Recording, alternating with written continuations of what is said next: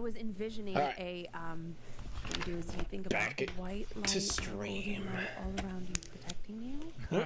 Back to the usual It's all about grind. intent. Okay.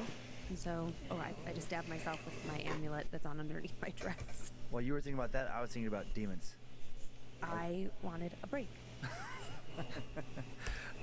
We appreciate all the ratings as well. Thanks for continuing to give those. It helps us stay in the charts, helps us find new creeps and peepers. Yes, you guys are the best. Thank you, thank you, thank you. New subscribers to Bad Magic Productions on YouTube, so that's been fantastic.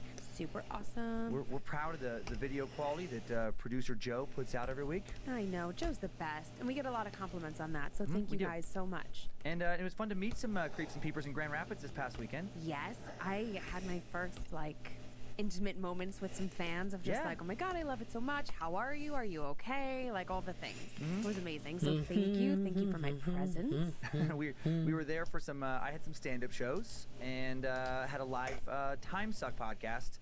And then, some Scared to Death fans with a lot of crossover also came to that show and just, unprompted, even yelled out, "Love Scared to Death," and that was really cool. Appreciate it. Hopefully everything's going well. Thank you. And appreciate all the stories sent into mystory@scaredtodeathpodcast.com. Last week's story, I think, was scarier than 80% of the stories I presented. Yeah, that really freaked me out. Yeah, we got a lot of emails about that. People had a lot of questions about Dr. Cherry Pep. Hope it's going well. Hope it sounds good. What do you want? Anonymous. Thank you.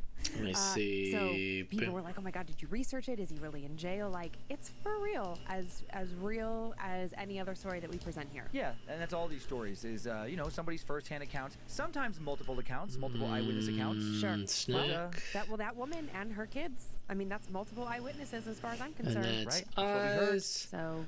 And then right here. So keep sending those in to mystory@scaredtodeathpodcast.com. Go over here. And for all the other things, if you have something that you want to tell us, if you want to send us a nice compliment, which happens, you can send all of that to me directly at info@scaredtodeathpodcast.com. That's where you can reach me directly. Otherwise, our fantastic helper, Heather, will get back to you about your stories so that I stay sane. Peace. You can follow us on Instagram @scaredtodeathpodcast.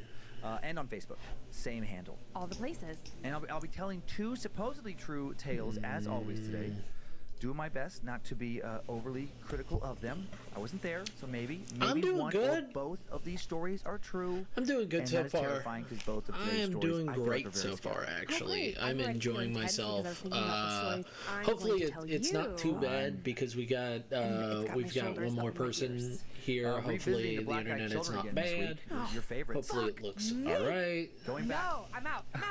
I'm not allowed to move my chair, otherwise I'd roll back. But hopefully going it back looks to New York City in okay. 1985, one couple's encounter So I'm outside just a gonna put it restaurant right that haunts here. them to this day. no way. That's the thing too. Just gonna make sure when that I the have, few fans that we've seen so far. Just we just got going so on this. Be going They talk up about like the black-eyed right children here, and how it freaks them out. And How where I is it? can't. Right I here. just cannot. To So the eye. I'm super pissed at you right now. It'll be Get right ready here. to get more freaked out. I think this black-eyed children About encounter is scarier than the right first one we did. Awesome. There. And that's our first tale. Great. And our second story. It's we go amazing. even How further was your back to the day? early 1900s, Well, heading to a I small didn't town in stream Wisconsin yesterday to because explore a tale of one woman's demonic I had to get up possession real that fucking supposedly early. I lasted had for to get up roughly at like 30 years. Great. I also hate those as well. I had to get because, up again, at having been 10 raised Catholic, 10 demonic a.m. possession feels like a So very I awful thing to me. I was like, super I'm not going to Catholic one. stream. Second I'm not one. going to worry about it. I'm Gotcha. just going to Give me your go mic. straight to I got my fuzzy fucking socks on. I bed. can't show you because I'm wearing a dress So and is I it don't too want to bad? woohoo the camera. Are you ready to get started? No. But am I ever? No, you're not. Okay. I'm okay. Okay. So before we go into this first story, a little I'm just gonna recap. get my Hope crystals. your You day get your was crystals. amazing. And my cross. Get your cross, get protected. A little recap about Lindsay's favorite monsters, the black-eyed children. Oh my God. Wait, can I tell you really quick? I know we Sure. try to get right into it. There's somebody that follows me on Instagram that is, I can't remember their handle name, but something to the effect of black-eyed children. Oh, wow. And it's a creepy, creepy Hey. picture All right. of a black-eyed child. Seems like it's and working. They make the Seems like creepiest it's working. comments, like, I hope you your think day was so? going well. Hope yeah, everything's I been have- Do you know who going that well is? for I don't know who you that I don't know as who it is. well. Whoever you are, you're scaring the shit out of me. I know I said I'm sure they'll well get them to stop. multiple times. I'm sure they won't Oh double yeah, up of their course. They'll be like, comments. oh, poor thing. Well, I want you to have a good The day. black-eyed I children want are you paranormal to creatures be or incredible and demons stay or amazing. aliens, And, you know, or I guess some combination of all of the above. Perhaps even cryptids, something they're vampiric in nature. and they typically resemble human children around the ages of 6 to 16. They almost always have pale skin. They I always want have pitch you black to eyes, have an enjoyable day. Have an amazing one. Show up out of nowhere. How was your day anyway? Was it incredible? Anxiety, Was it to your liking? Did anything interesting happen? Far from always are spotted at night. They typically show up in pairs. They speak in a way that makes them come across as something pretending to be a human child or human teen instead of an actually young human. I know that you guys they don't are seem to speak in the lingo that kids speak all in at the amazing time. people. They usually show up asking to be Everybody invited that comes into here somebody's home. is an amazing person that gives me their Why do they time. need to be invited? I No found one knows. out about No names were attached to the following black-eyed children encounter stories, so I have assigned the name of Wendy for the woman and Mike on for the YouTube. man for narrative And I must say, purposes. Ready? Wendy and Mike. Wendy and Mike. hey, inner joke. Oh, hi, Time now for a tale I'm calling What Do They Want? Hey, boy. One night, early in the winter of 1985, hey, a young two woman, people Wendy, was on give a date that. with her then fiance, Oh and my now husband gosh. Mike, in Manhattan. Give that shout out to Inner Joke, an amazing early streamer that is super stupendous and incredible and really funny and talented. This night, you they know? just pulled over. I gotta shortly say, after the sun real had gone funny. down. They were parking around the corner from the He's restaurant gotten when they me both into a suddenly heard hard someone chuckle knock more their than knuckles once. against the car's front driver's side window. Already not happy. Mike finished putting the car in park. They both looked back and saw two teenage boys in hoods He's got standing outside the me sidewalk. They chuckling didn't necessarily bad look scary, more than once. but Wendy immediately felt a fear unlike anything she had ever felt before. Her hands started to shake. My friends Something are she playing had never Shenmue experienced 3 in the other room. Fear felt instinctual, a primal Thank level of you, fear. too kind. She was Well, petrified, I'm but she just didn't being know why. honest. Mike and Wendy both I'm noticed just that the two staying boys honest, looked man. especially pale. Wendy thought they looked You're stoned. keeping me. Why was she You freaked guys out are by the keeping sight me of honest. two skinny, stoned teenage boys. I She gotta told Mike she turn on wanted a to leave, fucking but he light. wasn't This about is to let fucking two creepy horrendous. kids ruin the dinner he'd been looking Yeah, forward it'll to be all fun. day. It'll be One fun. of his It'll be favorite fun. places to It'll be eat. fun. God damn it, Mike. Don't worry. Mike opened Don't the car worry door, about it. and the two boys stood back to let him out. He planned on just ignoring them, walking into the restaurant. Wendy did her best to compose herself, told herself she was just being silly, opened the door on I'm her gonna side of have the that car, as an and got out animation to follow him. cell. Oh, Wendy. And thank you When so she much turned for the around, she raid looked at the two too. boys, and in the dim I street light, didn't they even looked as though they know had you nothing were but black you were pools gonna where their raid. eyes should Thank be. you. Just two It's large very sweet of patches you, of very black, no kind. other color You don't at even all. have She'd to. never seen eyes like that before. You know There was you're something almost awesome. hypnotic about them. She didn't want to look into their eyes, but she also had a hard time looking away. Her hands, which had You just were stopped like, shaking, oh began to shake all yeah, over do you again. know? We do need you a know ride Goat? in your oh, car. Yeah, he's One of them funny. said to Mike. He make me Mike laugh. had turned his back to them while he was locking the car He door. make He hadn't me seen a their black, laugh. shiny eyes yet. Well, he I'm replied, I'm "You're almost shit out done of with my luck." pngtuber. So One of the strange, I pale, am dark-eyed boys kept literally talking as almost if he had there. not heard Mike's rude response. I'm said, just "It being won't take lazy long. and We're just taking young the people ears. who need a ride." I'm Get not the fuck out of here. using the Themselves same as young animation people as I bothered did in Wendy. this She grew even one, more nervous. but What I'm still teenagers called being themselves lazy by young being people. like, yeah, It let felt me like just two old grab men that had jumped fucking into air. these teenage bodies. Let me There was something grab wrong that with them. fucking air. Something very wrong with all of this. Color Her husband Mike, eyes, the big man, and a no. hardened, ball-busting New Yorker, And then said, this one. to the Yeah. two kids who were he was now Yeah, facing after I'm gonna having take locked his that door. shit. I'm gonna take that shit. Sounds Give like me you better that. take the subway. He still hadn't noticed their eyes. Copy. Mike then started to and walk towards the then back of the car where give Wendy stood so they two, could walk go together here, towards the restaurant. As he walked ear, past the two entities, they suddenly started to scream, Here, "Invite us and into your car! then We what is can't this enter one? unless you invite us!" Mike turned back and was about to get into one of these things' faces when he saw their eyes and froze in his tracks. Any thought of a confrontation of any type quickly left his mind. The color immediately left his face. Wendy had never seen Mike react like this eyes. before. He was not normally afraid of the, verbal or even physical eyelids. confrontation, but this was not normal. This scared him. Mike sidestepped Looks away from great the so two far. black-eyed children Hey, and moved thanks, towards man, Wendy. man. The Thank frightened pair you moved so to the much. back I do street side appreciate of the it. car, putting the vehicle in Here, between them and which these one is this? things. Snake. They both watched as the two boys snake continued to scream lines. and shout, Snake "You need to let us in!" One of them yelled, lines. pointing directly at them, trying to command them. But "We yeah, have man, to you see know, our friend." I'm almost done Mike with and Wendy this. now quickly headed towards the restaurant. It's not backing going to away be so too they could keep bad. the two black-eyed teens in their sights. They then turned around This the corner is of the building, the nervously this walked is another the 50 or so open feet mouth to one. the restaurant's entrance. So this and asked the one is doorman going to be if he doing heard this. the two boys yelling. The doorman was totally confused. He hadn't seen or heard the boys seriously, that had just I might confronted Mike have and the Wendy, feather move even though a this little had all bit, taken like place only about 100 feet away. Oh, like shit. have it just a little Mike and bit Wendy of didn't know what to do. But in all honesty, I could just have those fingers. But in all honesty, I just want to get this done, and I don't care. In all honesty, I will just get it done. There's small animations I can do here and there, but in all retrospect, it'll be fine. I've been bashing myself too much about it. It looks good. It really does look good. She didn't sleep very well. She had lots of nightmares. Yeah, I'm hyped to see it in action too. A week later, she began to dread even going to bed. Hope your stream went well. What were you streaming anyway? See those two black-eyed children. I know the feeling, Wendy. True can always add those small details later. Hell yeah. They'd visit her and Mike again. What if they So appeared outside the front I do door? want to What if they add the appeared little in their ear, bedroom? the ear, Wendy was like scared not to the leave ear the house. flick, She felt violated, but just as though those like things it going had attacked up her. and down Yet they really slightly. hadn't done much other than scream, And shout, and then act well. this one Weird. does a little flick. But still, It's the all I encounter really want haunted to her. add. Nightmares, panic attacks, sleepwalking, headaches, fear of seeing them all over again. All in all, it lasted for a few But months. it does look like And my then right mouth when is things were starting moving, to calm which down, is she good. asked Mike how he was handling what they'd seen. They hadn't discussed I hope it your since a stream few went days well. I after it mean, happened, I Mike hope didn't want to talk everybody about it. starts streaming because it's Mike real now fun. confessed that he'd It's been real keeping something fun. from her. Oh my It makes God. me He happy. said he'd seen them again.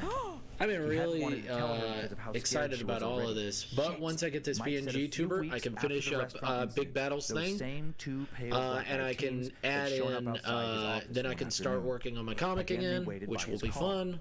They did the same thing And they'd also done outside work the on restaurant, other demanding small to little be taken projects I want to somewhere, do. demanding to be So, led inside his let's get to vehicle. work. When Mike told them he was calling the police from his Let's get office, to work. the kids didn't seem to care. What is this one? They yelled at him and again I forget demanded this one. that he take them to a specific address, Fuck. to a home in a suburb What of New is this Jersey, one? to visit their Oh, no. friend, who they said could help them. I don't even Mike remember went this back one. inside his office building to call the police. Right before he got a hold of an officer, he peeked out a window What and is saw this one? that they just vanished. Oh, it's When the Mike mouth. told Wendy all of this, she wrote down the Oh, address. it's the the mouth. black-eyed I children had told literally- him, I was intending like, to go oh, check it no. out. Why did they want to be taken there? What was so important about this address? But she never did check it out. They were busy. Oh, this Pretty is a soon, it regular didn't seem to matter. folder. Then the years went by, and she thought about it less and less Mouth and less. lines. Pretty soon, Mouth a few decades had gone by, and then Mike and Wendy stopped lines. thinking about the black-eyed Stream children is alright. altogether. Started. And then just a few It's years super ago, late for after my they time finally zone, and I'm both already retired, super they dead decided for to move out work. of the So city, and they I bought was a just home streaming a short train ride for away. consistency's sake. While moving Hey, in, fuck, Wendy came man. across an old You know, box full of keepsakes from more years than I past. do. And in this Especially box, she found a if little I have scrap of work paper with an address on early it. the next It was the morning. address I'm the like, black-eyed children they'll had yelled at Mike. understand. And when They she looked get at it. Chills ran down her spine. They She would screamed rather for Mike to me come look at get it. sleep When he than saw it, be his face too went tired white. to It stream. was the address of the home they had just moved into. But that's my Mike opinion. and Maybe Wendy they're live in like, this oh house no, to he this needs day. to, he And needs to every day stream. they worry about seeing the black-eyed children He again. better stream. Every I time can't the handle motion it detector without light his goes off in the streams. driveway, Wendy expects to hear a knock at the door. You know, I'm glad that afraid people when she come looks for my out, stream. those two boys will be right there, staring at her with their soul it as does black make me eyes, happy. demanding that she Copy. let them in. And that's it. So the piece of paper And was the then address, like paste. That address that they yelled in that parking lot. I could do Is it the a house address lot they demanded better, demanded to be but taken I to those just don't. like 30 over 30 years ago. that's the house they moved into. Call the house this they ended up moving one. into. I can sell that house. That's What? a massive GTFO. Oh, Right, That's I just- agree. I agree. And Come on. usually You're- I don't. On those, I'm like, you're no, there's too- rationale. I'm like, nope. Nope. If I find Lines. something like that, absolutely moving out. Putting it up for I know sale, I'm misspelling take the loss, super apartment, fucking rather hard. than just wait You're night super after night in consistent complete from what fear I've those seen. little Sons of bitches would show back up. Could be more Ooh, you're mad at consistent. them, those little Could be Oh my God. way more consistent. Okay, But so you for don't people who berate haven't seen on yourself YouTube, let's for get some nothing. pictures of You these know, you things. try your I best, really don't wanna do this. I know. and you First picture can of a succeed. black-eyed, kid. You That was a try black your eye. best, That's a and you black eye. can In fact, succeed. Next picture of a black-eyed kid. Now that's a guy that came up when I was looking at the homemade You know- eye patch. I just thought it was You hilarious. know that song. It is You know hilarious. I like that the funny little one. Let's get ditty. another one up there. Another black-eyed kid. Oh, that's the real ones. Oh, that's the ones that are supposedly real. Oh yeah. Yeah, creepy, right? Oh my So God. creepy. Creepy. And then the animation cell. Bitch. That was That was from Joe to you. Thank you, Joe. Oh, enable onion skin. Yeah, man. fucking. But that, you enable that story, onion skin. When I read about it, it was the ending that really got me. It was the ending that really gave me the chills. But what I've seen is that I could be even more consistent. Even more consistent. But that'll come with time. I don't know. I'm still always afraid that they're going to show up at my house. Right. No. I mean, have you ever seen Black Eyed Children? No. How mad would you be if when you were... I know where you're going. Where am I going? You're going to send somebody with black eyes to, like, visit me on the road or something. Yeah. I know. I think about that, too. What a great practical joke. What if you just got it has... At your, oh, my God. A weird hour. Yeah, at your hotel door. That's a joke I'd be afraid to do because of, like, the person getting shot. That's a joke where it's like... Do you have a gun in a hotel room? Well, no, I don't. Okay, so I guess in the hotel... That's true. In the hotel room. Up there, and then... Pew, pew, pew, pew. Maybe a handgun. Just like a little handgun, like my hand is as a gun. Oh, my God. Eek. What I worry about is you being so mad at me for ruining your sleep. You know... It depends. If it was done really well, it's like I think I would actually laugh after. I'll turn it down a little bit. I want to be able to hear it. Right. I mean, I don't know. But I do understand what you're saying. I take everybody's thing into comments into consideration. 25 costume. Right.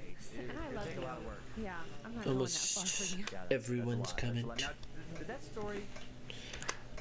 You know, the last time we told the Black Eyed Children story, the only other time. How's that sound? Sound a little bit better? In the room a little bit, but it was later that it hit you. I wonder how this one will hit you compared to the first one. Oh, well, I was just thinking about, this is Thanksgiving week, and we're headed to Dan's mom's house, which is the middle of fucking nowhere, Idaho. Yeah, I mean, literally the middle of nowhere. It's like their house sits up on this sort of like ridge, if you will, and it's just surrounded by open nothingness. There's not a neighbor around for miles. My mom would hate this story. Oh yeah, hate it. Because then she'd be waiting for me. Because if the Black Eyed Children came to my mom's house, you're screwed. There's no one else around to see, to help, nothing. If the Black Eyed Children come to your mom's house, they are fucking real. Because it's not like there's no reason for random kids to be walking by. Right. Like it's not a place. Well, it's a huge piece of private property. You'd have to walk like half a mile down a private driveway up this hill to get to where you could even go. Like there's no reason for random people to ever, solicitors to ever show up at my mom's door, ever. No, now I'm just envisioning like hearing someone walk across the cattle grate. Oh my God. And then the second cattle grate. Maybe a spooky Thanksgiving. Happy Thanksgiving, by the way. This little in-between stories. I forgot to mention that. Thanksgiving. I don't want to forget later. I was just gonna say, I hope that tryptophan knocks me out.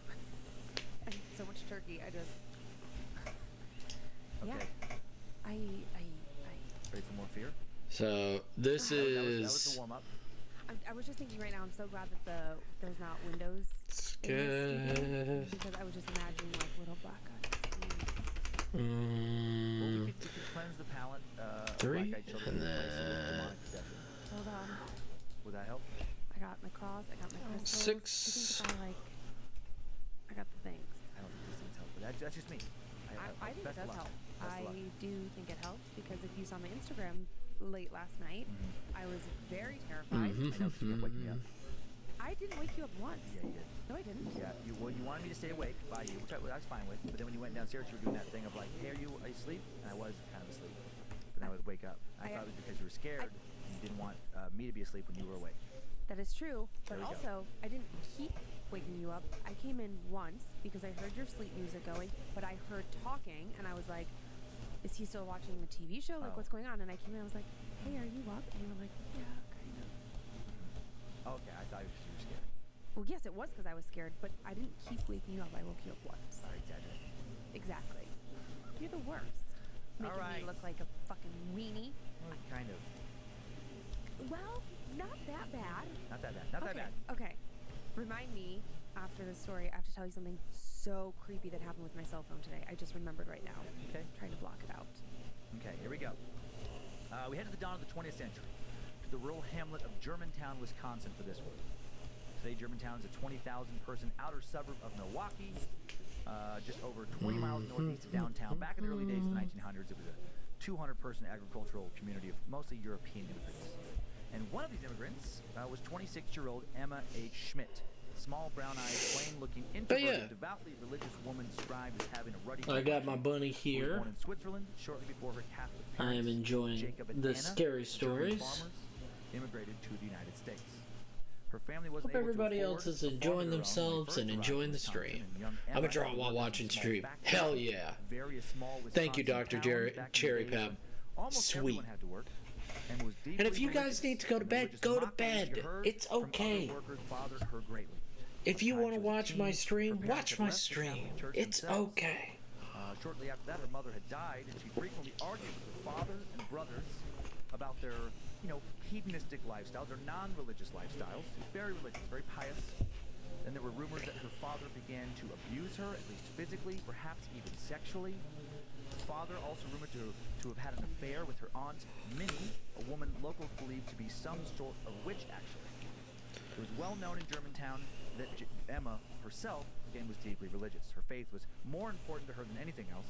The church was her safe space, if you will, her sanctuary, a place where she could escape her father's abuse and vision a better life for herself. Sometimes she'd attend both afternoon and evening services on the same day. She was so committed to the church that she began to dream of becoming a nun. She even turned down a local love interest marriage proposal, which was not a common thing to do in the area at the time. And then seemingly out of nowhere, Emma in her mid-20s suddenly underwent a dramatic personality change. Time now for the tale of the exorcism of Emma Schmidt. Emma suddenly despises the one thing she had always loved, her religion. Notes from her local parish's priest state that Emma suddenly began to fall into strange trances where she would become animalistic, speak in feral grunts. She would also speak in strange voices and what sounded like other languages. She'd suddenly destroy religious objects, vessels of holy water, smash crucifixes. She even confessed to wanting to strangle her priest. Another one possessed. Especially modest or even puritanical young woman also began to commit what has been described as unspeakable sexual acts. Word reached a bishop in Des Moines, Iowa, Thomas Drum, concerning Emma's possible possession, and he contacted a 39-year-old Bavarian-born priest and demonic specialist, Theophilus Xavier Reisinger, better known as Father Theo, a priest based in Marathon, Wisconsin, 165 miles north of Germantown. Father Theo had previously performed many exorcisms when he had worked in New York City. The church had actually removed him from New York because of these exorcisms. He'd failed to have, enough witnesses verify what he had seen. There was speculation that he may be making it up. Certain higher-ups in the church wondered if it was actually possessions, and not wanting to be embarrassed by some kind of bad publicity surrounding his exorcism, they'd essentially banished him to rural Wisconsin. However, others in the church did believe in Father Theo, believed he was a talented exorcist, and one of those believers was Bishop Drum. Father Theo traveled to Germantown at Drum's behest and followed the Roman ritual, a church-mandated process designed to differentiate possession from illness or fraud. I am not so easily convinced that there is a possession, Father Theo had once explained to a reporter in the Milwaukee Journal in a rare interview. Hundreds of questions have been sent to me by priests and laymen who believe that there is a possession. Usually, I find otherwise. Father Theo could immediately tell that Emma was not someone who was going to fall into the otherwise category. He didn't think illness, mental or otherwise, was behind her recent behavioral changes. He thought demonic forces were responsible. When he began the Roman ritual, Emma spoke in voices that didn't belong to her. Voices that didn't seem as if they could possibly come from within her. Some of the voices coming out of Emma spoke in English and German, the languages she spoke. But Father Theo and other attendants present also documented that other voices, and there were so many different, distinct, disturbing voices, understood and spoke Italian, Polish, Latin, Hebrew. Emma couldn't possibly understand. Milwaukee Journal ain't shit. Also excellent. I know. I know. She had no access to anyone else who spoke all these languages back in Germantown. She had never, to anyone's knowledge, studied or exhibited any knowledge of knowing these languages prior to this recent possession. That doesn't mean that she didn't, but just voices alone. Remember, these are documented. You never know. You're supposed to leave your skepticism at the door. Fly across the room, slam into a wall, and then fall to the floor, where she seemed pinned down by unseen forces. 4 priests, all working together, were unable to lift the petite 5'7" woman, just 135 pounds, off of the floor. She was unmovable, impossibly heavy. Unnatural weight has long been associated with demonic possession. It's as if the evil spirits actually possess, making him fat, physical presence. Chunky. The priests observed other chilling physical changes. Priest records described something I had never heard of prior to this story. Those present said that Emma's abdomen would either move up or down with terrific rapidity beyond the power of a human being, or swell up to the immense volume of a big barrel on which no weight could make an impression. When she would strangely expand, according to witnesses, the iron rods of her bed frame bent down to the floor, as if her weight had suddenly somehow exponentially increased. What? More disturbing still, during trances of possession, when attending priests tried to open her slammed shut eyelids, they claimed to find a thick yellow skin over her eyes, with something, quote, like a big P seen moving beneath this vile film. What the fuck? What in God's name was moving around inside of her eyes? Emma passed still another test when it came to determining demonic possession. When she was presented with objects secretly blessed or sprinkled with holy water, she'd fall into a rage, even foam at the mouth. When presented with objects that had not been blessed, she had no reaction. There was no visible difference between blessed and non-blessed objects. How could she tell between the two? Classifying the case as a true possession, Father Theo urged Emma to a big pea. She ate her spinach. What you want? Nobody on earth can move the blood. You gotta leave the skepticism at the door. Gotta bounce skepticism. Exorcism rituals away from family and friends. Thank you. It would likely make her the almost exclusive focus of the area's gossip and rumor mill. Emma agreed. I will come no matter how hard it will be, she wrote in a letter to Father Theo. Emma then took a train from Wisconsin to Iowa. At some point on the trip, she exhibited behavior frightening enough to rattle the train's conductors, who would never reveal the exact details of what they'd witnessed. Oh, man. Emma stared at the receiving priests as if she wanted to kill them, later confessing that's exactly what she wanted to do when she saw them. At St. Joseph Convent, Emma continued to provide proof of possession. She wouldn't touch any food that had already been secretly blessed, but she would happily eat an otherwise identical serving that had not been blessed. So crazy. The woman who grew up dreaming of becoming a nun was now living in a convent, but not under the circumstances she had once envisioned. While at this convent, Emma continually fought for control of her conscious mind. Incredibly, this would be the beginning of her enduring roughly 3 decades of exorcisms. That's insane. These exorcisms would not be, of course, continuous, but this is the longest stretch of exorcisms I have ever heard of one person enduring. And then, right at the end. The next, she roared and bellowed and barked and mauled and moaned and shrieked. Screams echoed through the neighborhood and into locals' windows. People rushed to the convent, asking if someone was being murdered or if a pig was being slaughtered. Crosses turned upside down in the convent and in the parish. Strange noises could be heard throughout the night. Shadows seemed to move unnaturally. At times, it felt as if a portal to hell itself had been opened inside of the St. Joseph Parish. Exorcism rituals were usually carried out in a back bedroom of the convent. In various rituals, Emma's teeth would gnash and she would hurl blasphemous insults at the priests or make graphic sexual demands of them as her arms were bound to the bed frame. Father Theo would begin with the litany of all saints, evoking the Father, the Son, and the Holy Ghost in the name of Jesus Christ. Yeah, you've got this, Goat. List of places not to go to. Got it. Additional list of places not to go to. Got it. I thought this was my manager looking at porn again. Was to determine the identity of the spirits within them. According to church doctrine, demons have to confess their names to the priest. They have to confess. Revealed, the priest then has power over those demons to cast them out. Father Theo detected numerous distinct voices, some deep, some raspy, some shrill, some bestial, others sounded human. Theo was intrigued when he first heard a feminine voice that was not Emma's. Initially, it had all been male voices. Is there a woman here? Father Theo asked. Yes. I command you to tell me your name. Yeah, tell me your name. Many. Answering in threes, common among the voices of the malicious spirits inside Emma. Are you living or dead? Asked Theo, according to his detailed transcripts. Oh my God. She made you. Many again had been Emma's aunt on her mother's side, believed by the townspeople to be a witch, a woman known to have been a mistress to Emma's father, Jacob. Possibly his mistress or her sister. She made Jacob's wife, human noises. Father Theo began to believe that Minnie was the one who had made Emma vulnerable to possession. By Demon Minnie. He hoped to discover the key to cleansing her from all this demonic activity. Better watch out for that damn Minnie Mouse. I am damned, she hissed. Did you give something to this girl? The priest prodded. By means of which the relation. Leave your skepticism. She made you. Well, shit. Father Theo concluded that Minnie had poisoned and enchanted Emma in some way while she was still alive, that had somehow created a type of condition in Emma's body, which gave the spirits, as they interpreted it, a satanic right to enter her. For a time, Father Theo was worried that the demons inside Emma would kill her.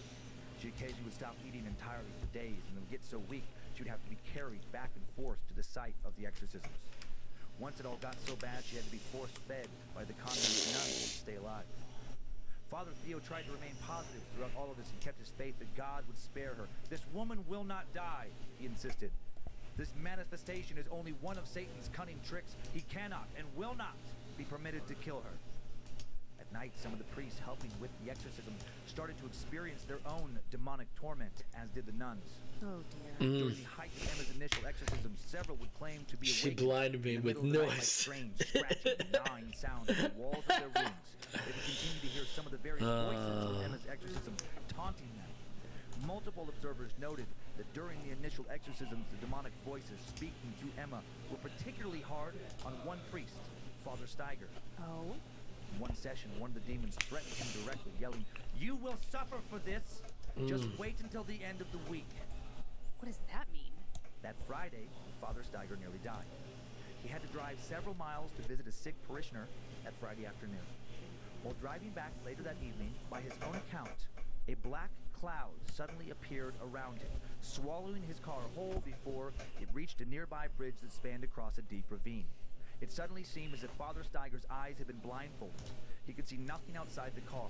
He tried to stop his car, but instead it accelerated into the darkness, smashed through a trellis, busting through the barricade, leaving the car dangling halfway out over the ravine, wobbling as if just the slightest extra bit of pressure or weight would send Father Steiger to be smashed against the ravine floor. Oh, shit. A farmer who heard the crash rushed over, steadied the car enough for the priest to crawl out.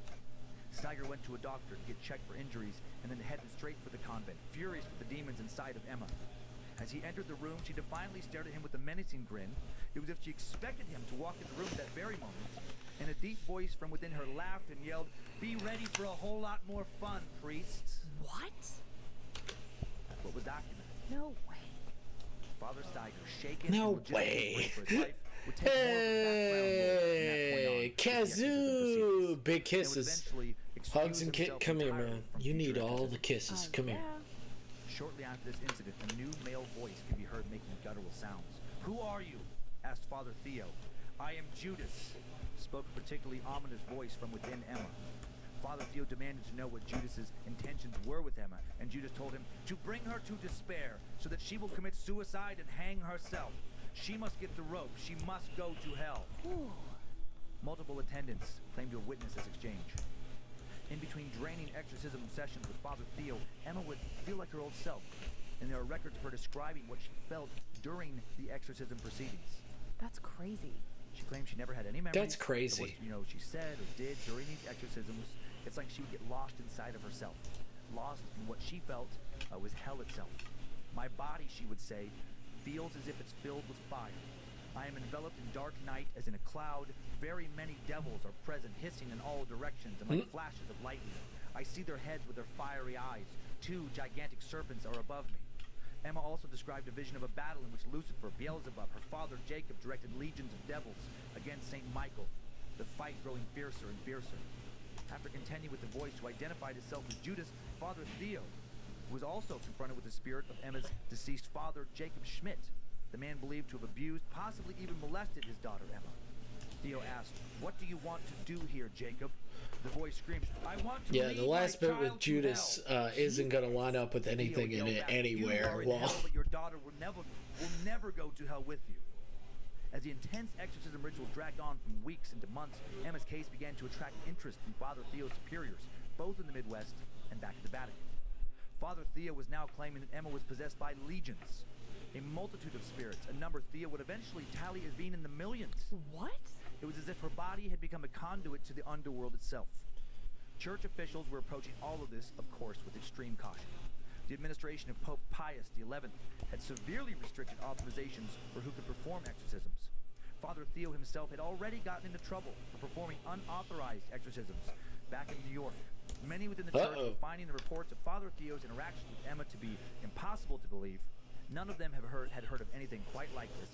Some suspected group hallucinations, or that Father Theo, Emma, and everyone else involved were outright scamming them.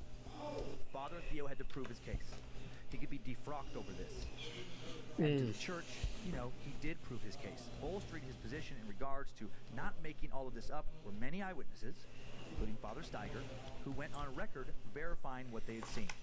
Also, a Milwaukee-based physician was brought in to study Emma's trances. Milwaukee. He concluded that whatever afflictions she was suffering from had no known medical basis. The doctor also observed and verified Emma's knowledge of many languages she had never learned.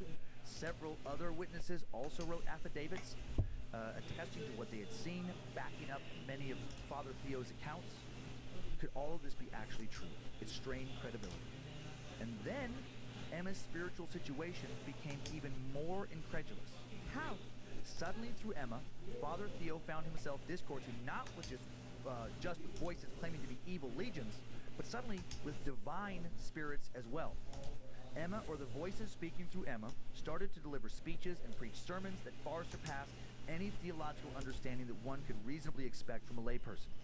Multiple priests, in addition to Father Theo, began studying Emma and concluded that her historical, theological, and scriptural knowledge could not have been acquired naturally, given her background and education. Father Theo and many others in the church began to consider Emma to be a Christian oracle of sorts. What? A powerful vehicle through which spirits can be communicated with, both good and evil. This is insane. And one of the prophecies professed by one of the good spirits through Emma is believed by some to have saved Pope Pius's life back at the Vatican. Roughly 2 decades after Father Theo's first exorcism, on July 16, 1931, around 7:30 p.m., the unimaginable happened. A tin box was found in a dark corner near the tomb of Pope Clement XIII in St. Peter's Cathedral, where the Pope would often hold Mass. Inside of this box was a powerful bomb, designed to explode when touched.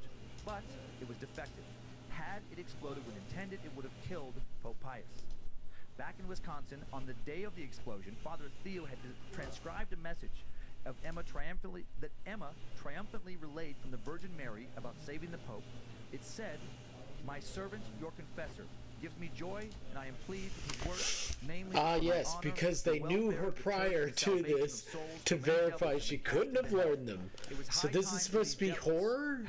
It's supposed to be. These devils helped to lay the bomb to destroy It's supposed to be. Rome, the Holy Father.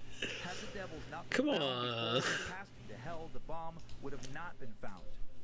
Did Father Theo's spiritual work with Emma somehow keep demons from killing the Pope in Rome? I mean, how is that possible? What some within the church. Well, so it's more of like kind of like Ghostbusters. Demons were still far from done with her. Nearly 30 years after her first Roman ritual with Father Theo, Emma would travel back to Iowa, undergo her worst period of possession. She would nearly die. Emma endured such physical difficulty during the final series of exorcisms that she was given last rites by the nuns in attendance. Oh, dear. She was described during the final exorcism's climax as having a pale, death-like, and emaciated head, as red as glowing embers. Her eyes, lips, and body appeared so bloated that the nuns reportedly backed away in fear that the possessed woman could somehow burst into pieces. Ugh. Father Theo cast out countless demons over a period of a few months, one after another after another. The voice of one devil is reported to have complained that hell cannot afford to send more devils for the fight. Theo reported that another demon personally begged for the exorcisms to end. Her worst period. It was that time. God damn it, boy. The exorcism came down to an ultimate confrontation between Father Theo you're radio. and the devil. Just The small convent room was packed with nuns and assistants stood by to wipe perspiration from Theo's face and forehead. It's supposed to be fun. Come He had to on. take breaks to change his soaked habits. Out-of-body visions were not limited to just Come Emma in his final showdown. on. Father Theo later described seeing the room suddenly burst into flames. He saw Lucifer himself, a crown on his head, holding I don't know sword how to fire use approaching. keyframes. I Lucifer seemed think to I'm take the doing measure it of the right. priests as they stared each other down. What could you do? The evil incarnate of Theo's visions asked. If you were bound as I am. When Theo ordered Lucifer back to hell, the voice coming from Emma complained, "Does he not know I must prepare the way for the Antichrist? How then can he banish me unto hell?" Theo's notes claim that as countless demonic spirits exited, witnesses actually saw shadowy spirits leave her body. They went through the hands, as a rule, also through the feet. The spirits begged the exorcist not to force them to leave. Observers described Emma's arms dislodging from their bindings and away from the attendants' attempts to hold her down. Voices from within her cried out, "Beelzebub, Judas, Jacob, many hell, hell, hell," with the worst of the spirits banished. Emma's body impossibly lifted up on its own. What nearly a are you standing not position, entertained? Arms out like Jesus on the cross. Right? In a Like, flash, her some body was priest reported to be is carried just through the air by picking off unseen demons, forces. yeah. As if she were floating, he's she just floated up against he's the just wall got above a the shooting door. range full of Priests and nuns demons. He's like bent, click pressed, click, grabbed her body and bam, pulled click back click, down towards her bam. bed. She sank with an exhale of relief and then lost consciousness. She would wake up God in an damn hour and it. exclaim, "Oh Jesus, dearest Jesus, I am free. Oh Jesus, I love you." It's over? Emma smiled brightly. It seemed like for the first time she had smiled in ages. The group in the room with Emma erupted into sobs and cheers and prayers. "Our joy was exceedingly great," Father Theo later wrote. "We thank God for our victory over hell." A short time later, Emma left the convent and went on to live a quiet, private life in Iowa, free from torment. Goddamn Never Iowa. married, never had children. She lived until the age of 82, long surviving the many punishing years of continual exorcisms. Her story remains one of the most heavily documented accounts of demonic possession in U.S. history. I literally kept thinking this can't be real. Really the same can be said for any of these stories. I know, that but one is like... especially crazy. That one is especially crazy. I mean, you know, all this. I'm doing some fun things. There is, Time Magazine even wrote about this. Really? Yeah, way back in the 30s. But yeah, heavily documented. You know, multiple witnesses claim to have seen all of those things happen and more. That was, somewhat condensed. I never put my cross down. I have never, ever heard of the dual possession. Me either. That's Never. when I was like, no way. And of course, to be clear to new listeners, we know that with demonic possessions in particular, there is always going to be the two sides. There's going to be the theological side, and there's going to be the psychological side. Right. And on the psychological side, people will claim mental illness every time, and I'm not saying that isn't the case in all of these. I don't know, but again, like I say, it's just one of them isn't. There are many people out there, I guess I should say, who believe very strongly that it is not psychological, and to the present day, there are people who have more psychological knowledge than they used to. Right. We still encounter people who are familiar with paranoid schizophrenia, for example. Sure. Other schizotypal kind of disorders. Yeah. Oh, yes, hell and hell, the three places of hell. And I do have Pandemonia, just like, it's fine, nobody cares. And court, I swear, you could swap exorcism for dick and you'd have an average order. Early in Iowa. And then the next picture is the church. God damn. I missed you. I missed you, Board. I missed you so much, man. And this is like a rig. It's like Oh. a 200 people sized town. Okay. They have a really You're so prominent funny. presence for such a small Fucking. town. Sure. This next picture is Father Theo I'm just. Okay. in his later years. He looks like any normal priest. Looks like to me like an intense exorcism dealing out dude. Yeah. This next picture is the only one I could find of Emma herself. So that's a young Emma. And then... Again, like normal, fine. Right. And then the story gets told as sometimes her pseudonym is Anna Eklund, which is a pseudonym for Emma. Looking under Anna, I did find another picture. That is not from that. It is from the movie The Exorcism of Anna Eklund. It came out in 2016. Right, that's why it looks Wow, pictures. Pictures that we can't see, I know. But it's on YouTube. I don't care. Man, am I glad this is You the... looking at it? No, I said. Okay. Joe, god damn it. Yeah. It's gone. I can't look over there because I don't trust Joe not to just randomly throw it back up. So I mean, man, I am glad this is really like intense, right? Yeah, it was long. It was intense. Like I was like, okay, there can't be more. There can't be more. There can't be more. I was a little lightheaded. But yeah, no, like, I like the horn better that way. I like the horn better over there. I was thinking about the belly.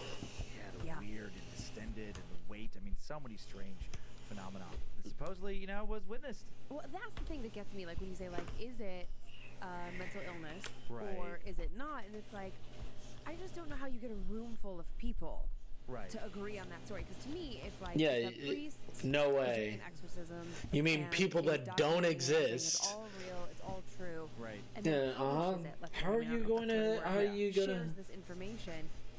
Other people would come forward and be like, dude, that didn't happen. I mean, you're claiming I was there and I wasn't. Like, so I just feel like... Yeah, because they don't exist. People can get worked up together. Yes. And that people can feel pressure to conform. That's a real psychological phenomenon. Like maybe their superior publishes something, they don't want to go against it. Right. They're like, yeah, sure. I mean, again, that can happen with any of these. Like I always say, I mean, what if that happened? But there was just there. and there was a lot of people involved. The weird thing about like no, I'm very skeptical, so like I don't fucking believe in any of this, but I think it's fun. It goes both ways, where I'm like, no fucking way, no demon is calling out wait till Friday, but then also why not? I know that's the thing with all these that I go back and forth with too. Like during the day when I'm more skeptical, I'd be like, come on, it's not gonna talk like that. But then at night I'm like, how would you know how a demon talks? Right. Like, have you talked to any recently? I don't know how they're supposed to talk. Like, I don't think our kids are possessed, so... I mean, they are buttheads, but I don't think they're demons. Did you ever hear about, possessions growing up Catholic in Cleveland? Like in the story honestly felt like it was written by a 12-year-old, not gonna lie. I know. Like, some of them are really good. Some of them are just, like... obviously like shitpost, and I'm like, very much believe in them. Yeah, I just know that when I watched Stigmata, the movie, I was so freaked out. So I must have been so freaked out because I must have at that point. I mean, I was like maybe 6th, 7th grade. I must have heard about exorcisms in church because like why would it hit me so hard? Right? So I must have had some personal association with it in my upbringing. And I did go to the... I remember just telling my mom, like, I wanted to see our priest the next day. Oh, yeah, I mean, we were really close to him. He was a great pastor, Father Dave. Loved him. Ooh, and Father Dave. Like, also, I grew up in that church. That was the church connected to my school. We went to church all the time. Like, it was a huge part of my life. So I found a great deal of comfort. And I was like, Father Dave. This shit is scary. Yeah. And I don't even remember what he told me. I'm sure he told me something comforting, but it never led to, oh yeah, well, it could happen, this is what we, none of that. It is. I was thinking about, exorcisms where on Time Suck, another podcast, I did that Annalise Michelle story. I've still never listened to that one. I've tried, and I can't because there were so many updates about people having so many problems. What I was gonna say. Still to this day. Even in Michigan, just a couple days ago, somebody mentioned that. Somebody, told me in the little meet and greet after the show. They're like, my phone froze up at the same moment that it froze up for so many other people during the sounds that were supposedly recorded. I don't remember. I don't actually think. I think I skipped that part. Yeah. And she was cured, and then after she moved to Iowa, lived out her life to peace with with several more exorcisms. All right. Actually, this past week, I was great until I started reading fan stories last night. I don't want to give anything away, because as soon as I start reading this, you'll be like, oh, okay, got it. Yeah, I've been doing pretty good. I mean, that doll, Harold. Or the one behind you. Yeah, that one doesn't bother me for some reason. He doesn't feel spooky. No, he doesn't feel spooky. I mean, he looks creepy. Yeah. And then she went to Iowa, and nothing happened. One night since we recorded last time here in the studio, it was when was it? It was when it was Monday. I guess it was yesterday. Yeah, we just got back, so it was yesterday. Just yesterday, I did have a moment where I got a little freaked out. I was going to come in this room and work on. He was going to come in the room. All of a sudden, just had like a little feeling of like, nope. Oh, that's new. So I just a little residual, like a little residual heebie-jeebies. That's all. Well, I did have Reiki performed again. Yeah. Stop laughing at me. I'm gonna make you do it. Okay. And then you'll see, you'll understand. The good news is, for all of my fellow Reiki lovers, it went really well, and it was actually really cleansing, and I feel more positive and uplifted. And if you know anything about the chakras and how Reiki works, over my heart chakra, my energy healer saw a yellow flower blossoming over and over again, which is a really good sign of being in touch with the universe and being steady and even. And then she kept seeing a specific angel appear that also was very good. And yeah, she was able to balance out my chakras. And I hear myself. I know that it sounds a little like, okay, but it's pretty amazing how you feel afterwards, I have to say. I stopped listening when you said you saw a flower. Nice way for you to do it. Why are you such an asshole? I know. I'll see. Oh, you know what? I know. I'm skeptical, but this I'm show. I'm gonna set it up for you over the Christmas break. You have a little break from touring, from stand-up, and I'm gonna have you go. And it's. Hi, McChungus, who is in fact among us. McChungus among us. I'm like, okay, sure. But roll a die. My arms literally feel like they're on fire. Like you can't fake that. I can't. And for it to happen 2 times in a row, and this 83. Time was the first time, so it's not like, and she's not touching me, and we. I didn't hit anything. Like I'm like, you should wear a GoPro camera on your head because you probably look like a fucking lunatic when you're doing this, because there's a lot of like hand motion, wax on, wax off kind of looking stuff. So, you know, at least the person that I'm going to has humility and some laughter about it. Yeah, true. I think that anybody with anything, when you go so hard in one direction, it's too much. Right. Yeah, so, I'm open to seeing what it is. Yeah, for sure. Do you want to hear about the creepy thing that happened today? Yeah, on your phone? Yeah. So I use voice text a lot, right? Like I'm getting ready, whatever. I've got a lot going on. And I was texting one of my friends this morning about something, and I stopped talking and I didn't hit the button for it to stop recording. Yeah. And then words kept going. Ooh, what are the words saying? Well, that was the weird thing. It said, catch me, catch me, catchy, catchy, catch me, catch me. Oh, and yeah. I was like, that is so random. That is a bug. And then that is a 100% a bug. I know the catchy bug. Stopped talking, and because I did it. Bless you. Oh, thank you. Thank you, everybody. Thank you so much. You guys are so sweet. Kisses. So I thought, like, I don't know how that noise. Rabbit kisses. Caused words. Very specifically. But then again, with Kyler's, I stopped talking. It went catchy, catchy, catchy, catchy, catchy. Yep. That is a certain bug. God, that is weird. Is there a spirit that wants to be? I don't know. I wasn't thinking it was actually catch. I was thinking Kathy. Is there a Kathy in our house? No.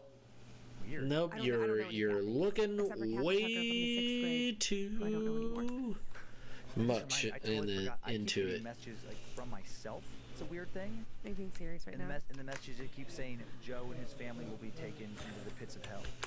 Producer Joe and his family will be taken to the pits of hell, and then it'll be like a little dash, and it'll be signed Satan. I forgot to mention that to Joe.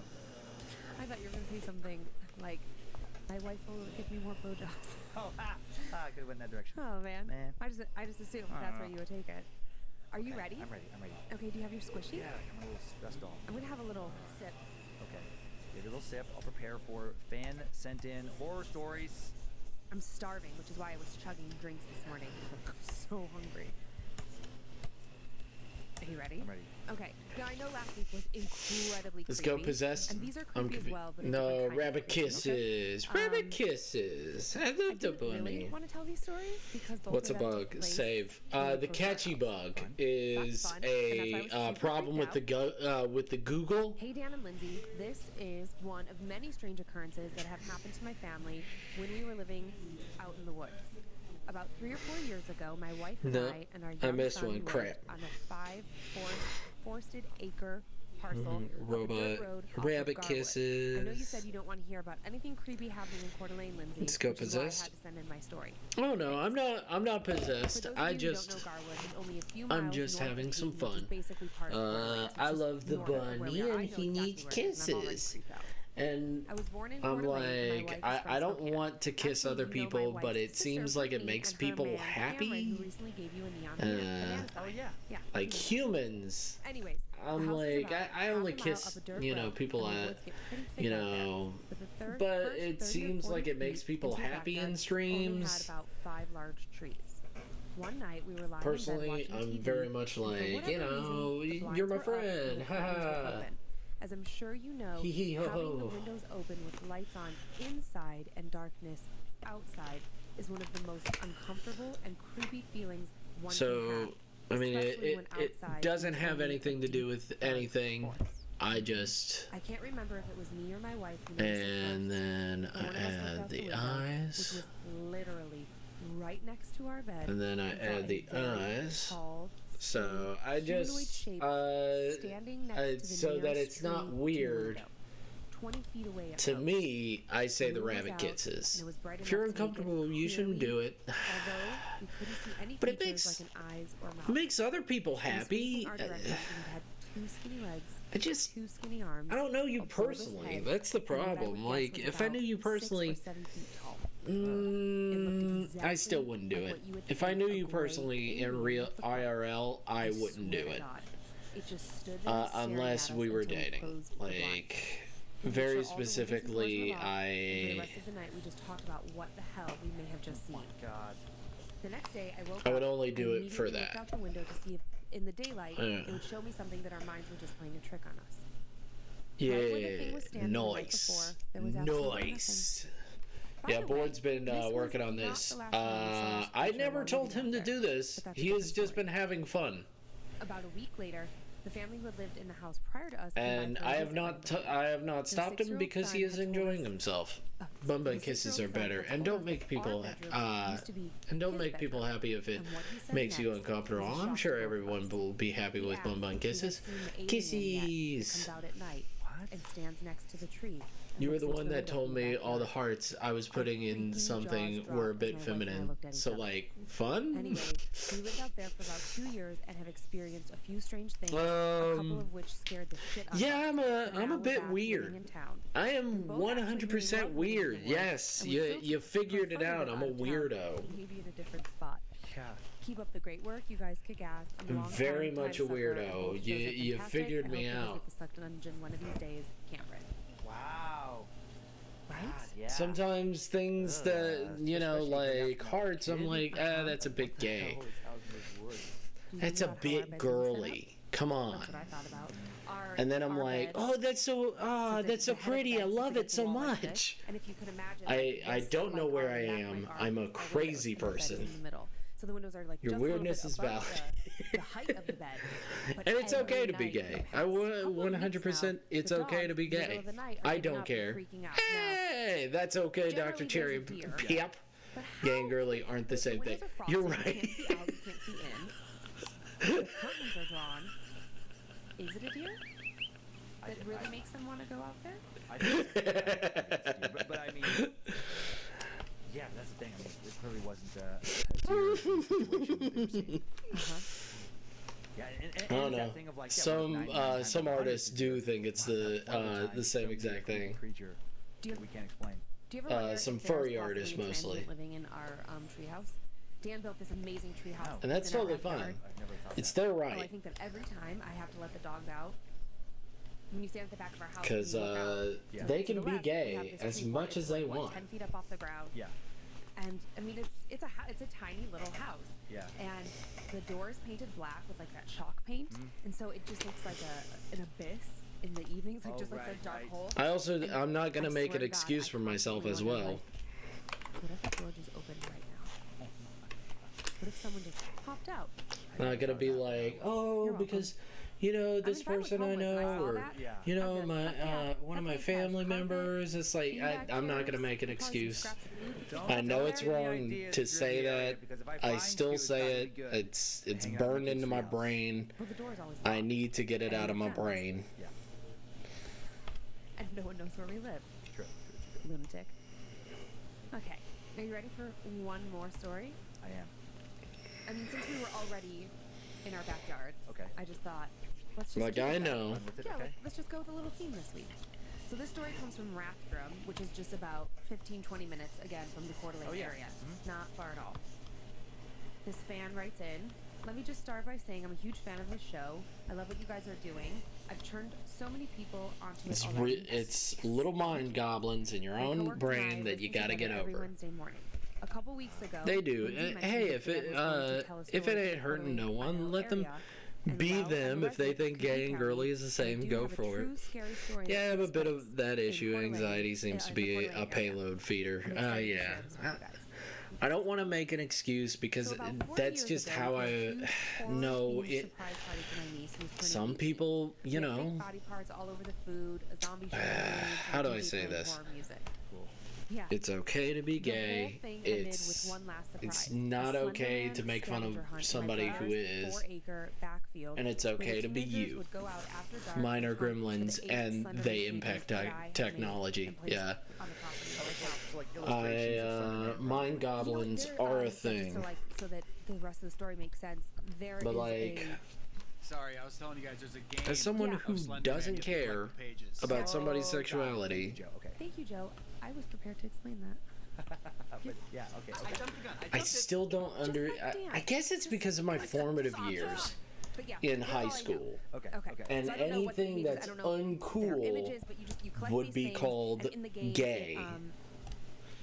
Even though nowadays it really does not matter. Then you get to like walk around the and it's like, yeah, you know, those two people are gay. Okay. So, all right. You know, don't get any ideas when you're doing real life Red Dead Redemption. Okay. What's your sex? Not enough. Knew in advance that we were going to be playing this game. I mean, if you want. They were all excited. I love that joke. That joke's the best. They had the faceless masks and everything. They walked around that's the field, the best. And that's a great. Kids that's a great joke. While the kids looked around, parked cars and other objects we had laid out there to hide the pages. My sister-in-law and I were watching from the sidelines for a while.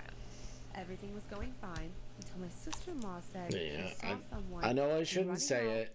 I'll try to be better. Which was separated from the scavenger hunt by a fence.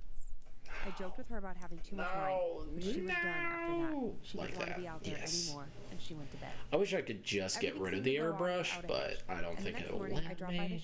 There's probably a command to get rid of it. And that's when I found out Abel Roberts. My brother had asked me who else was dressed up in that black outfit during the night during the hunt. The reason they asked it's that guy. We each saw another Slenderman in the field. I know that guy. He is my friend in IRL. He is a good man. As far as I know, he is a good man. Also, high school sucked. So, like, not in the good way, like in the, like... 4. Later, the kids would tell us that like in the real bad way. Chasing them around all night, or hiding next to them, terrorizing them. Tomorrow is Sunday. Hope your day will go well. How did you go see Big Battle Barracks IRL? But every time they'd get close, the 2 extra Slendermen would dive into the grass and would seem to just disappear. How was it? That night, my nephew also claimed to have seen someone in his room. My sister-in-law managed to convince Wouldn't go that far. What he saw was a combination of toys that's good. And just a bad night. See my previous quotations. Goes around the house. Good luck. I'll be holding the fort down for you. Make sure things are locked tight. My character died. Oof. Was it a Ravenloft game or? Oh my god. We asked around for a while, hoping we could find it. I don't know what game it was. I couldn't. But no one else knew that we were going to be playing this game except my brothers and I. Whoever was back there terrorizing everyone. Mom, we need cookies. Don't worry about letting yourself or others down. Instead, spend your energy fortifying yourself against those issues. Nope. Well, you know, in Ravenloft, you can't actually die, so, you know. Thank God it wasn't Ravenloft. Lindsay, stay brave and keep it going. You guys are one of the highlights of my week, and I want to see the show continue for years to come. The torment of reality never ends in Ravenloft. Who doesn't love being scared to death? Even when you beat Stroud, thank you, man. or Da Hearts. Right? Yeah, that would stick in my head. I would just reflect on that off and on continually. I was thinking that I could probably only play that game when I was young, 18, and like God damn it. Things. You know, because rest in Reese's Pieces, baby. It's just like how when you're younger, you're fearless in the sense that you go snowboarding, you go skateboarding, like you do other things, and now you're like, oh shit, I don't want to do this. Dr. Cherry Pep, thank you for letting me know that you're gay. That's totally cool. I'm glad that you're you. Uptight about those kinds of things. We're like, meh. I'm cool with that. So, and it doesn't. And exactly the kind of game I'm glad that you're here to chill out with us. Why would you do that? Why would you go out there? And that you're cool with me. I'm good. And then I'd watch being everybody cool else with you. Fucking freaked out. Just wanted to let you know before we strayed too far from the conversation. You sure you didn't tell a friend? Thank you for the lurk, you wonderful person, you. Didn't know ahead of the party. Right. So I would think it was like my brothers or something. Right. But if they're constantly saying that, but I mean, 4 years. Like, would you be able to hold on to a joke for that long? I don't know. Probably not. No way. I would feel bad because I would feel like someone's probably not sleeping. Right.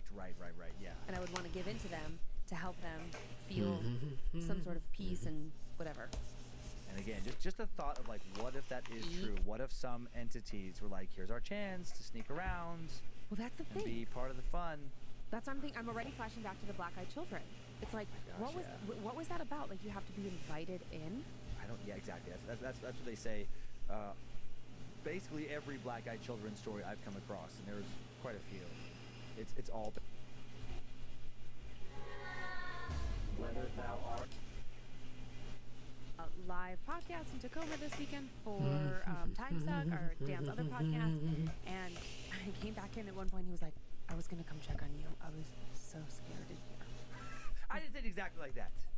But I was going to come. Yeah, I was weirding myself out a little bit.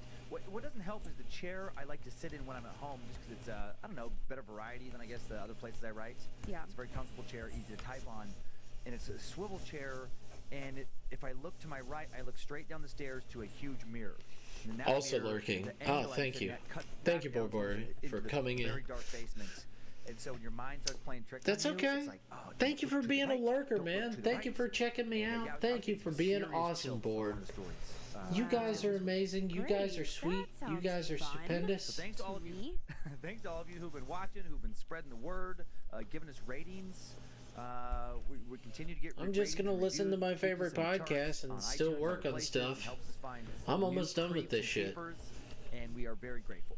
Yay! Thank you. And YouTube co-watching is growing, so we're excited that more people are checking this show out on YouTube. I do think it's a fun visual show to watch. We kind of set it up that way, so thanks for doing that to those of you who have that option. I know not everybody can do that. Right. Some Because people are at work. Yeah, we get it. So we're trying to make it lean too hard that way. Right. But it's a fun, I always lurk. extra thing. Do I need an unlurk thing? I mean, that's up to you, man. You can just be here. You can just talk to me. Honey, you're so thoughtful. You can also just get on the Discord and talk to me. Either one, man. I don't give a fuck. Stories that you've sent into the My Story at Scared to Death podcast.com email. Some true horror that Lindsay put together to tell me to do whatever you want, man. The tough part is that we had that really intense story a few weeks ago, and every time I sit down to do it, I'm like, okay, what scary thing am I going to find? Mike is acting up right now. Oh, shit. My mic or your mic? By that story in particular, because, like when I'm putting stories... How many mics do we know? They vary. And some stories trying to work on it. I got you. Your mic. But maybe don't linger for some reason later on. We gotta watch out for those mics. They're everywhere. They're fucking everywhere in America. Those are the ones that get Mike is a very popular name. A few days later, you'll be doing something, you're like, oh yeah. Oh no. Our first story might be like that today. We have a little baby story and then a longer story. Yeah, 2 stories.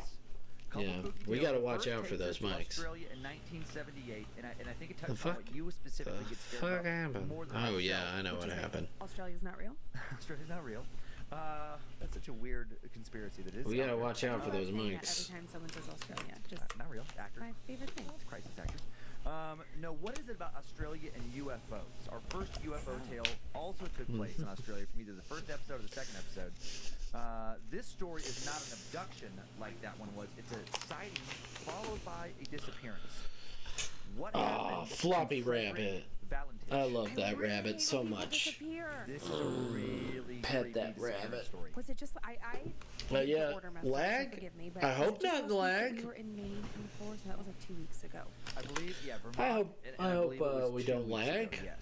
See how I block it out of my mind? That's the only way I get through this. Is I'm like, okay, that didn't Stream happen. still It's not up? real. Dan did not tell me those stories this week. Our second story takes us to a haunted house in a small town in Kentucky in the 80s. This is the one that was really giving me the chills. Oh, okay. Where a 10-year-old girl and her mom claimed to have been terrorized by some very uncomfortable. We still running? We still going? So I was just thinking, like, little kid. Yeah, this is a little kid story for sure. Are you ready? Let me know when you are ready, Lindsay, to be scared to death. I got my fuzzies on. Okay, your fuzzies on? Okay, you got your. These are What animals raccoons. are those?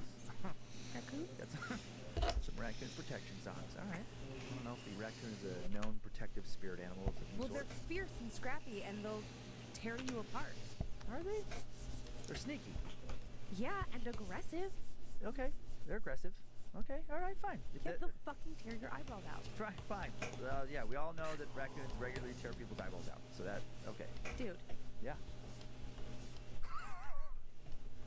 Okay, I'll stop. Don't mock my protection. Right. Did you spray protection spray all over yourself? No, I did not. Did you close your eyes and imagine a white or golden light and Nope. Seems encompassing fun. you? Nope. Gotcha. So you know who's gonna get fucked by the demons? Oh, me? Yep. And you're not gonna like it. Oh, I'll have good stories about it. It's not the kind you like. I do this. Hello, Zip Katana. Zip Katana. Ah, hello, Zip Katana. Hope you're doing well. I'm ready. We're listening to horror podcasts while I'm drawing, trying to finish my pngtuber, so that eventually you guys can start hearing a pngtuber and watching a pngtuber, and that'll be nice.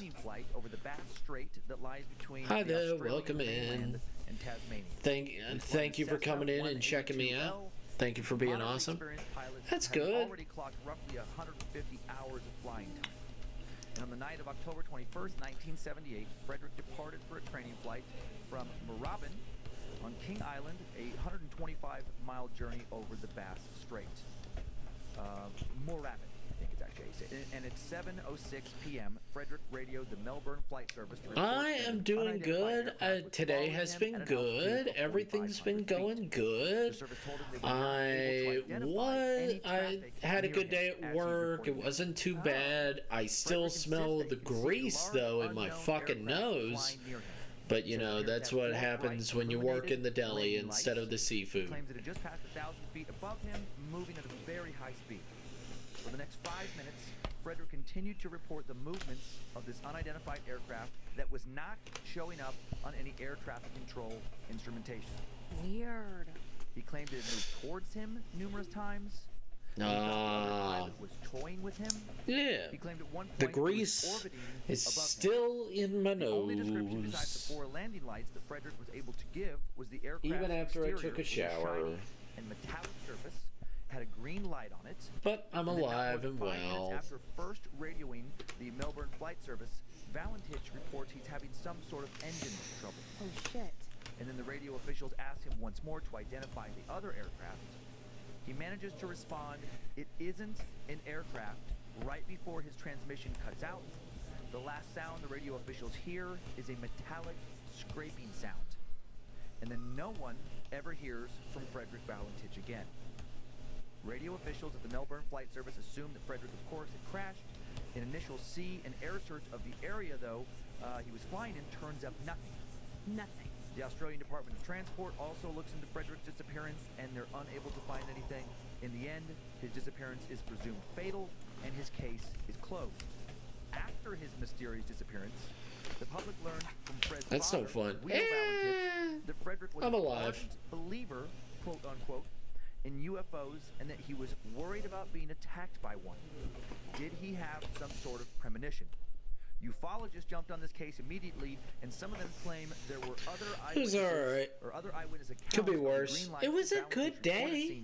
I mean, the last bit of the last 2 hours I was washing dishes, which is better than staying in that hot case. So hovering over Or his is it? I mean, you're spending hours and hours in front of that hot case, selling chicken, throwing it around. Did they take it? If so, where is he now? Today was a good day. No complaints. Don't like it. I had enough sleep last night, so I was bright-eyed and bushy-tailed. Isn't that strange? He's worried about UFOs, according to his dad. You know, he goes and he talks to air traffic control for 5 minutes. Right, and there then was this thing harassing me. Then he has some kind of unknown engine trouble. Obviously he had done maintenance checks before. I mean, that thing's happened all the time, but it's just weird timing.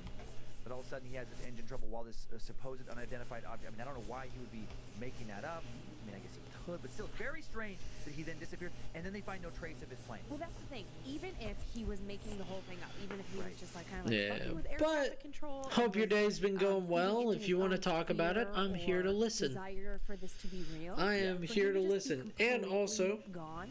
Right. That doesn't make sense.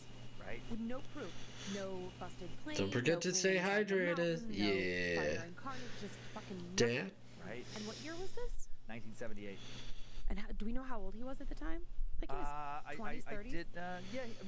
Actually, let's get a picture of him up here. Because this is a picture of him. Okay, so a young man. Young man. I believe he was in his late 20s, but I don't have that in my notes. Because what I'm thinking is that if he staged this whole there thing we go. somehow, it's not like he would be 90 right now. Like he would be walking around somewhere. He would be alive somewhere. Yeah, and yeah, exactly.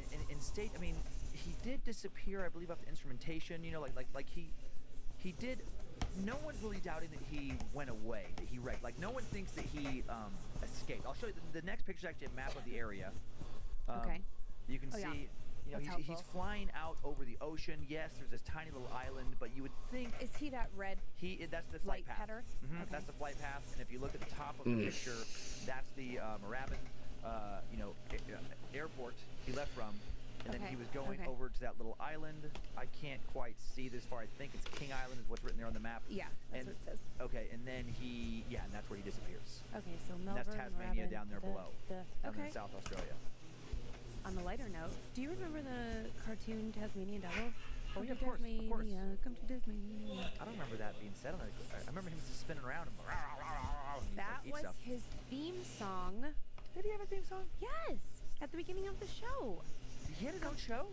Come to Tasmania, come to Tasmania. I don't remember that. I just remember him appearing in little like quick cartoons with like Bugs Bunny and those people and tearing stuff up. I feel like I can't trust you. BRB, hey, that's okay. Devil tattooed on the I understand. Oh, well, let's not go there. Because I've seen that. Okay, not that you can't be, have it around. Whatever. Oh, and a couple more pictures. This story is starting to sink in because I'm like, what if we were like pet the baby boy, pet the baby bunny. But we're on planes all the time, so that. Has a huge aircraft ever gone missing? Yeah, the Malaysian flight. I believe they found parts of that, though. It's been a while since I've thought about that story, but I'm pretty sure... I forgot all the details of that. Yeah, that one vanished, but then I'm 99.99% sure that they have found parts of that plane that like washed up on various shores. What about people? Did all the people go missing, and how many? Quite a few. Wait, so that's my thing. Like a lot. And I don't think they ever found their remains or anything, to my recollection in this moment. Yeah, we might be wrong. Yeah. But just like that thought freaks me out because I'm like, oh my god, like we get on planes every other week. Yeah. What if something just took over our plane? Right. Maybe Frederick is in some kind of lost scenario. That show. I never watched it. It was good until the end. Okay. Let's get some pictures up there. What is that? Maybe that's one of the aliens. That's one of the grays. Yeah, that's the kind of fucking alien. I can't. I know, that's why I put the picture up. That's the kind. That is the exact kind. What if that freaks me out. What if that guy showed up when I was out of town? Shut up! Why would you say that? No, I'm just wondering, like, how scared would you be? Why would you put that image in my head? Okay, let's get that one off. God, let's get fucking asshole. Let's get to the next one. What if that guy showed up? What if that guy showed up? Who would you pick? Hungry. Yeah, he probably want to eat you. He looks more like Hollywood made. Yeah. The other guy was. I think this next guy's the scariest. Is it you? No. Oh. E.T. E.T. phone home. see, he could show up. You don't know that they're going to be a scary alien. Maybe but Frederick. Look at that sweet face. I know. Look at those good That's pec what I'm saying. muscles. I'm saying maybe Frederick is out there somewhere, having the best life ever. Maybe he's on some other planet. I don't think that Frederick was worried about being abducted and having his best life ever.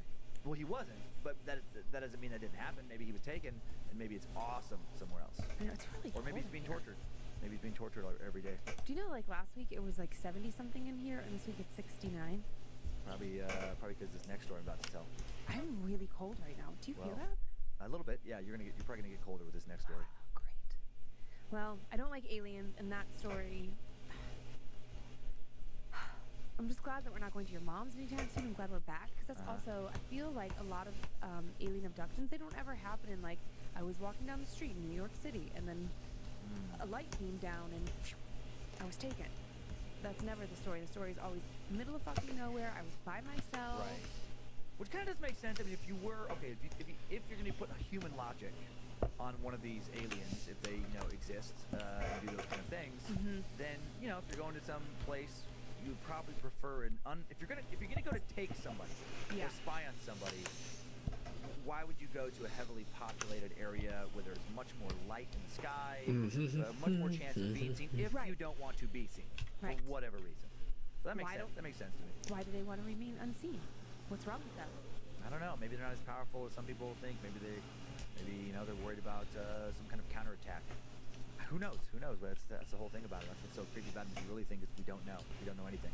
Are they like vampires? Like the light will melt them? Probably that one that is going to come to our houses. You ready for this next story? Okay, not particularly, but fine. All right, this is the one that got me. Okay, let's do it. In the late 80s, a shy 10-year-old girl named Becca and her mother moved to an old home in Mount Sterling, Kentucky at the start of a new school year. The two had been barely scraping by for months. It had been a rough summer. Becca's mom was a grade school teacher who'd lost her job the previous school year due to some county-wide budget cutbacks. Her dad was barely in the picture, and her mom was barely able to pay their bills before she lost her job. Not getting rich as a single mom school teacher in Kentucky. And then after 2 months of stressful job searching all over the state at the beginning of the summer, Becca's mom lands a job in Mount Sterling, a little town of about 7,000 people, an old town going back to the late 1700s. Mount Sterling is a quaint little burg, some would even say beautiful, full of older homes and well-maintained buildings on Main Street, dating back to the beginning of the 19th century, end of the 18th century, many of them carefully restored, surrounded by rolling farmland. The square round historic courthouse, constructed in 1796, lined with bricks. You can imagine horse-drawn carriages, coming around it not that long ago. Town's big claim to fame is its annual court days, where the entire downtown area is taken over by vendors hawking everything from knockoff purses to fried apple pies. Up to 100,000 people attend every year for the 4-day October event, and it's been going on every year since 1794. Cool. The house Becca's mom rented was old, built sometime in the 1800s, located downtown, which made it easy for Becca to walk or ride her bike to all the little small stores and shops back before big box stores put many of these little shops out of business. The house was in rough shape. It had fallen into some serious disrepair long before Becca and her mother moved in. Located on the street line with beautiful, stately old homes, the house looked like something someone forgot to finish tearing down. It didn't fit in with the surrounding homes. It had peeling paint, sagging porch. Even if it were new, there was nothing especially architecturally unique about it for the area. The house didn't have any heating, didn't have any air conditioning. It was sweltering hot in the summer, freezing cold in the winter. Floorboards creaked with every step you took. Loose window panes rattled in the wind. Naked exposed wires were left to poke out from the walls. Insulation littered the floors. There was mice in the walls. Mismatched cabinets with missing fixtures lined a dimly lit kitchen. Only one of the 3 bathrooms had hot water. The old stone cellar was a maze of dirt floors and stone walls. It had a long, thin stretch of a front porch and a half-story on top, just 2 rooms upstairs. Sat right by the road with a little postage stamp front yard. At one point, the house had been used as apartments, so its floor layout was especially unusual. It still had 2 front doors. When it had been used as apartments, they'd thrown up a few walls here and there for privacy. And now that the house no longer had multiple dwellers, it had a ton of weird doors and odd locations, a bunch of tiny rooms too small to really be useful. Becca and her mom filled these tiny rooms with boxes of their stuff as they moved in. Becca took one of the upstairs bedrooms for herself, and her mom used the other upstairs room as a guest room. The staircase curved around the entry, coming to a peak at a stained glass window at the top of the stairs. To get from one bedroom to the other or to leave, you had to cross the landing and walk in front of that window. On the first floor, there were 2 large bedrooms, a living room, family room, 3 bathrooms, a utility room, sitting room, and a large kitchen. There was also several smaller rooms. One of the bedrooms was at the front of the house and the other was at the rear off the kitchen. Becca's mom took the front bedroom on that level. The house had a sizable kitchen, big enough for a large table and chair. Back with Americanized Italian food. Hell yeah. Delicioso. Mucho gracias. Grazie. For air ventilation. Right, that's the style when it was built. Really get a picture of this place now. It was beyond a fixer-upper, more of a let's tear it down and start over type of house. But it was available, and more importantly, it was very affordable. So in August, how's these eyes looking? Moved in. Time now. I'll probably have to move this one. The first couple of days were uneventful as Becca and her mom settled in. During those first few days, Becca explored the cellar a bit. The cellar was only accessible by going outside and walking around the side of the house. It was made of stone and had dirt floors. There were these 3 rooms in the cellar, and the first 2 were especially dark. Well, these rooms had tiny windows, but why are you thinking me? I don't give you any. At the right time of day, the third room was the tiniest bit of light, the small cracked glass in the middle of the wall. While exploring these rooms, Becca found a strange staircase, a rickety set of stairs that led up from the cellar towards the kitchen, but they didn't lead into the kitchen because the opening had been sealed off. Oh. Creepy, another odd feature of the house. A few days later, when Becca was unpacking some canned food into one of the kitchen cabinets, she found something else unusual. A small rectangular opening in the middle of the wall with a door on it. What? Inside were 2 shelves. When Becca leaned forward just a little too hard with her hand on the bottom shelf, it wiggled. When she pressed on it again, she discovered that it could easily slide out. Using a flashlight, she looked behind the shelves and saw the outline. Thanks for coming in and hanging out with me. When she pointed the flashlight down, what are you eating anyway? What are you fucking eating? Her mother again, and Becca's mom told her she had found an old dumbwaiter. Oh. What had it I made filling for lasagna a while ago. I just melted a bunch of Velveeta into it and tossed some other stuff into it. Thinking about it gave young Becca the chills. I made a Raux, which I added fresh tomatoes to, added nutritional yeast, dried parm, bunch of seasoning, beef I seasoned into sausage. Ooh. Becca's mother came to the door, and the man said, I know this is going to sound strange, but my grandmother lived here when I was a little kid, and this is the first time I've been back in years. I was wondering if you'd let me walk around and look at the house. Becca's mom let him do exactly that. Eek. Becca says, while this may sound like a strange thing to do now, it was a normal thing to do at the time in that area. Becca and her mom started on the first floor, and as the friendly young man moved throughout the rooms, he pointed out things he remembered about the house, shared stories of his grandmother. Okay. It was an apartment when she lived here. He said 2 apartments. She lived on this side over here. He indicated towards the right side of the house where Becca's mother's bedroom was. Becca remembers him having an odd, distant look on his face, as though he wasn't really there in the moment. When they got upstairs, he stood quietly in the middle of Becca's bedroom floor and seemed to forget anyone else was there. When they started to leave the room, he paused and glanced back over his shoulder. He looked nervous, or maybe scared. He asked Becca, "Do you sleep in this room?" Oh, dear. Not yet, she said.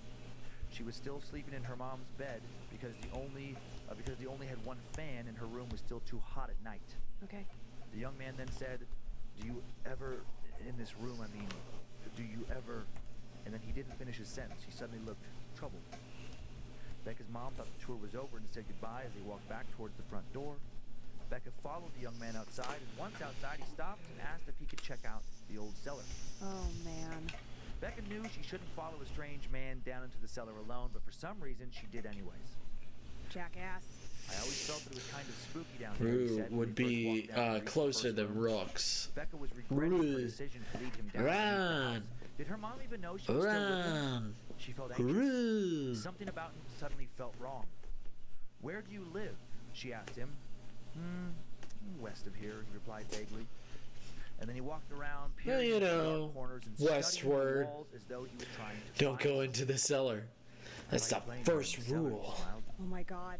It was an uncomfortable smile. made Becca's skin crawl a little bit. He said it's cool and dark. Of course, when I stayed here, there was furniture down here and all these vines were gone. What? Stayed here, she thought. Was he someone who was forced to stay in the cellar? He abruptly turned and faced Becca and asked, "You ever get the feeling that someone's watching you?" Oh my God. All the time. His face was now covered in shadow. I get it right What do you mean, now. Becca asked, as a sick feeling settled into her stomach. Why was she scared of him? He seemed so kind upstairs in the light. "Just things," he said, shrugging in the dark. And then Becca and the strange man stood facing each other in the dark cellar for what felt like an hour. He stared at Becca in a way that wasn't menacing, but felt terrible just the same. He then let out a thin laugh and said, "I don't know how I played down here as a kid." And he shivered and asked, "You ready to go back out?" Becca was more than ready. She nodded and followed him. Weird. Once outside, the man thanked Becca for the tour and said, "I just wanted to remember what it was like." Becca asked him, "Was it a good memory?" And after a long pause and another strange stare, he said, "Some are good, some are bad, and some are just there. You'll understand that someday." What the fuck? And then he walked off across the yard. Becca noticed he didn't head towards a car and that the driveway was empty. Where had the strange man come from? Where was he going? She never saw him again. Holy shit. And Becca never went into the cellar again. Smart girl. A few days later, Becca's mother let her have a friend from where they used to live, a girl named Terry, come over and stay for the weekend. And shortly after Terry arrived, Becca came down with flu-like symptoms. After a full day of fever, nausea, dizziness, aches, and pains, suddenly while lying on the couch, Becca felt much better. She felt a sensation of peacefulness wash over her, a feeling of pure relief. And then that peace was destroyed by an ear-splitting shriek coming from Terry. Terry was standing at the side of Becca's bed, looking down at her in horror. Everything about her face was white, from her cheeks to her lips. Her eyes were big, round, saucers. The plate was balanced in her hand. Don't go into the cellar. Don't go into the cellar. I thought I saw her hand began to shake as she pointed at a spot beside Becca on the couch. "There," she said. "She was sitting right there on the bed with you, touching you, looking at you." I walked into the room and she was sitting right there touching you. She looked up at me and she disappeared," Terry insisted. I know it was her. Just like the pictures you have of her, it was the same person. It was your grandma." Becky's grandmother had died 3 years earlier. Becca assured her that if it was her grandma, she was only there to protect her. If she'd seen a ghost, she had seen a friendly ghost, a guardian angel. Terry calmed down and fell back asleep. Hours later, Becca woke up feeling rested and fine. Her nausea, aches, and pain, her fever were gone. What was going on? Did Terry really see something? Becca had never talked to anyone who'd seen a ghost before. This was all new to her. A little over a month into her and her mother's stay, Becca still hadn't slept in her bedroom. It was now all fixed up for her to sleep there. The weather had cooled off a bit, but she was still sleeping in her mom's bed. She was also spending less and less time playing in her room. She didn't know why, but she was feeling less and less comfortable in that bedroom. It was stuffing, stifling even. While Terry was visiting and the two were playing in her room, Becca asked her young friend, "Do you ever feel like someone's watching you in here?" "Sometimes," Terry shrugged. A girl from the neighborhood, April, had started to come over and play as well, and she asked her the same question. "I don't know," April said. I just don't like being in your room without you, that's for sure." Becca constantly felt like someone was watching her in that room. She'd catch little movements in the corner of her eye and turn to get a better look, only to find that nobody or nothing was there. That's the worst. And one day, when she was playing in her room, she saw a movement that did not stop when she looked directly at it. Uh-oh. In the corner of her room sat a little rocking chair with a red velvet seat cover. Her dad had reupholstered it for the previous Christmas, and it was her favorite possession. And now, impossibly, it was moving, rocking on its own. Oh. Gently rocking back and forth, steadily, like it would if she or one of her friends were sitting in it. But there was nothing in the room touching this chair. No one was sitting in it. The air felt still and thick, no breeze at all, and yet the little chair rocked. It stopped and started in spurts. Sonova is done streaming. Hopefully it went well. That means you're next on host. Hell yeah. The perfect host. The host with the most. Over towards her. That was enough to send her and her friend both running down the stairs and out the door. Several days later, oh shit, it's Masalav. Hugs. Our friend April came over. Hug that Masalav. Suddenly, April screamed. "Look," she hissed. She gestured wildly with her hands. It was the little red rocking chair. It was moving And again. the rabbit is here, being cute as before. An angry, frustrated child was pushing it. Neither one of the girls could move. What's going on? Who's doing that? April breathed. I don't know, Becca whispered. The chair usually faced the window, but was rocking He's so hard, happy. it had now He's a rocked big happy boy. Becca felt like whatever was rocking this chair was watching her and April, and then it wanted them to know. Hell yeah. Hell yeah. It was announcing its presence, and its presence Brennan, was not standing good. by. It was not her grandma checking on her when she was sick. This was something else entirely, and whatever it was, it scared Becca. Aww, yeah, of course. Like someone had laid a tender hand on it and steadied it, and when it stopped, Becca and April both bolted out of that room. Yeah, of course. A nice little hug. Oh my God, Becca. She was wise for her years. She'd had a hard childhood. She saw that her mom was struggling to do her best for Becca. She knew her mom could barely afford this house. It had been a really hard summer. At one point, Becca worried that they would have to live with some cousins or be homeless. And now her mom was feeling good about herself, being able to put a roof over Becca's head, and she didn't want to ruin that for her mother. So sweet, but... A few days after the second rocking chair incident, Becca was in the living room alone, while her mom was bringing in some things from the car. She was reading a book when she heard a loud noise in the kitchen. She thought it might have been the cat and went in to check. Two of the cabinet doors she knew were closed moments earlier were now standing wide open. And she knew in her bones that some type of ghost, some type of spirit had opened those doors. She thought about the ghost of her grandma. She decided to try and talk to it. Maybe it was friendly. Hello? She called. Who are you? I'm Becca. Immediately and in unison, both cabinet doors slammed shut. And a sound that Hope you guys' day is going well. Hell yeah, it is. I'm doing alright. Head feels like it's gonna burst, but no need to call an exorcist. Okay, if you feel like you're not feeling good, that's fine, board. If you need to go to bed early, that is totally up to you. I do not mind. Becca's mom wanted her to sleep upstairs. You need to go nappies, go nappies. She was convinced her room was full of ghosts. If you must nip-nap, you must nip-nap. I will not stop you. To sleep upstairs with Becca for a few nights to show her that there was nothing to be afraid of. Becca woke up the morning of their first night there, reached down to pull the sheet up over herself that had been tossed out for the night, and paused in horror. Although the sheet had been clean and stark white when she and her mother had gone to bed, it was now sprinkled with flecks of red. I don't like It looked like someone had taken a pepper shaker and dusted it with rusty red paint. The entire sheet was covered. Weird. Becca touched the spot that was dry. She shook her mother awake and said, "Mom, what is this?" There we go. A little bit better. If she was okay. She searched Becca's face, hands, and then her arms and legs. Becca said she was fine. Asked her mom why she was looking at her all over. And her mom said, "Because that's blood." And she was right. Some of the spots were bright red, others were almost It's going fine. Nothing crazy has happened. I own only the finest Millbrooks in Monty Python. Restore them, Nightbot. It's good to hear. Yeah. Over another sheet before going to bed, scanned it over, made sure the entire thing was white and clean, no blood spots. Do I need to go to bed? The next morning, the sheet you erased the Easter eggs off of our DVDs. Yeah, no, today was good. You know, it could be better, but it was nice. I liked it.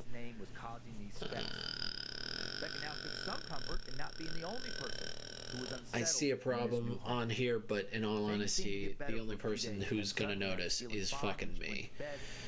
So, don't worry about it. Don't even worry about it. It seems like she always felt at least a little under the weather in this house. And sometimes, like now, she felt truly horrible. She didn't want to call out to her mom and wake her up. Hell yeah. She silently tried to bite her tongue. Dr. Chet. Oh, Dr. Cherry Pep. Sent her flying back down yeah. Oh, I'm bored. You're so sweet. All of these wonderful people have checked me out, and they are awesome. She made it inside as fast as she could, trying not to You're awesome. You're so awesome, Board. You're the best around. No one's ever gonna keep you down. Well, keep you down. In the darkness outside, she didn't know what was out there. She'd never been so scared in her whole life, but she didn't cry out. She didn't want to add to her mother's worries. At one point, she even heard what sounded like footsteps pacing back and forth just outside the bathroom door. Get the fuck out. As though someone or something was waiting for her to come out. Oh my God. Becca spent almost the entire night in that bathroom. She didn't say anything to her mother the next morning. But then her mom soon heard the house as well. It was cold the night it happened. Becca and her mother sat in the living room with all the doors closed and the heater running. Becca had a blanket covering her lap while she read a book. Her mom was on the other side of the room, grading some papers. Suddenly, Becca heard the front door of the house open. She felt some of the cold outdoor air blow inside. Her uncle was supposed to stop by that evening, so she assumed it was him. She then heard what she thought were his footsteps come down the short hallway and then pause outside of the closed living room door. Remember, all the doors closed in the various rooms of this house. She looked up with a smile. Hey, Havon! He never walked in. Yeah, Instead, welcome in. How's everybody doing? Then she clearly heard someone walk up the stairs. Oh my gosh. Then she heard what sounded like someone intentionally walking back and forth. We're listening to more ghost stories. A chill ran Beans. The lips, the white, has more. Did you hear that? Conical? She was hoping her mother had not heard anything, that it was all in her head. My head feels like a can of sardines that got exposed to Thanksgiving. To a Thanksgiving dinner. Oh man. What do you mean by the lips? You got a problem with my lips? You got a problem with these lips? These kissable, these cute kissable lips? The sounds of pacing coming from Becca's room abruptly stopped. They both looked at each other, both clearly afraid. Becca's mother then quietly walks down the hall to the bathroom, flips on the light. They hear a slight creak overhead, as though someone or something is waiting for their next move. Whatever was up there was aware of them, clearly.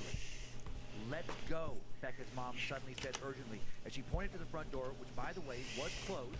Becca and her mother both make it outside in a matter of seconds, and then the frightened pair are standing now together outside on the dark sidewalk, standing in the cold, not knowing what else to do. And then Becca's uncle drives up, and they both feel relieved and terrified. Fuck. Now they know he was definitely not the person they had heard walk into their house, open the door, go up into Becca's bedroom, start pacing back and forth. Who did they hear? Who was up there? When Becca's mom told her uncle what had happened, bravely, or maybe foolishly, runs inside the house. Idiot. He runs upstairs, turning on every light he can, and he finds no one, nothing, no sign of anyone. Becca and her mom saw no one leave the house. They both went back into the house, turned on the rest of the lights, all of the lights, couldn't find a sign of an intruder. Who or what had been running upstairs? Where had they gone? After this incident, nothing unusual happened for weeks, and Becca's mom went from trying to figure out where they should move to thinking that maybe they just imagined the whole thing. What? And then Becca saw something far more frightening than a moving rocking chair. Much scared in the sound of footsteps, she saw something, and that something saw her and spoke to her. Becca had made a new friend at school, Scott, a shy, quiet girl named Lori. And Lori didn't know anything about what had gone on in that house over the past few months. And after the house had calmed down, Becca invited her new friend over for a sleepover. Nothing happened. Later, she invited her over for That's not so good, Bored. I hope you are okay. I thought you were talking about the white mark on the snoot goat. You were talking about issues. Did it make human noises? Did it? That's the scariest part. And they were running late. "Becca, we need to leave now," Becca's mother called from the front porch. Becca told her mom she'd be there in just a minute, and then she quickly finished brushing her hair, slipped on her basketball shorts, and left the bathroom. And then as she started walking to the front door from the back of the house, something in one of the bedrooms caught her eye. She turned and saw Lori sitting on the floor, crisscross applesauce style, staring straight ahead at the wall, appearing not to notice her. And she immediately got goosebumps. Standing in the doorframe, Becca nervously called out to her friend, "Hey, I'm ready. Let's go." Lori now turned her head towards Becca. She turned very, very slowly, her eyes not really looking at Becca, but through her. Chills ran down Becca's spine, and she quickly stepped back away from the room. Something wasn't right. Something really wasn't right. The air in the room had changed and grown chillier, felt thicker. "Lori, Mom's waiting," Becca whispered. Lori didn't react. But was this Lori? It looked like Lori. It looked like her. Lori, but it lacked any of the warmth or friendliness of Lori. It felt like a poor imitation of Lori. And then Lori, or this Lori-like thing, smiled coldly, nodded her head slightly, and remained crisscross on the floor applesauce and style. continued to What? stare at the wall. What the fuck? What Becca is felt that so even? afraid she started to shake. That thick air. Oh, okay, then I'm going out to the car, she mumbled. And then she started to run through the house, and then this Lori thing started to chase her. Oh shit. She could hear it, she could feel it behind her. Becca was running down the hall as fast as she could move. She felt the powerful, malevolent energy behind her catching up with her. What would happen if it caught her? She literally jumped out the front door, onto the porch, ran out into the yard. She saw her mom was in the car in the driveway, and Lori was sitting in the back seat. No. No. Becca told no one about what had just happened. What the fuck, Becca? She was afraid her friend would think she was crazy and tell everyone at school. She just sat down wild-eyed beside the real Lori, her heart beating like it was going to leap out of her chest. Doppelgangers. She didn't leave her mother's side for the next few days inside that house. Unless she had to What would happen? Lori thing. Oh no. Poor baby. Becca didn't have to tell her mom what she'd just seen them. Soon her mom By the would be way, just thank you. as afraid of this house as she was. A few mornings Oh, I later, haven't shouted Becca's out teacher someone. noticed a strange Yeah, that bruise on her real neck Kazoo when she showed gaming, up not at the school. fake Kazoo Just gaming. asked if anyone was hurting Becca. Watch out for them Becca was doppelgangers. so confused. They're gonna She get took her you. school counselor, her mom, another teacher at the school, also called into the counselor's office. This is fresh, the counselor said. It's still forming, even right now. Becca had woken up that morning with a perfectly shaped handprint across her neck that was now turning into a bruise, as if someone had tried to choke her in the night. Fuck. At this point, Becca told her mom everything, and her mom immediately started looking for a new place to live. But they weren't able to move out that night, and that night was terrifying. That night, as Becca laid awake in the bed on the verge of sleep, she heard something dart across the floor. She opened her eyes, waited to hear it again, nothing. As soon as she closed her eyes, she heard it once more. This time, the noise moved up all the way to the bed, to her mom's side of the bed, stopped before slowly backing away and fading into the kitchen. And then it repeated that entire sequence again. What was it? It sounded to Becca exactly like a child running/scooting across the floor in their socks. Very specific. Oh. Later that night, Becca heard a banging in the parlor. She poked her head in the back trying to wake up Mommy, she whispered. Then she heard the banging come again. Yeah. What do you guys think so far? Then she heard some woman softly whisper from out in the hall, What? just outside of their bedroom, just let them sleep. Oh yeah. I've got to She now fix went to that. shake her mom awake, but her mom was wide awake as well. You heard that right, she asked her. Her mother said she did, and the two of them slept with the lights on for Hey, the Set of rest of the night. Prism. Thank Her you mother guys frantically so searched much for for a new coming home. in It and took saying 2 hey. days to find it. I'm almost Meanwhile, over the course of the done next few with nights, this. They kept hearing noises. They kept hearing voices. They heard the sounds of someone walking up the stairs and into Becca's room. Almost done with Sometimes they heard this. whispers. Most of the time, they couldn't make out what the whispers were saying, but sometimes it was crystal And clear. almost done with They heard this. something whisper, "Listen." One night in the living room. I got a On little another ear night, a voice flick. commanded everyone, Wha- "Stop it right wha- now," from the foyer. They heard voices giggling, laughing, sighing all throughout the night. They heard a low growling again coming from the kitchen. So perhaps yeah, coming from down I'm in the almost cellar. done with this. And then thank God, It's gonna be Becca's mom fun. found a new home.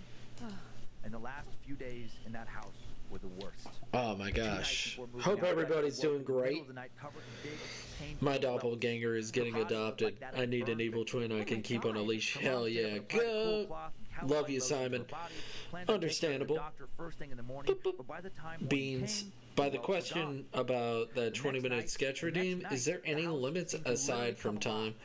First, it seemed Time like and nothing hundreds of cockroaches sexual. poured out from the walls. Oh my god, it They were moves. everywhere, on kitchen Yeah, cabinets, bathroom floors, amazing. their sheets, everywhere. Amazing. Then they disappeared as That quickly looks as they really came good, and Go. were You replaced by are the wasps. master of this. Red insects Hell with yeah, tiny I'm the stings master. were suddenly all I'm over the the house. master Can of you this just leave animation. us alone? Becca cried out in the kitchen. I know We're Haven leaving. would have already And her left. scream was met with a deep, guttural growl from inside one of the walls. Then she and her mother heard the sounds of a rope being pulled. Something metal clanging against wood. It my was the God. dumbwaiter. What was it bringing up from the cellar? They heard more growling, definitely coming from the cellar. What was about to greet them? Becca and her mother left the house and waited in Becca's mother's car for the sun to come up. They finished moving out the rest of their things only by daylight. When the last of their boxes was packed up and taken out, Becca stood in the middle of the parlor floor and asked, "Why did you do it? What did you want from us?" And then she heard the bedroom door, her old bedroom door, upstairs violently slam shut, and she got the hell out of that house. The slamming of that door was all the answer she was going to get. Years later, Becca wrote a book about her experience in that house, and shortly after it was published, someone reached out to her. They had also been haunted in Mount Sterling. After a few email exchanges, it was revealed that they lived in the same house that Becca and her mother had moved out of so many years before. Fuck. This family had also suffered strange illnesses. They'd also heard noises in the upstairs bedroom, family room, and what was Why is the waiter dumb? Sounds fair. Oh shit! Oh shit! Became so bad they could hear from other parts of the house. Redeem! Would not enter what was oh shit! I've got in Becca's old bedroom, the one with the rocking chair that moved on. I've got so many redeems. I got 3 redeems so far, so I gotta finish. Once I get this fucking this thing done. White vapor arising from the kitchen in several photos, as if it was coming up from the cellar. She wrote Becca saying something evil lives in that house, and Becca didn't disagree. Creepy, right? So creepy. The doppelganger of the little girl is what freaked me out. That's when I came to check. I wanted to come check on you in the garage. But you didn't check on me? I know. That's so rude. Then I was like, you're being crazy. I almost did. I came so close. I wish you would have. Kevin! Dab on me. Oh, so many dabs. Okay. So, draw Peely from Fortnite for Haven Sun. There are some pictures here. Let's see, this first picture, just to show where this all happened. You should have a PNGtuber be super detailed and then make mine stupid minimalist with placeholder as talking. Wait a minute, that's not the right photo. Yes! Last week. Oh, I'd love that. Because it scares you so much. Well, now I'm just getting used to it. Hi, kitties. Peely? Oh my god. Fuck failed. Nothing. Nothing to fuck. Simon, what you like? Kevin. Kevin. Kevin. Let me see. Who the fuck is Peely? Probably built. I mean, well, later, but yeah, I get that absolutely. And then I couldn't find a picture of their house. No address is given. But this is.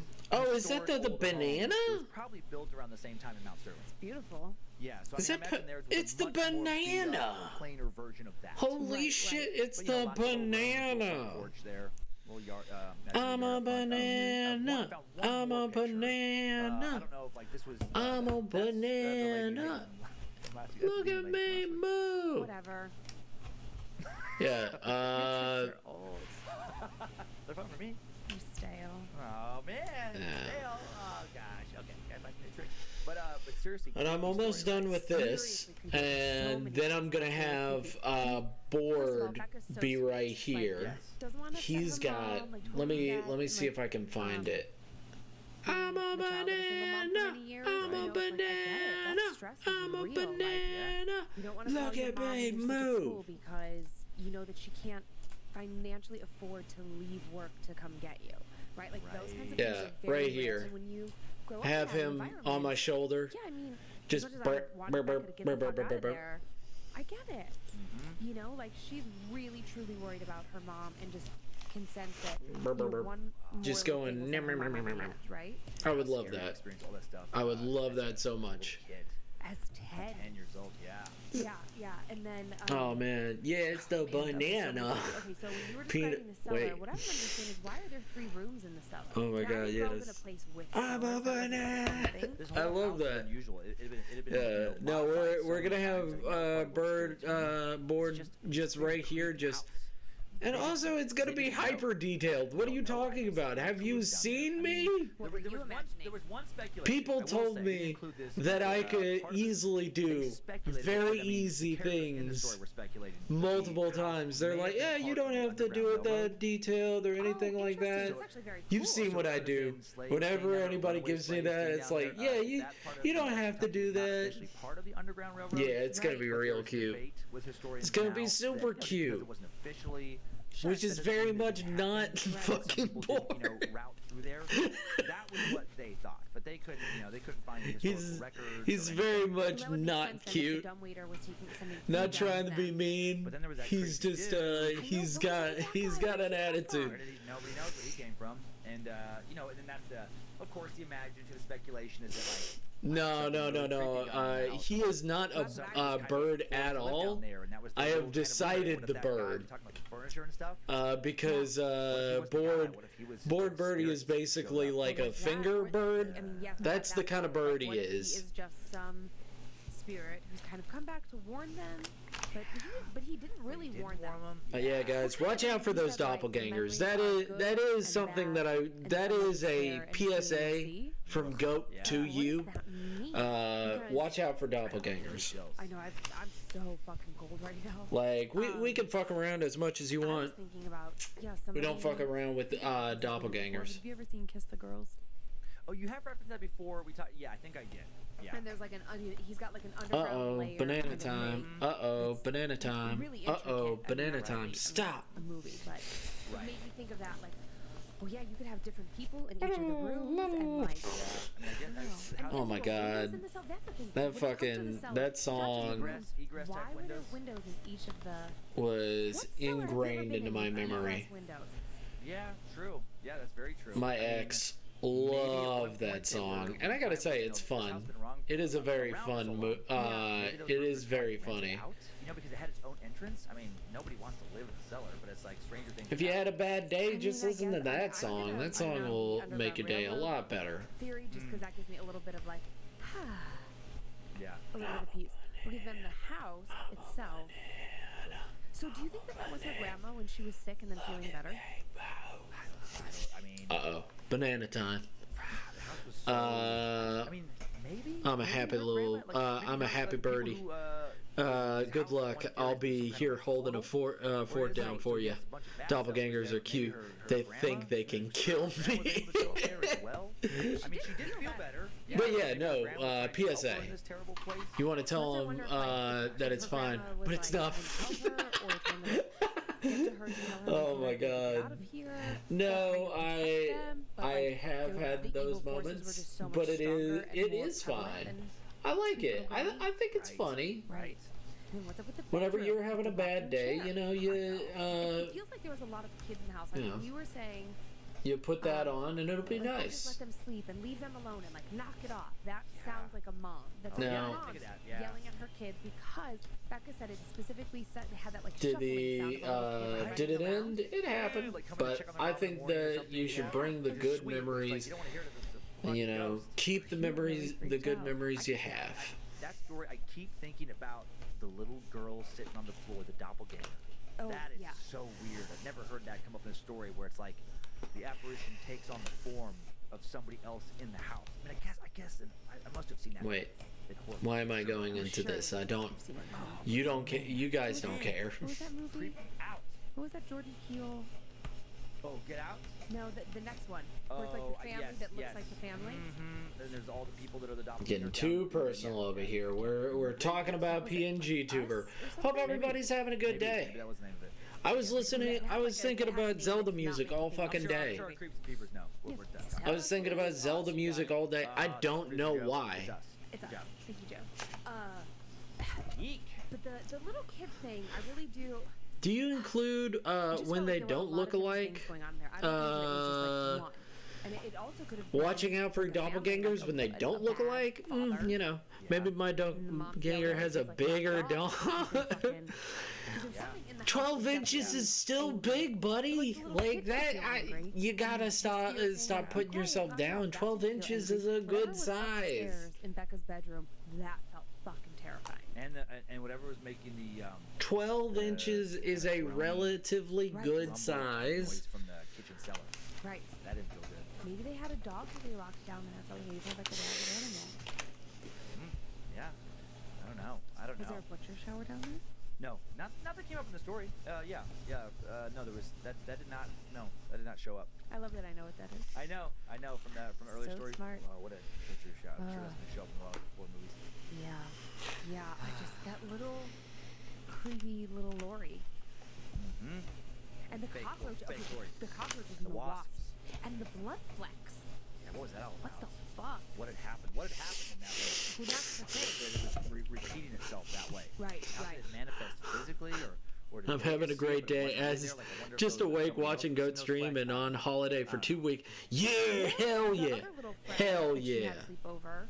She saw the rocking chair. Yeah. What so, did I come back to? D12 was 6. You're not bad. That's a fairly good size. You know, I wonder. you know his inches? I just rolled a D12. What the fuck is happening? He had a chance for a 1. He had a chance for a 12. He rolled a 6. Mask, just a conversation of doppelganger dogs. Okay, that was all very Nothing fun. more. Why are we talking about boards, inches, holiday hype? I love it. Pull the muscle, like, you can't really, like, oh my I'm just telling him that it's okay to have a 12-inch penis. It's alright to have a 12-inch penis. He doesn't have to be ashamed of it. You know, it's only natural. Squishy thing? Oh yeah, you got my little, Squeezy guy? got my little skull. Skull Got my little, squeezy? got my little half skull. I'm being supportive of my friend. Skull squeezy. You know? In fact, I want you to call me Skull Squeezy. All right, okay, skull squeezy. Thank you. That's what I'm doing. I don't think. I mean, that's what's happening over here. And then talking to the talking about doppelgangers and the PSA of doppelgangers, and you should watch out for doppelgangers. Yeah, I guess if you really think about it. Because they will get you. No, my doppelganger's inches. He may have imperfections, doppelganger, doppelwanger. Four. Hey, I rolled max for my capacity. Damn, that is a thick dick. I want this, like... Hey guys, hope you guys are having fun here. I'm having a blast over here. Talking about no one wants to talk to Dan. my good friend Boards with the Ouija board. dong size. All of these events took place in one night. Donkey Kong ain't got nothing on it. Outside Jackson, Missouri. It's always a fun rural area. One night, a group of kids were sitting in the living room, and we had just gotten a Ouija board recently, so we decided to... But yes, you should watch out for doppelgangers with limited dong size. You know, you want your doppelganger to have the most dong. We all reached in and put one of our hands on the planchette. You don't want to have some doppelganger with dong be gone. Cutting up, accusing each other. You're moving it. No, you're moving it. We were just having fun. We kept moving and asking questions anyways. First, we were introduced to a ghost supposedly from heaven, asking a few questions and getting innocent enough replies. We still all believed that it was totally fake. Soon, the spirit said goodbye, and we started asking if there were any more spirits present. It was then that we were introduced to what claimed to be a demon named Sai. Things got much darker. Then it's 5. To our questions became malevolent. Nope. And we were skeptical, but we were trying to believe. It wasn't until we asked him for proof that he was really there that we would believe and never forget what happened. Once we asked him for proof, about 10 seconds later, the living room lights shut off and no one was anywhere near a light switch. My mother was down the hall doing laundry. The light in the hall was on and had never gone out before, so we did not lose any power. Also, the breaker box was in a room that was unoccupied, so that wasn't tripped either. After a few seconds, the light came back on and we were all freaked out, but foolishly we decided to ask for more proof that the demon was real. 4 is it. He then told us to watch the You don't want to have that dong be gone. Was on, and so we all turned towards the TV. It was then Bruh. Watch out for the duple poodles. Well, that's a spicy meatball. Dong be gone. That was my nickname in high school. Not the conversation I thought I would be having on a Sunday morning. There's fake ones if you don't want to be so insecure. It's shrinkage. What a horrible night to have occurred. Sunday morning dicks are porn. Rain dicks keep falling. I'm working on a mouth, guys. We didn't dare ever get the game out again. They say a demon's name gives its power. They say saying a demon's name gives it power and tangibility in this world, so I wouldn't go around saying sigh too much. Love the podcast. Keep up the good tales. Regards, Corey. Thanks, Corey. That's yeek. That's that concept. I've thought about that before. I'm sure I've seen that in movies, where like somebody is watching the TV show and then the character in the TV show, I know I have actually, but like I can't think which one, turns and like speaks directly to the person, or they see. But that is such a creepy concept to me. I mean, can you imagine? I know this isn't the story, but suddenly I just think like if you're like alone watching TV and all of a sudden one of the characters clearly stops in the scene, just looks right at you and is like, "Hey, Lindsay." But that's not what happened. I know, but it made me think of that. But even just like that, like. But why are you making it worse for me? I don't know. So fucked up, man. Dude, but I just think like those kids. I mean, especially they all saw like a little face in the background. That's the thing, is that when more than one person sees it, that I think it does give it more credence. It does, because then you can't justify it away like, oh, it's just my imagination. I mean, there definitely is the power of suggestion. You know, if one person says it first, and other people like it along, but more weight for sure. Yeah. Much more likely. No, those ones absolutely also creep me out more, dude. Yeah, dude. Thanks, bro. Thanks for being here. You're a great addition to this show, bro. Thanks, bro. You're welcome, my man. Oh, we're so weird. Okay, ready? Yes. Hi there. First, I just wanted to express how much I enjoy both the Time Suck podcast as well as Scared to Death.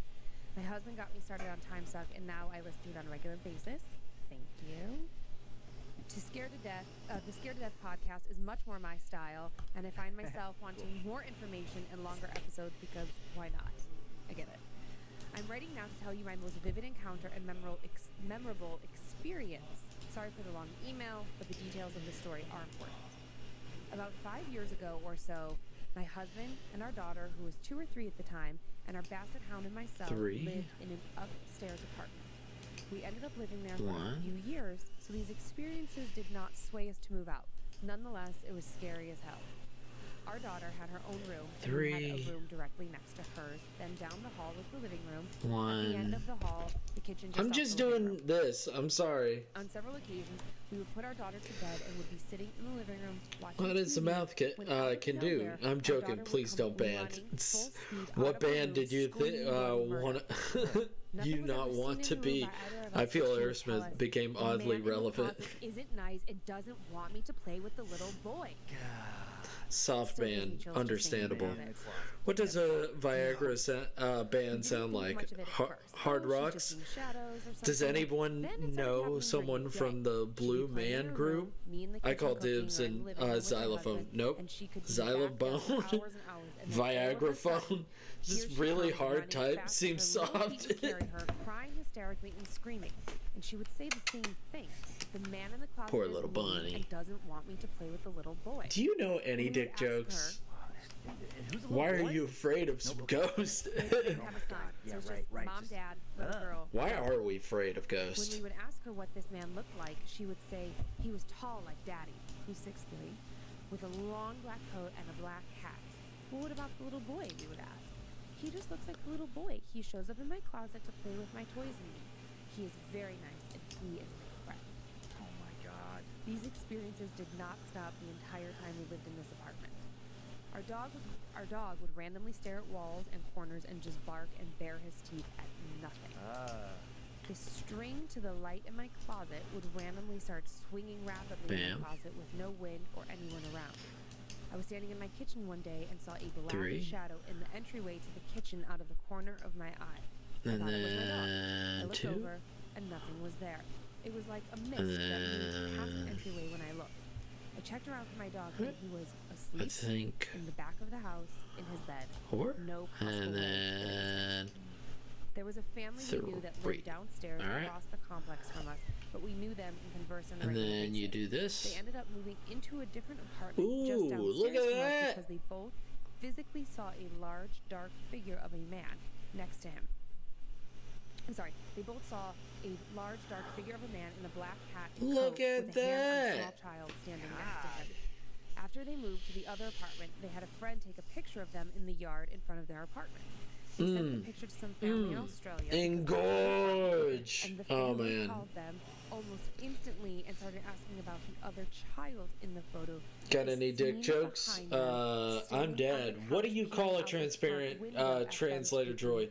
C3PO. Never did figure out who the Are man they or the okay? child was, Nightbot, or are you why not they listening seemed to about the hang around the apartment doppelganger complex the way they did. and Star Wars Either way, it jokes? was I guess it's saying something I love about the George Scared Death Lucas. podcast. I hope They're it's in better their for own Lindsay. world. I'm doing The okay. first to I'm doing listen. okay. Current I know how link exhausting too it can be to large. have things like this haunting your thoughts and Engorged. Nice. By the Amazing. way, when she was talking about But people it's a having something like talking 9 chakras goat. in the I body, and Dan piped know. in and said, Look at that. well, I have 40. I nearly spit my drink all over my computer at work. Oh my God, I was dying laughing.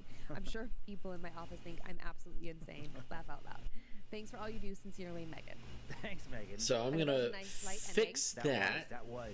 Oh, man. because that It's like, bothers me. yeah, so many things were creepy. It's creepy that the little kid, I mean, I get like the imaginary friend, but then having like a friend that other people have seen this same kid that kid didn't know about when he started talking about it. Right. And then also, like, I'm getting the chills, but also, like, the guy telling her not to play with this kid, like, what is that about? Right. Is the kid the problem? Is the guy the problem? And then what fucks with your head about, like, a lot of these stories, is that you never get any answers. No answers. They're just mysteries. Mm-hmm. So it's not like you can catch this shadow dude and be like, hey buddy, What are you doing here? we need to know. We're gonna kick you out of this apartment place if you don't tell us what your demon doings are. You know, like they Your demon doing. just get to be whatever they are. Knock it off with your demon doing. Enough demon doing. I'll stick my 40 chakras on you. If I can do a power shot, I'll do a Hadouken power chakra move on you. I'll blow your crystals up. I'll blow your whatever. Maybe you have some kind of demon crystals that the good crystals protect us from. Oh my God. Did you have an imaginary friend as a kid? No, actually I never did. Did you? Yep. You did? Yeah. Of course you did. Of course I did. She went everywhere with me. I loved her. Oh, I think her dude. name was Brittany. But like, I think that it was like very normal, and I wanted her to like sit next to me. I think there was a phase where she had to have a place setting at the dinner table. Oh God. But I don't Where think is that my this mom layer? It ever got creepy. I think it was just typical kid stuff. But I don't know.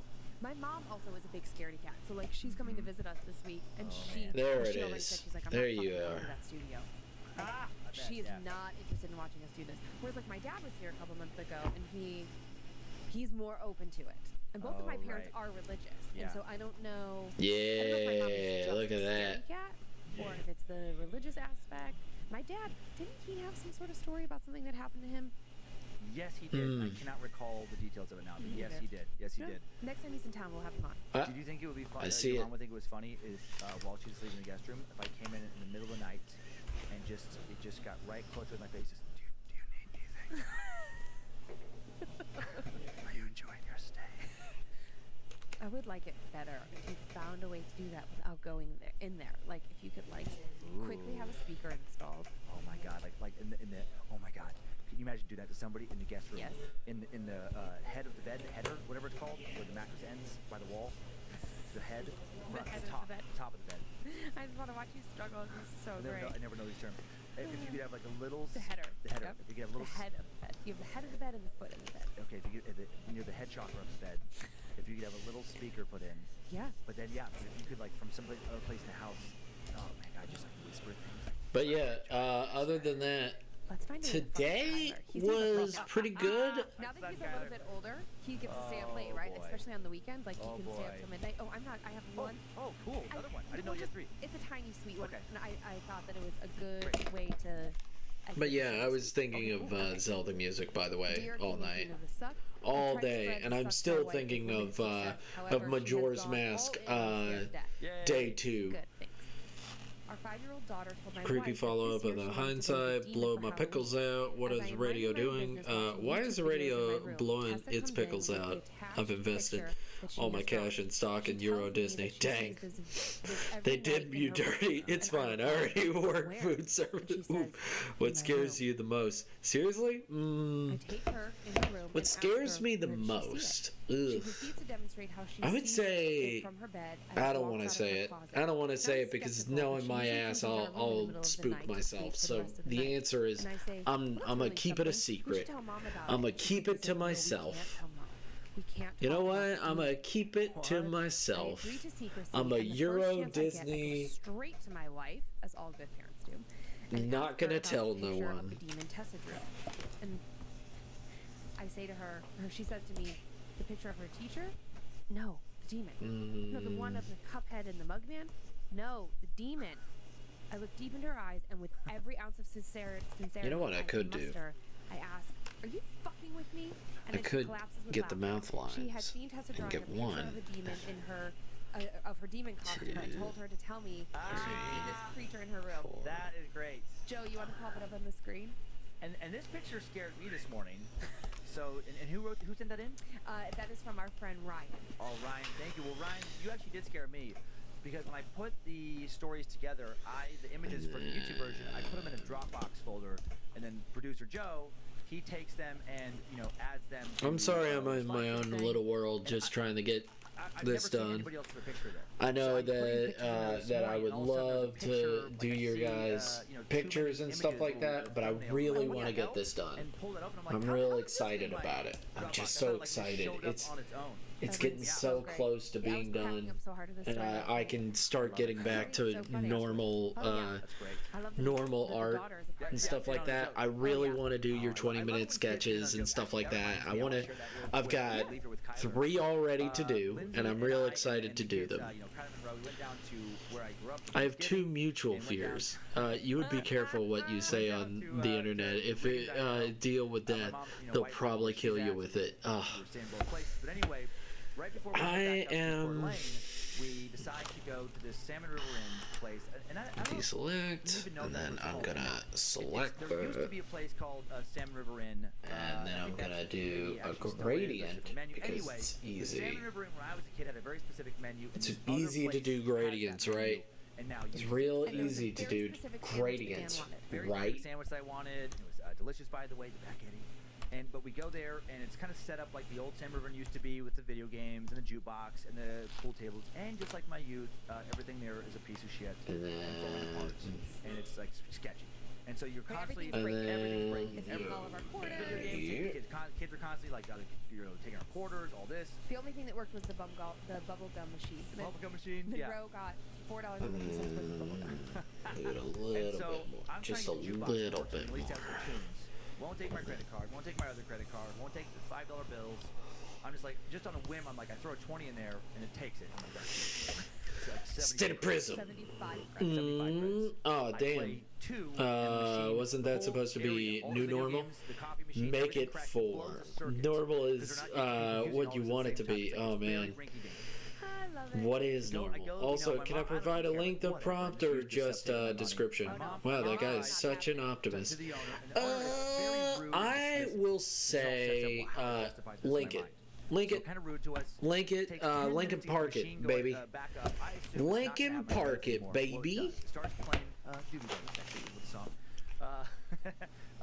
well, it comes back up, and then I get an idea, but we're almost ready to leave now. It's taken so long for it to get going, and we have all these credits. So with my son Kyler, I'm like, hey, let's play the same song over and over and over and over. Because they would have to shut the machine off, essentially, to get it to stop, or pay to have extra credits.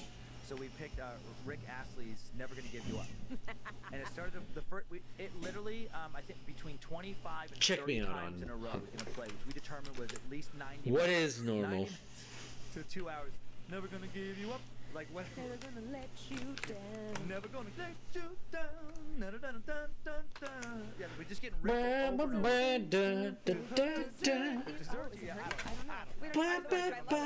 thinking that somebody there, after we let people run in, they had to listen to that song over and over. Oh, yeah, it just reminded me like kids being in on a joke. Kyler thought it was so fun, and him and I laughed about it on the ride home for hours. Yeah, Kyler would be like, hey, Dad, do you see what time it is? They're probably still listening. They're still listening. It's so funny. And thank you all for listening week after week, listening today. It's fun. It's 13 weeks now. 13 12 weeks. Actually. 12, 13 episodes. Oh, that's right. Yeah. That's right. Yeah. We did 2 on the first week. Yeah. So really almost basically 3 months. Almost 3 months. It's crazy. And yeah, it's been a lot of fun. I'm having more and more fun. I hope you're having more and more fun. I mean, I'm doing okay, but like, I think it's really a week-to-week basis. I mean, I think Heather taking over the My Story emails. Right. It's funny that I figured out like I also cannot read the My Story emails at home. Okay. I have to do it in the studio. Okay. Like I have a contained space. That's good. I can somehow like mentally put it in the work box and leave it and like go home. But I also haven't had to be alone in several weeks. And right. we're going to be together for many more weeks before I'm going to have a week alone. Okay, so that's good. That's good. And it helps. So keep listening. Keep sending your stories to mystory@scaredtodeathpodcast.com. Send in anything else to info@scaredtodeathpodcast.com. Thanks for subscribing on YouTube. Thanks for the ratings and reviews. For following us on Instagram and Facebook. Oh, look at that tongue! Look at that tongue! And yeah, big thanks to the team here. The yum. Just send your link. Hell yeah! Okay, for my sketch, redeem. Shit. Team as well. Thanks to Joe Paisley, Zach Cohen, Jeffrey Montoya for the sound bed. Whether thou art a ghost that hath come from the Next episode. phantom of night that hath no hollow, or one that lieth dead in the desert.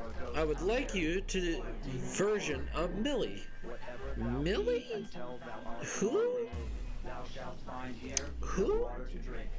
Thou shalt not What you stretch talking forth thy hand to about? our Continue to website. Into our house enter thou not.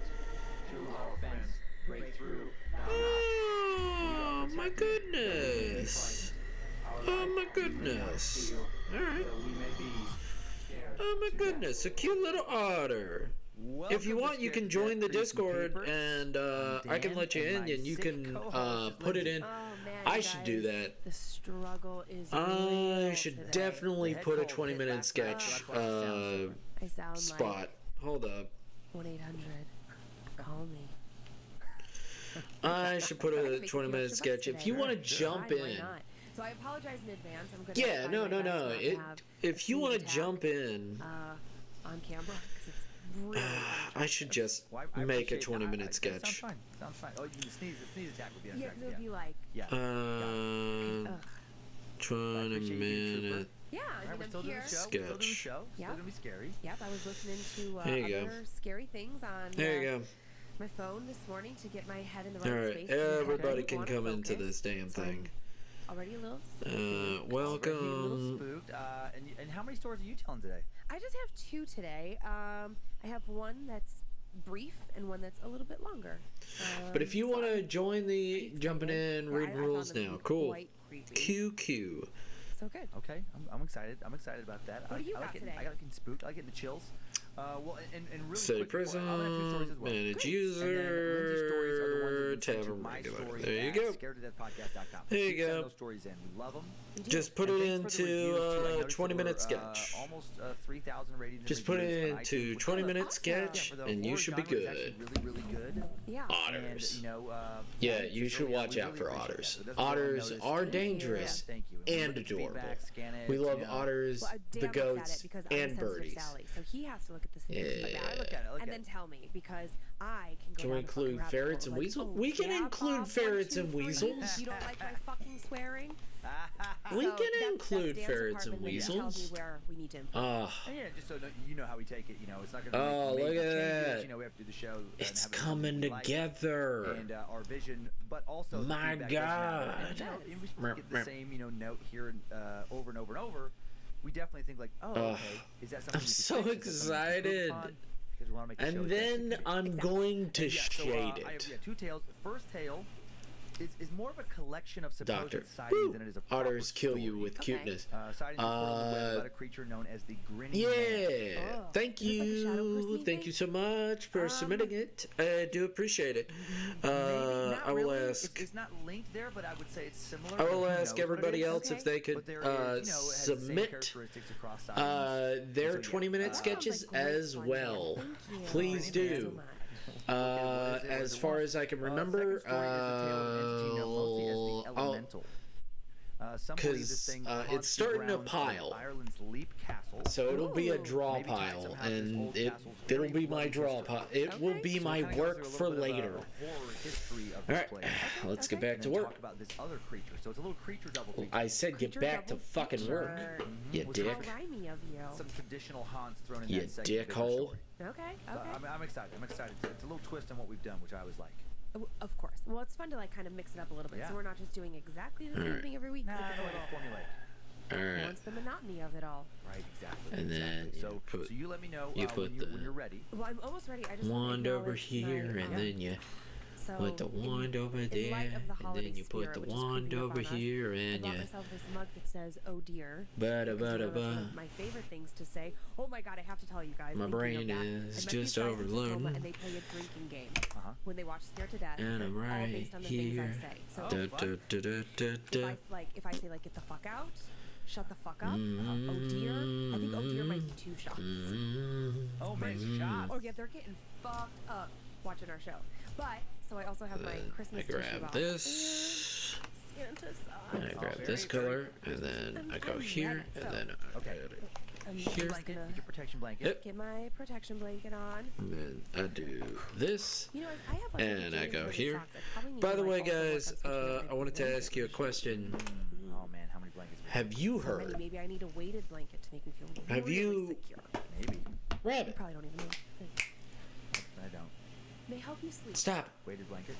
Stop Yeah, pulling up supposedly, carpet. Like, I don't want to say Quit it. gravity, but it's I don't supposed know to why make you do feel, this. well, weighed down. Yeah. I'm lucky. I don't struggle with the sleep. As you know, fall asleep pretty fast. Don't Pretty pull up fast, carpet, even you though bad I little was boy. High and terrified last night. It's fine. Hey now, Okay. talk to you to yourself Right nicer. now, let's get into this grinning man stuff. Have you ever? Remember when I I've suggest? never heard Remember of it, when and I did I bring up the immediately think of a price? Catman with a giant Look at that creepy-ass chef. smile on his face. Look at that. The Okay. chef kiss. Yeah. Already uncomfortable. Oof. Well, about 60 years ago, people around the world started All I'm reporting saying, it encounters could be with this, worse. strange humanoid creature. I thought he frequently was grim, talking about the consistently drawing described as program. Malevolent. Every description of these encounters, what shocks us witness the most, what burns the experience into memory, is the unnerving, maniacal grin on this creature's face. What This seems to serve, rabbit is pulling up the witnesses carpet also is just not like a knowing, son bitch. what this thing And is, he what it knows wants what from he's them, what it might doing. do to them. He knows what he's Time doing, now and he for a doesn't collection of tales care. about the Green Man. He doesn't 2011, a care. woman by the name of He David doesn't need. posted about an I don't encounter give a with the shit Green Man on an what online you want. paranormal forum, writing, "My soon-to-be husband and I moved into our house 1 year ago. As far as I know, there was only one previous family who lived there, and nothing sinister had ever taken place. The house was a new build in a quiet residential area. Before this, I'd never had any dealings with anything paranormal. The last weeks have changed that. I thought I heard a voice while I was falling asleep. I asked my boyfriend if he'd said anything, and I got no reply. He was sound asleep and has never talked in his sleep, so I decided it must not have been him. I decided I must have been dreaming. And then. A few moments later, I woke up to the sound of something moving. I opened my eyes, looked towards the corner of my bedroom near the window, and there, dimly lit by the moonlight coming in, I saw it. The thing in the shape of a man. He is. Kind of. He is the best seemed boy, Strangely full. but also But a again, it son must of a just be my bitch imagination, so I forced who my eyes closed, kept fucking them closed, didn't hear anything else. does Eventually things fell back that asleep I don't thinking it was all want just in my head. because he's However, a a few nights son later, of a I was startled. bitch. I was woken. I was shivering. Opened my eyes. I saw the same man. This time wearing a strange grin. He pulls the carpet His teeth were for white no enough to be fucking seen in the reason. dark. All the goddamn. I started He shaking. has After 4 watching our eyes toys. for a moment, the man disappeared. just but I does it. continued to shake. The terror I felt when he smiled at me, the feeling still haunts my thoughts. Elsewhere online, another Those man are described laughs calling 2 for of his help. childhood experiences with what seems to be this same creature. He posts, "When I was about 7 Help! years old, I was can't sleeping on the punish couch my when rabbit there was a big for. storm. I got up to get a drink. I cannot punish my rabbit properly, so he thinks he can I just saw walk 2 all huge over black me. eyes and a mouth that was far too large for this thing's face. His smile much too large to be normal. I mean, almost literally from ear to ear. I ran out. Nope. Needless to say, I couldn't sleep that night. Then about 2 years later, my mom took my brother and I to meet her partner's parents. We got bored and asked if we could ride our bikes in the garage. We rode around some trails. We raced each other along the trails, pedaling as fast as we could. Suddenly, I heard my brother screaming my name. I turned around and there was a truck just behind my back tire. The truck was really old, and I saw the driver, and it was the same thing I saw in the kitchen. Those teeth. He was laughing. I got up into the bushes, and the truck sped away. My brother also saw this thing and commented on how big its mouth was and told people later about it. He would say that thing was not human. Its whole mouth was its face. And then A let's lady gradient calling it up. herself Steph Let's wrote online gradient it about up. Another encounter with the Eh, grinning man. wrong gradient. Years ago, my husband and I were driving around the county of Madera. It was a rugged area. We saw a man standing by the side of the road facing our way. He had a very strange grin, like he pulled his lips wide apart, yet I could see no sign of happiness. In fact, it felt confrontational. We passed by. Traffic was very light on the road as we went on. We saw another car or so. By the way, you guys are great. I love you. As we drove on, just wanted you to know that I know that you guys are great. The very same man. With that very same grin. Everybody that has come in, said hi, anything like that, you guys are awesome. Further down the road. One older encounter with the grinning man allegedly occurred in Italy in the winter of 1979. This is the most commonly reported incident of this. When a night security watchman was getting gas for his car while making his rounds, he sees this creature, and this one introduces a possible explanation for what the grinning man may be. Okay. Mr. Zanfretta claims that he was filling up his car at a gas station and hears this voice calling his name in the darkness nearby. He says he walked towards the voice as if he had to. Said he felt as though something had hypnotized him. Select the area. I know that this looks like a hodgepodge. With a large bald head. He or it but it was isn't. In a suit and it makes sense in my brain. Without moving its lips, so let it make sense in yours. Him to go back to his car, drive it to towards an odd dark cloud that seemed to be hovering in front of him. Mr. Zanfretta claims that he did as he was told, but was able to call the police on his way to that cloud. And then, according to a few online sources, it was documented that he did get a hold of the police and did tell them where he was. And then the phone connection was lost after he could be heard saying, "The car has stopped. I see a bright light. I'm getting out." No. Then later, he would say that he was taken into a UFO. Thank you for waiting. Sounds like your frustrations are their own reward. Bunny 1, Goat 0. Looking for him. Some Italian police bug test, as you wish. Excellent. God damn it. Being cold outside and raining. His car was parked on the side of the road. Inside of the car, let it make sense in your brain. Let it be. Let it be. Let it be. Let it make sense in your brain. Let it be. Sitting out cold in the cold rain. Let it be. Let it be. A lot of ufologists believe that the phenomenon of the grinning man is somehow related to UFOs, possibly also related to infamous Men in Black sightings. Fucking Two more grinning tales now. Both also these. Look at that mouth. Ufology lore. The first widely reported incident comes from an English girl back in 1968. She was 16 years old, lived in the town of Scarborough in northern England, where this is supposed to have happened. All right. She was home alone one day when there was a knock at the door. I'm gonna make that go. She was greeted by a tall man in a black suit and tie, who stood on the doorstep and smiled that strange, too-wide grin for an unnerving amount of time before finally speaking. He asked her if she had insurance. She replied that she should come back another time when her parents were home. Weird. The man appeared to then start sweating heavily and speaking in what the girl later described as sounding like a computerized voice. She noticed that his face also seemed to be caked in makeup, like he was hiding his skin for some reason. He asked this teenager if he could see a glass of water. See a glass of water. She thought, who talks like that? Yeah, that's strange. Oh, yeah. But for whatever reason, she thought he must be harmless, possibly kind of under some kind of trance, hypnotic spell again. She invites him in. Oh, jeez. Goes to the kitchen to grab the water. When she hands the water to him, she says he looks at it before placing it down on the table rather than drinking it. He then noticed the clock on the mantelpiece in the living room and asked her about it, saying, "Is that your father's time?" What does that mean? Confused, she answered that the clock had been a present for her father, and then the man creepily asked, "Is it here and now?" And then he repeated this strange question over and over. "Is it here and now? Is it here and now? Is it here and now?" The girl later said it was as if a robot started to malfunction. He kept on saying it over and over, and then his body started to jerk around, and then locked up, and he seemed to like freeze in place like a mannequin.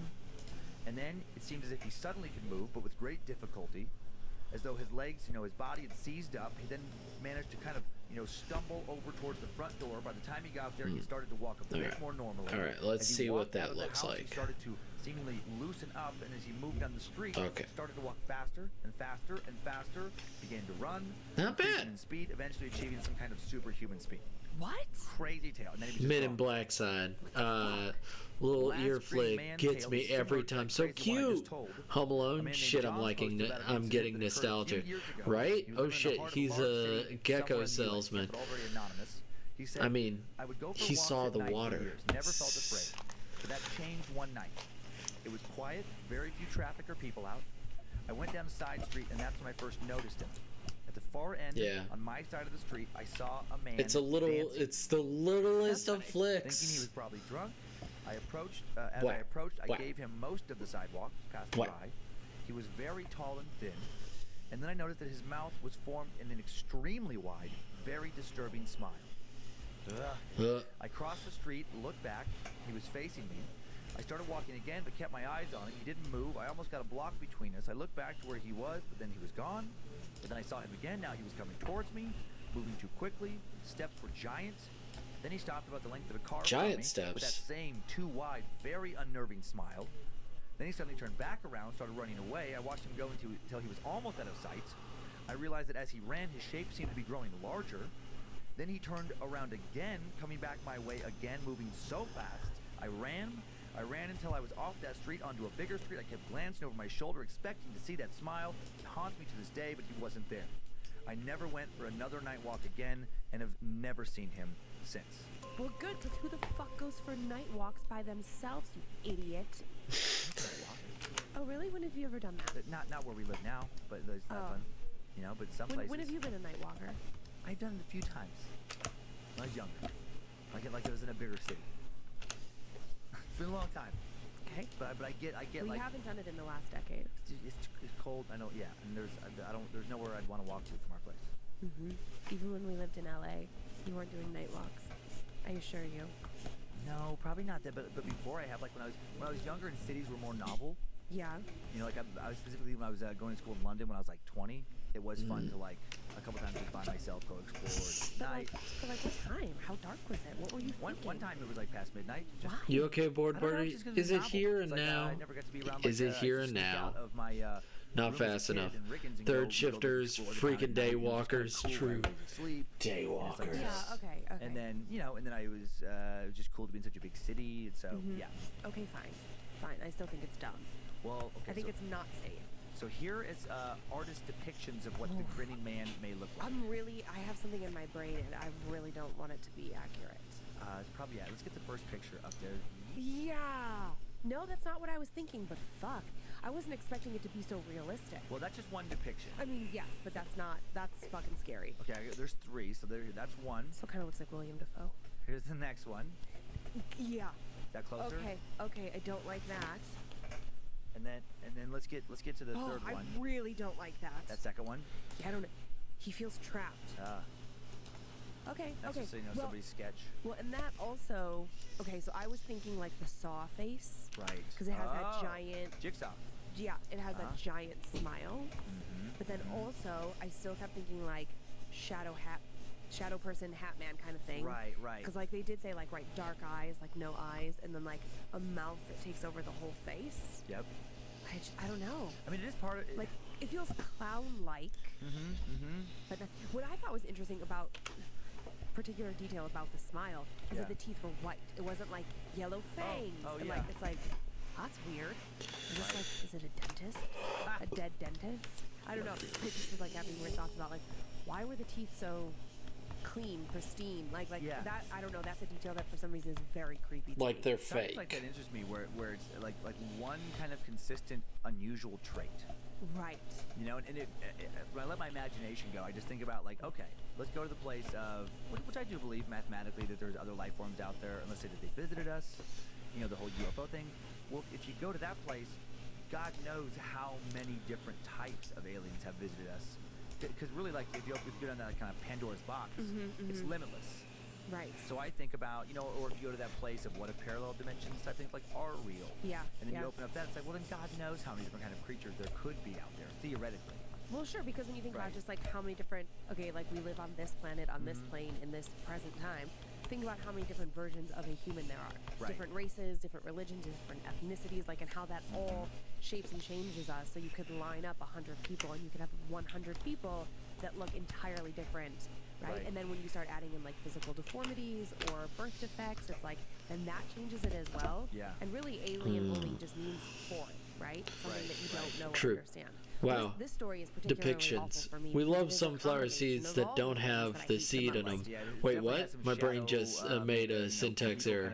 Have you seen my brain? fucking Welcome to the aliens. Faulty Aliens are the Towers. worst Ah, for me. I Yeah, do it love works. that It's show. like that. It's just so That show's So very I know, good. but also feels like it could fucking happen. Like it's the feels thing. more possible. It does because I mean, there really could be other life forms out there, right? I mean, scientists are trying to prove it all the time. Right, and they could be taking us.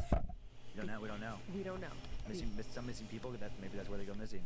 Oh, I totally think it's aliens. Right? Like could be. we Could just be. We don't had know. that. We just don't had know. the plane story. Was that last Right. week? Mhm. Yeah. I really try hard to forget from week to week so that my brain doesn't implode. But In the news today. Oh, sorry. In the news today, Yeah. when you said the plane. In the news this morning, I assume it was a recent article. I just glanced at it when I was waking up this morning. yeah. And there was I believe it was Argentina. That I might be pulling out of my ass. But it was Okay. definitely flying down to Antarctica for some kind of or Antarctica. Yes. Don't forget that. For some kind of supply run. Yeah. And gone. I mean, Just they vanished. may find the wreckage and stuff, but lost communication at this point over the ocean. And they don't know where it is. Probably the bottom of the sea floor. But again, it's like if they don't find it, it'll just be added to the lore of like maybe the sea floor or maybe something grabbed it. The alien stuff, I think specifically because scientists are trying to prove other life. It's not like, and like legitimate scientists, right? Not somebody who got some like bullshit. Not like me in a lab coat in a basement. Exactly. I was actually thinking of our friend Rafal and like. Yeah. Doing his YouTube videos with the lab coat. Exactly. Lucha Labs. Yeah. But like, it's like, NASA scientists. I mean, like top level, brilliant people, much smarter than you and I, are trying to prove that there's life somewhere else. And what does that mean? It could mean plants, it can mean water, it can mean all these different things, but it doesn't necessarily mean life like a human or human-like thing breathing. But eventually, if you find one thing and you keep digging, it just feels possible that they will find some other life form that I would think there's like a sentient beings out there biped somewhere. and- Yeah. Yeah, so it freaks me out in that way because it's not just lore, right? It's not just like campfire talk. It's like, no. Yeah, there we it just feels go. founded Blink, in something. blink, It's the same blink. way that, like, Blink. exorcisms freak me out because religion is very real, right? It doesn't You matter guys whether are so believe or great. don't believe. It exists. It exists. It's something that is very. Are they talking about D&D? Right, and it's Roll something initiative. that Nightbot. People who are very deep You in their can't faith just play can yourself, point to and Nightbot. say, well, this happened and Bottom that of happened, the and I sea believe this. floor. Just like I with don't science. understand your I believe accent. science, right? What? Even though the people can like point to Wait, it and say, what? this I mean, happens, that yes. happens. I mean, science is grounded more in empirical evidence. Where Well, religion yeah, I don't tangibles, want to right, know your name. tangibles. All I Very want is bang, bang, bang. But still, it's like if you just want to like let go for a second, because this is not Yeah. an analytical podcast, right? Yes. It's just like it's founded in something, right? Like Right. religion is founded in Well, a deep belief, and yeah. other people have witnessed it, and other people have seen those exorcisms, and they feel well documented by the church. I mean, this is just like the way my brain works. You don't even have Right. to agree with it. We don't have to debate it either, Oh, right? yeah. But it's like that's where my brain goes. So I'm like, okay, those feel very real to me. Aliens feel very real to me, and then I don't know, shadow people are just Well- creepy AF. And that's what's cool about this world of stories, I think, where, some people might be like, oh, come on, I don't believe in ghosts, I don't believe in that, but then also be religious. Right. And it's like, for a believer of the paranormal, their belief in ghosts and specters and hauntings is every bit as real as, Muhammad or Jesus or whoever Sure. it is for a religious person. Absolutely. Because, I mean, the world of paranormal is also a matter of faith. Correct. And the faith is real strong in some people. Yeah. Whew, look at us getting all philosophical. Philosophical about horror stories. I like it. Okay, well that was creepy, and we. If you follow my Instagram, you know that we're going through a little remodel in our bedroom right now, and our closet doesn't have closet doors on it right now, and there's one dark flannel shirt hanging in the closet right now, and when I lie in bed, I can see it exactly, and it looks like a fucking human shape. So that's fun. I want to take that down. For sure, I will be doing that immediately when I get home today. All right, well, let's talk about our second story. Okay. Ireland's Leap Castle. Yeah, that sounds interesting. Yeah, look at that It's a castle blinking. that builds itself as the most haunted castle in the world. And we'll show a few pictures to start, just to set the Goat for this Radio. one. Oh, I like that. Yeah, so let's just so you can see what this gets. It's really pretty. Sure. Never. So Thanks, here's Leap Steve. Thank Castle. Radio More Goat. close-up shot of the Goat front. Radio. I don't know if I call that Radio pretty. That looks Goat fucking terrifying. seems A privately cool. owned castle, Radio and then this station next to picture is listen more to. aerial Going view, to work. which gives, 8-Ball just is kinda Goat shows Radio grounds Goat around some Camera farmland. or Okay, Goat that's really weird. Yeah, goats this is that are private residence now, which is really screaming? Sure I you can. specifically like in the Both first photo, there's, interesting. Like, some old I'm white in the little middle driveway. of Yeah, something. yeah. I'm White trying to area. fucking fix No, yeah, this. with like a little Honda Accord.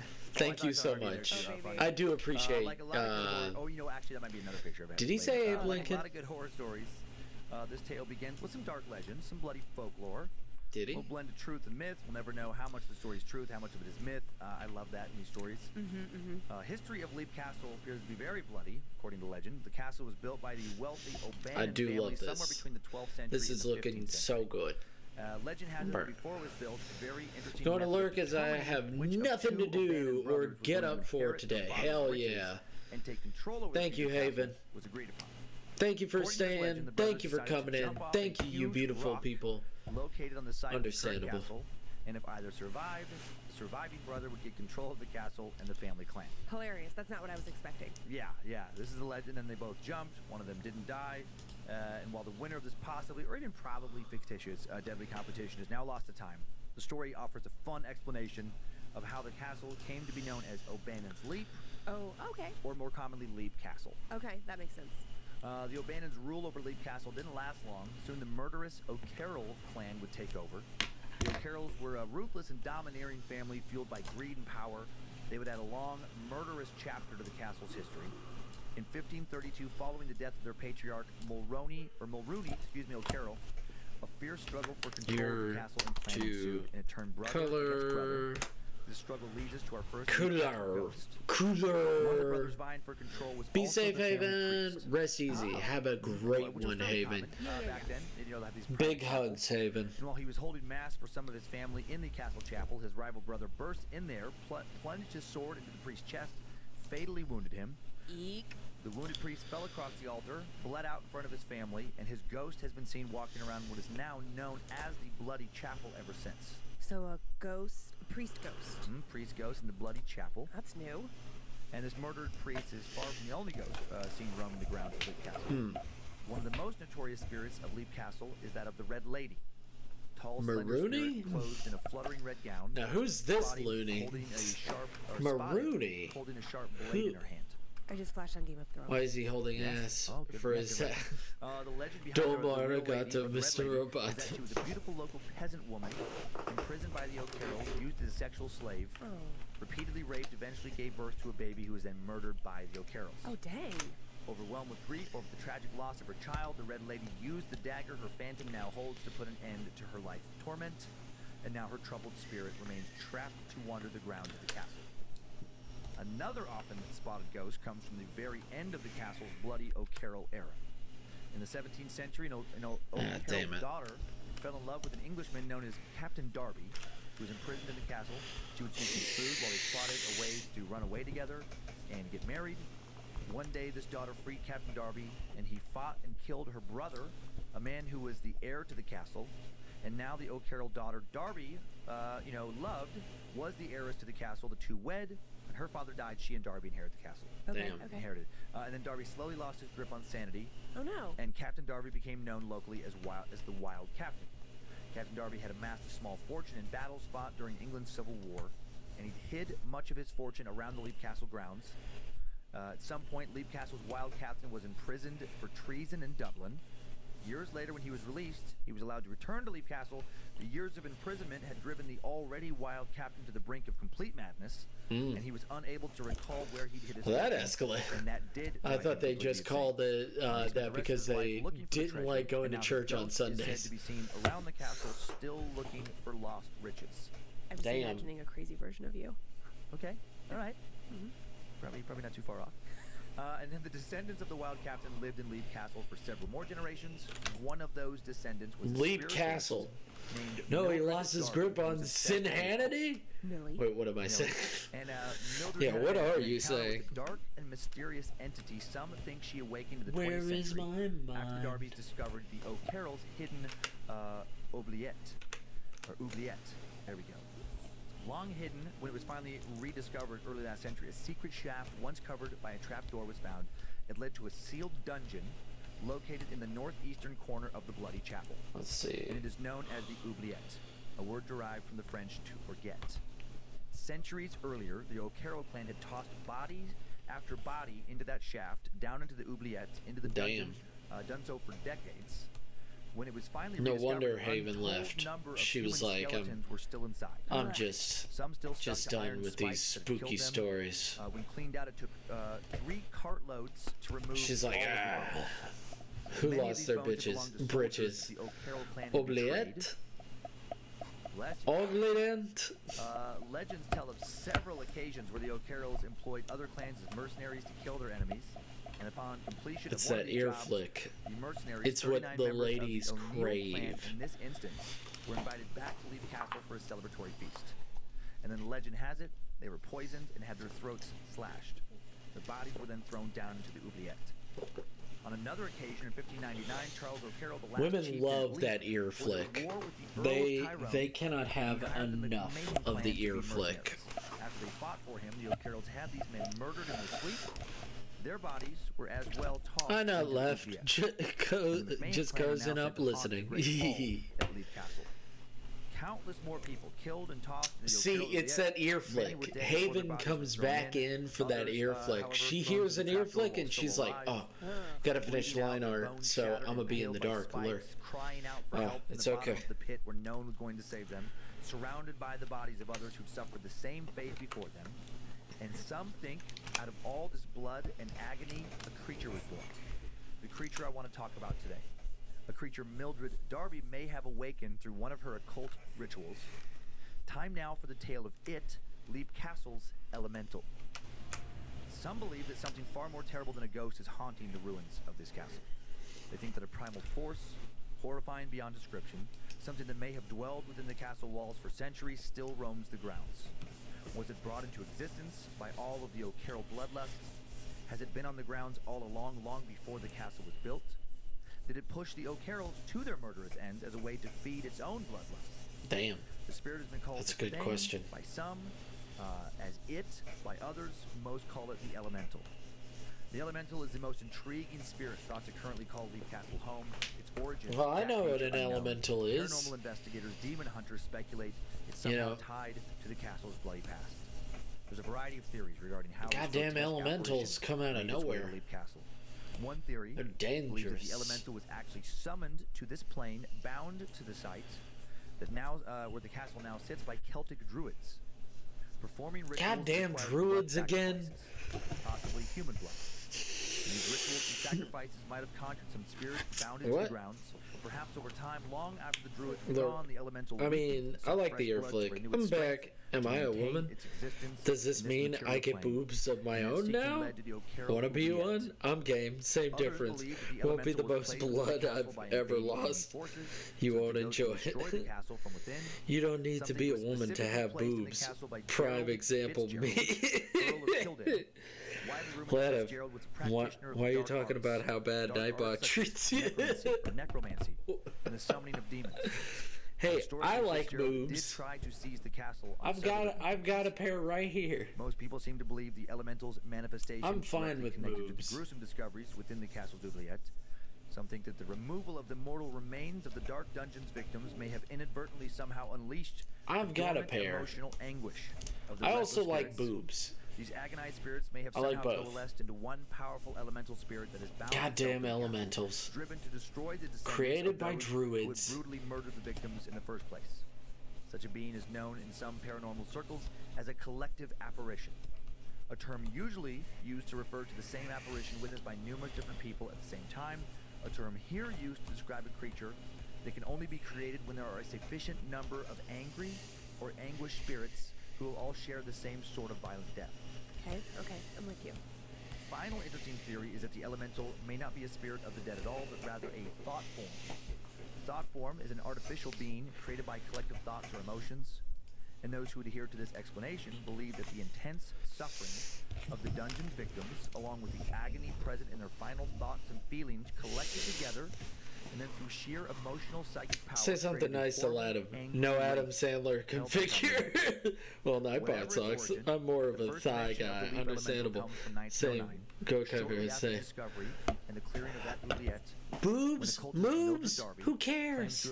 And thighs on guys and gals sounds good to me. Just enjoy what you enjoy. It's a claimed psychic ability allowing a person to produce written words without consciously psychic ability. Goddamn psychics. Or supernatural source. Mildred may have awoken and provoked the elemental by her occult dabbling. And this is what she claims to have witnessed during one of her rituals. Suddenly 2 hands were laid upon my shoulders. I turned roundly and saw, as clearly as I see you now, a gray thing, standing a couple of feet from me, with its bent arms raised as if it were cursing me. I cannot describe in words how utterly awful the thing was. Its very undefinableness, rendering the horrible shadow more gruesome. Human in shape, a little shorter than I am, I could just make out the shape of a big black holes. Thighs on guys and gals sounds good to me. The whole figurehead, face, hands, and all was gray, unclean, bluish gray. I find it the stoner elementals, not the angry ones. The angry ones always want to slam shit and hit things. I enjoy sleeping. I do too. Go get some rest. Thin, gaunt, and shadowy in parts. Its face was human. Go get some rest then. You're fine. You're okay. I appreciate you for coming in. Get some rest, man. Being a uniform tint of gray. This too was the color of the dark coarse hair covering its head, neck, and body. That's not a fucking elemental. That's a djinn. Paws, large, loose, and hand-shaped, and it sat on its hind legs, one hand raised, and a claw-like finger was extended, ready to scratch the paint. Its lusterless eyes, which seemed half decomposed and looked incredibly foul, stared into mine, and the horrible smell which had That's not an elemental. Only 100 times intensified. Human noises. Came up to my face, filling me with the dead nausea. I noticed the lower half of the creature was indefinite and seemed semi-transparent at least. I could see the framework of the door that led to the gallery through its body. One of Mildred's friends claims to have also seen it during one of these occult rituals, writing the following about her encounter. I saw your eyes fixed upon something above our heads, and the next minute my own eyes were filled with the sight of a thing in the gallery looking down upon us. Get the fuck out. There was plenty of light from the lamps in the hall, and one above on the wall at the corner of the gallery for every one of us to see quite plainly the gray-colored figure about the height of a small grown-up person looking down at us. I wish I could forget the sight of that gray figure with dark spots like holes in its head instead of eyes, standing with gray arms folded on the gallery railing looking down at us. Then, just as he put foot on the gallery, the thing that he saw there that we were watching suddenly faded out of sight. The thing did not move, only became less and less visible until it vanished. I got your finger right here. Got your finger right here, boys. The last appearance of the elemental was on November 25th, 1915. And I deduct again last November from the gait of my husband, really wild with rage, fright, coming into my room at midnight to let fly at me for again dressing up things to try and frighten me. Oh. On that night, 2 of our servants, knowing the master, her husband, would be late and that I was driving that afternoon, had invited friends, 2 soldiers from the barracks at Burr, friends is in quotes, so I assume lovers. Oh, okay. Distant the other side 6 miles, so some barracks 6 miles away. They came rather late, and my husband came home. So, yeah, weird old-timey language. But I'm putting together here that, you know, these 2 servants think that the owners of the castle are gone, invite some dudes over from the local barracks. A little hookup? To get a little booty call. I like it. They came rather late, and my husband came home early, so the visitors had to be kept out of sight in the lower regions of one of the wings, the priest's house, and were unable to be shown the center tower, the very lofty hall. At 7:15, my husband and I went up to dress for dinner, my room in extremity of the house from kitchens, his dressing room next door to me. Whilst dressing, I was startled by a loud yell of terror-stricken. Okay, and so at this point, again, kind of weird language structure or writing structure, but I think they came home early, and these people are like somewhere else in the castle. You know? Wait, that's what I take. They're like hidden away somewhere. Yeah. They're in their dressing rooms, which are off the kitchen. Right. Yeah. Okay. And then a scream happens. Yep. So while dressing, I was startled by a loud yell of terror-stricken, male and female voices coming apparently from the hall, and ran out to see the cause. My husband was out ahead of me. At his heels, I passed through a corridor of the wing and onto the gallery. On the gallery, leaning was with it the hands, fifth elemental? resting on its rail, it's I saw love. the thing, the elemental, and smelt it only too well. At that same The moment, element of love. I haven't seen a love elemental, or is it a soul elemental? At me, ending with dressing up a thing like that. Is it a to try and make a soul fool of me. elemental? And now Isn't you'll that say the I've fifth seen something, element? and I A have soul? not seen anything, and there was nothing to see or ever was. So he thinks he's being tricked. This last speech was delivered without a pause, begun when he waved one hand at the thing, ended when he stalked back to his dressing room, still abusing me for trying to give him a fright. As he was speaking, the elemental grew fainter and fainter in its outlines until it disappeared. I later heard from our servants that when we went to dress for dinner, they had brought their friends just then to show them the hall, when all four suddenly saw and smelt the elemental looking down at them from the gallery. They all screamed and fled to their servants' quarters. I love where all Element. four became very Emma sick. is The two maids just a left notes saying hooker they at needed the to stay side of home the next street. day and did Orwell. not return. And while Mildred and the entire Darby clan soon left her castle after that, others have seen the elemental as well in recent years. A ghost hunter claimed to have been attacked during an investigation of the castle. Guys, I on was June attacked. 18th, 2002. It was They me. wrote, I traveled to Leaf Castle in order to make a show for a local TV network, and this was my first time in the notorious It castle was I'd heard so much about. me. The show No, went I'm well, kidding. but I wanted to try the UV on the camcorder while still shooting. I had sent something down It with wasn't old me. access to the battle Smelt earlier, it.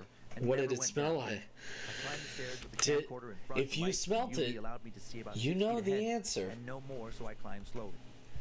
I opened the Thou garbage style door and hast made my way slowly down the narrow assumed, passage about 10 feet. In, I thought I and saw we something have move. decreed, I lifted my head. I could feel if something was wrong, thou but I had no idea what. smelt it, This time with the camera thou dropped, I thought I hast saw a glow come dealt from around it. the corner, and then it went back in. Get the fuck out. I stood and studied this for a while, and thought it may be a side effect of the UV, which can be common. A few steps more, and my body was weakening fast. It was a strange sensation. Suddenly, this massive white How light dare mist you attack? raced around the corner like a bull. Even the rubbish on the floor J'accuse? scattered as it approached its speed. The passage That was tight, and I turned to my accuse? left and Oh tried my to get out, gosh. but it was too late. I felt the pain as I if something had need been it pierced under my not ribcage and went all the way accuse. through to the back. This startled me a little, and we proceeded to arrange shooting in the cellars. If The you audio have was used to tape against the smelt cellars, and I it, felt really odd. you I was has sweating heavily dealt it. and was becoming very weak and drowned in dread. Right after the incident in the tunnel, it felt as if a hole in my chest had been punctured on the spiritual level, and my life was Oh, seeping into damn. stones. In order to describe it and let the reader understand, they would have to had experienced a large blood loss at some point in their lives. As they felt the blood drain, this weakness would become prominent. In other words, they were experiencing the onset of death. It felt like I was dying. So it felt like something was leaking out of him after this mist going through him. Here's another 21st century person, some other ghost hunter, writing about this encounter with this elemental. Burnt out during the 1920s, Leaps lived up to its reputation. Narrow Gothic windows, ivy-covered towers, bats, and a barn owl. It was like a set from a Vincent Price movie. We crept in through a gaping doorway. Our flashlights revealed a huge hole in the stone-floored front hall, and we gingerly made our way around the edge, heading for the spiral staircase. No ghost would make us nervous. We were the Dublin Ghostbusters. Despite our confidence, we found ourselves talking in whispers. A slight sound behind me, and I spun like a ballerina to see the cause. But as I spun Pretty around, sure I slipped and dropped through the hole. I was a lust elemental when I was a teen. Oh yeah, the lust elementals. Hit a rock and went out. That's very Okay, difficult. we fell in this hole. Just above me, just out of reach, I could see the jagged outline of the floor. I To could hear be friends the coming to lust help me, and then elemental. in the darkness, I could hear a sniffling, kind of sort of noise. There was a smell too, a horrid, rotten smell. I'm not athletic, but that night, terror put rockets in my heels. I shot upwards. Scrambling madly, I made it to the doorway, did not stop running until I was safely in the car. So they thought they smelled something, heard some weird kind of sniffling type sounds in this tunnel down there. Fitting for today. Okay, finally, one final encounter with the elemental from 2006. This person says, I looked into the darkness of a corridor that exited the spiral stairway. I became aware of the smell of sulfur. It was as if boxes and boxes of matches had suddenly been lit at once. All right. I looked at my friend who had taken me to visit Leap Castle. He could also smell this sulfur. I stared into the darkness of the corridor and had the impression that a beast, like a bear, was staring back at me. The tension was rising like a ticking time bomb. My friend then closed the door and said to let sleeping dogs lie. He was a friend of Sean Ryan, the man living in the castle. Man who did live there, for a while. And I certainly did not want to disrespect either of them by storing out this elemental. The elemental has the potential to cause great harm to anyone receiving the brunt of its attack. One belief is that the elemental has the ability to alter the atmospheric pressure, generally lowering the polarity of atmospheric ions fluctuate. What the fuck are those responses? Serotonin hyperfunction syndrome. Melon. This can cause symptoms Hey, such as Paul, heart can I press you pass as a horny person? Lad of need a booty color. We need a lubber. This theory has been generated over the last 10 years. What the fuck are the friend save? Hey, Paul, am I horny? Please submit all questions written in a number 2 pencil. No peeking at anyone else's, or you're receiving a failing grade. Then an absolute weakness came over me. The seeming I shall save. You're right. I shall save. But it looks so good. Look at that ear flick. Look at that lovely ear flick. And now I need to do this ear. This lucky ghost hunter. Oh my gosh. It's looking so good. Dang. It's almost a little bit of a cryptozoological tale there. I know there's so much meat on that story. Yeah, a lot of sightings from a lot of different people over a lot of years. The weird history there. I mean, that could be categorized as, who knows, demonic, a lot of these stories could be categorized with a big question mark. Right. This one I just thought it was interesting, just different. It's weird.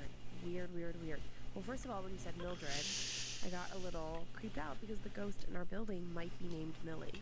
No. Oh, yeah, that's what you guys So I was like, saying. wait, what? Yeah, that is what we've been saying. You aren't joining us on this bandwagon. Well, let's before we talk, a few more pictures of this. We got a few more pictures of the castle. Okay. So there, so there's a different shot. There's a little RV thing I saw. Oh yeah. So there's a different shot of Leaf Castle. I mean, really, it's what the peeps crave. A lot of years. Welcome to Faulty Towers. Well, thank you for letting us in. Is the bloody chapel. Yeah, the ladies love the ladies love the ear flick. Women cannot handle it with that ear flick. That ear flick gets them good. Oh really? Yeah, and it got like burned down by some. I think there were some English people living there, and they fled, and then some local Irish, did some damage to the castle. Is there more? Yeah, and there's another one. This was the oubliette. This is the little opening where people will get tossed down. So I just want to make sure I understand this correctly. They would just throw people half dead down this. Dead, half dead, fully alive. They would just there we go. For decades. And there are other castles. See, now it says Faulty Towers. The other says. But once you go down, there's no coming back. No, and they didn't get the faulty toilets. They had a door covering that opening at one time. Just shut the door and just left them down. I didn't notice that. When with the current owner. Right, when there was a little renovation done, They cleared out. That's when the cartloads of bones were taken out. That's when 3 they took it out. cartloads. Yeah.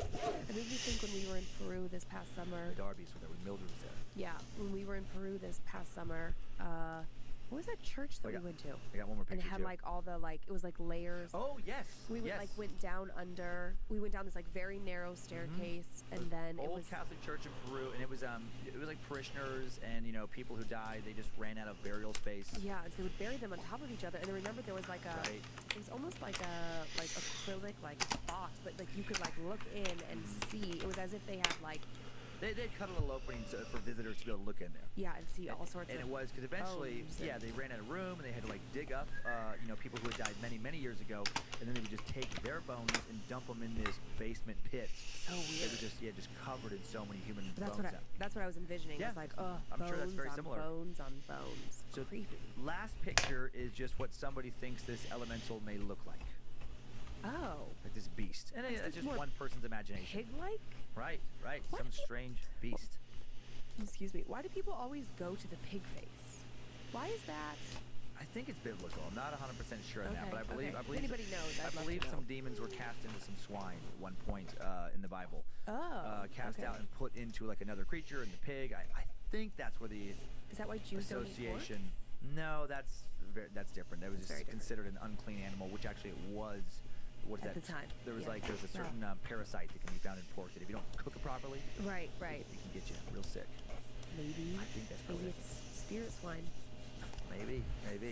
Who knows? But yeah, just unusual. So I thought I'd change it up. Yeah. Again, I can't do traditional haunted house. You don't have to justify it. I think it was a great story. More for like the listeners. Yeah. No, I just thought it was. I like those history ones. Where it's interesting where there's legends of strange deaths inside the house. I tickled cat ears lightly to make them their ear flick. I just barely touched the hairs at the end. I shall fix some stuff. I hope you have a lovely rest of your stream going, and everyone stay comfy and sweet. You stay comfy and sweet. You sweet man, you. Walking in the halls of these castles. Be safe. You're amazing, man. Yeah, it sounds like this is an especially. Stay incredible. Stay awesome. Stay positive. Yeah, no, I was all for this story. There's just so many. I don't even know where to start. There's so many pieces to the puzzle here, right? Yeah. I mean, first of all, like when you said that, like the brothers were gonna battle it out, you didn't say battle, but in my mind, I immediately went to like a duel or like a sword fight, as opposed to sneaking in and just chopping him down. Yeah, no, jumping off of a fucking cliff. Oh, the initial how they got the Leap Castle name. That really no, that really stuck with me. I'm like, what a fucking stupid way to decide who gets the castle. And that one just feels like a fun bit of folklore. Do you think that's true? I don't think. At first I was like, oh, okay, and then I started to think about it. I'm like, wait a minute, but like, why would you think you could jump? Maybe there was a situation in my mind. It would make sense if you could like try to jump across an opening. Yeah. With a chance of making it. But it doesn't sound like that. But if you're just jumping off a giant rock and you know you can hit the ground, it's like, well, then the remaining brother probably got super fucked up. Right. And that's at the time where like it's not like you could go to urgent care and get or go to the hospital and get your leg reset properly. Go see the plastic surgeon. Make sure your leg looks all nice. I think it's one of those. Like earth folklore. Yeah, things. like early folklore. Yeah. I'm sure there's some element of truth to it, I imagine. Yeah. But I mean, that's crazy. But then yes, you were going to talk about the priest. The right. Stay sweet. Yeah. Stay awesome. No. I just thought that's where you were going initially. Yeah. Hey, go. Remember how I made fun of you earlier about sketch redemptions? Guess how many points I got? Yeah. Did you say it was there all along? Oh no! Do I just need to change that right now? I mean, I can. It feels so I can change it right now. Yeah, I don't know. And then we can live in the world, that world. I mean, that's fine. Yeah. Could think like, well, I mean, if you want, rituals are getting all worked up. Just put it in the pile. I will get to it eventually. They see the same thing. So there's that. And then that starts the legend, and then other people want to see it as well, and then it goes from there. I know that's what some people will think it is. But what about the more modern stories? Well, because people like they feel it, like the sweating, the weakness. But are they like working themselves up, kind of thing? But then the more fun part of my brain with this thing's like, man, what if like there was some weird creature that got awoken, or what if there was some way to, I don't know, with some forgotten kind of ritual that was able to bring something into this world and then kind of anchor it to this place, and it's still there. That's the fun, terrifying horror movie part of my brain wants to think, and then who the hell knows what it is? Demon thing from who knows? Who knows? And like, is it just one thing or is it multiple things? And what I was thinking about, if it's the collection of horrible things and horrible endings, does that like also, can it like break off and become like, I don't know, like so that multiple spirits are haunting it once, and then it kind of like that's just fun like with this stuff. Amoeba like. No rules, so I guess it could. And someone lives there right now? Yeah. Well, you said privately owned. I guess that doesn't mean they live there. Oh yeah, that's true. I mean, well, I tried to figure that out. Yeah. And I believe I have to look back to the name. It was that Sean guy. I think I can't remember Sean's last name. Sean Orion, maybe. Sean Connery. Sean. It would be sweet if it was Sean Connery. Sean lives there. If that's where he's been. Maybe that's why he hasn't been doing like movies lately. He's just. All right. He's possessed by. I guess. By the elemental. Is this a question? Off his movie stuff. I'm trying to think of this guy's Sean's name. This demon he's talking about sounds like my mom. Yeah, Sean Ryan. Hey, right. But then I does the chat need? Does the chat need encouragement? Oh. And then I think. Are we all doing good? Descendants. Drown motherfucker. Okay, all right. Fine, the points are too low. The grounds, I mean, oh my gosh, I would love to have this castle be in possession of it. Fine. I'm sure it's worth. Fine. You don't have to live there. What would you do with it if you I were will going take there? your recommendation, Mr. Board Are Birdie. you and Kyler gonna like dress up in costumes? I will take your recommendation to heart. I will change the amounts. Weirdos. Sort joust around the castle and things. I also am so currently obsessed I with will The change Handmaid's the Tale that amounts. After I said like the Game of Thrones reference, the Lady of Fire, I then thought about but she like the red. And I was thinking of the Handmaids and and then like the whole. I don't want to talk about Handmaid's Tale too much because anybody who's watching, I don't want to spoil it. And also I could talk about it for like 17 hours because I'm obsessed with it. Well, I want to hear you talk about your scary stories. Okay. Well, I think I can do that, Dan. I want to hear them. I will just move your it. stories, I want to share a little bit of what's I'm helping. Yeah. I know they might Why are send you it in, and I don't wanna, taking spoil it to too much heart? as possible, but it's it okay. really. Oh my started. gosh. Yeah, so after these stories, I want to talk about that too. Okay. All right. Now I just again a little bit of precursor here. My mind is a little foggy, so hopefully my reading isn't foggy. Are you ready? I'm ready. Okay. Wait, where's I your don't think that joke? this one Okay. is All right. as scary, but I was thinking about that couple we Hold talked up. to, and this story made me think of Let me go. Dan and Lindsay, Hold up. try my best to keep the story as cohesive as possible, considering it took place over many nights back in 2014 and 15. At the time, I was 27 years old and expecting my third child. It all started when I began to hear scratching sounds coming from inside my bed at night. Fucking. I know what you're thinking. Ugh, bed bugs. However, I'm a notorious clean freak and proud homemaker. I went straight to work, turning my bedroom inside out, looking for the source. We live in What a it rural was, area, the and maybe mummy's there were some favorite people type of scurrying about. music. After a Rap. thorough search, including flipping the mattress and I'm scouring under the only bed, familiar I turned with up exactly 25 letters of the alphabet. no sign of a single I don't clue know could be why. found. I felt relieved. Did you hear about the beautiful wedding? Crisis averted. Even the cake was But in not so much. tears. The scratching persisted. At the time, my husband spent just about every night at work. Why are and the our sleeping schedules fences? were totally opposite. Why are there He had fences completely brushed off at my concerns. in cemeteries? Because About the everyone's eerie evening voices always that I was dying to describing. get in. This man is creeper. A company or is making keeper. glass He wants nothing coffins. to do with any such Whether matter. they're He's successful just remains to be fucking out. seen. Okay. Finally, we shared an evening There you together, go. and sure enough, as soon as There my you go. head hit the pillow, I began to hear the Chat, you're scratching. incredible. I shot up and insisted he listen. And wouldn't you know it, he heard it too. Scant. Here's the rub. If it requires You thought him you to pulled think the wool outside over norm, my my eyes, husband goat. just goes to covering his I'm not ears. qualified to I ask know me this that. reaction is based upon his fear of the A unknown, list, so you let's just go and cut him cheater. some slack. We can do anything we Unfortunately, the want progression so of long events as from here on nobody out gets were hurt. only experienced by Dad, goat yours needs truly. help. I did my best to brush off the sounds because at the time, that's all they were. Right. All of that changed early one morning when I awoke right at 3:30 in the morning to the sensation of the mattress by my head being gently pushed down. Oh my God. Once, Some twice, people got to pick their nose. Oh my God. I opened my eyes immediately and feel the sensation of warm Dad, breath your on my jokes. face. They're so bad. As you can imagine, I left my room immediately and sought refuge on the sofa with all the lights on. I likely spent a few nights on the sofa while waiting for the unease to dissipate. Another night, I wake up, 3:30 a.m. This time, my eyes opened before the occurrence even began. I don't know what caused me to awake. I do know what I heard when I woke up. 3 distinct knocks on my bedroom wall. No one was awake, and even if they had been, the knocking was not on a wall bordering another interior room. It was the outside wall of our raised ranch, a spot no one could possibly reach. Besides, this knock sounded as if it was coming from inside of the wall. Again, I retreated to the living room and the false security of a glowing TV screen. My husband was home for an evening again, and I felt a lot more confident in reclaiming my spot in our bed. I had just settled in and closed my eyes when it felt as though a hand reached up from behind the bed, tangling gnarled fingers into my hair and aggressively pulling my head back. I bolted upright, absolutely terrified and screaming. My husband assured me, "There's nothing there. It's just a dream."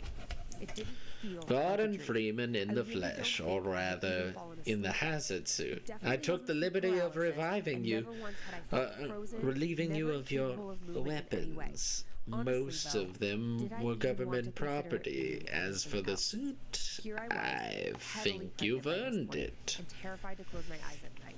I spent the remainder of my pregnancy in the living room. The final event occurred when I was fast approaching my due date. I had managed to fall asleep on the sofa, TV on, and soft lighting. He called your jokes bad. No respect. What? What are you doing? My foot touched the desk. You're freaking me out. Not intentionally, but just like a shadow just crossed my face. Oh, my hand. I don't think so, buddy.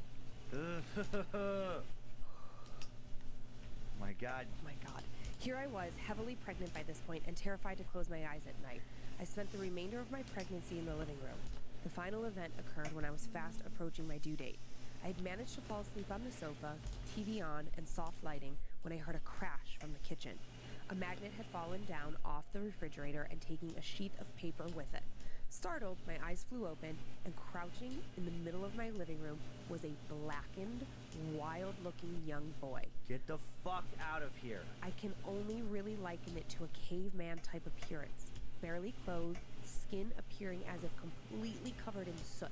His hair was thick, tangled, long, and wild. Everything about him was dark. Here he was for only an instant. I did not go back to sleep that night. As a creeper, I was genuinely scared about the repetitive nature of the threes. That can never be good, right? As an expecting mother, I worried it was prophetic, a warning of sorts, or maybe the veil thins while we carry around little souls. Only days later, my son arrived, and the creepy sounds, feelings, and sights abruptly came to an end. What a relief. I guess the only prophetic thing about it was that my son was a born creeper. I refer to it as his horror gene. Maybe he found a way to freak out his mama before he even came into this world. Wow. Thanks for your consideration, and please keep up the amazing podcast. Forever a fan, Creeper Kelly. Kelly, you know you're going to have to play your son.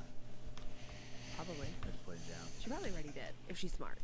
And she sounds smart. Yeah. Sorry, Kelly. I know it's going to be hard. You sound like you're attached, but something's evil. Something's evil attached to him. Did you really not see that shadow fly across my face? And of course I'm kidding. Don't kill your son. Oh my God. I know. I always feel compelled to say that afterwards, just because my brain goes to, like, obviously 99.99% of people, but it's like just one crazy pants. Well, he said I had to do it, and that's okay, Your Honor. No, I did not see that, and that scared me. I did with my foot. I was adjusting, and my foot touched our desk the second. I like how every time I'm like, that's as aggressive as the 8-ball can get. It puts me in a game situation. That's bad. I know. I'm immediately, I'm like, can we get a replay? Last time was Zork. This time was the best, greatest game of all time. Now, the format of this next story is a little bit more like bullet pointed, just because Gordon Freeman in the flesh, or should I say hazard suit? Creepy shit. Okay. Okay. Let's dig in. Dear Lindsay, Heather, Dan, and the rest of the crew. I'm new to the world of podcasts, but I love dance comedy. That's lower the opacity so I can actually see when I'm erasing. In one of those episodes and decided to try this one as well. Naturally, I love the banter between you two, and am very much like Lindsay and the rest of the Peeper Club. I'm gonna erase. I decided to share with you the story of my friend's haunted house with her permission.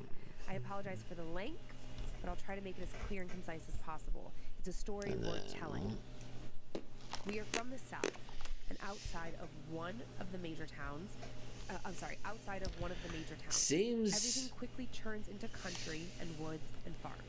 Her house was Seems it fits like a glove. And her father was the well, the gloves at the very least. Until he had to move out for unrelated medical reasons to an assisted Seems that hazard suit has kept you alive throughout it all. Out of his own volition.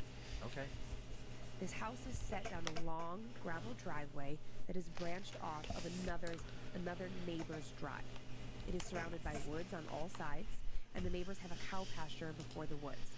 The main road is probably half a mile away.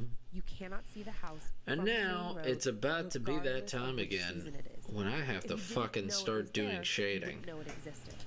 There's also a stream. God, shading this is gonna be so much fun. In the backyard, there's a small patch of yard before. And I mean that with no sarcasm. The neighbors are scarce, and you can't see the Pinky houses once you're at swear. my friend's house. Wow. The house itself is 2 stories. The upstairs is the main living space with a single car garage.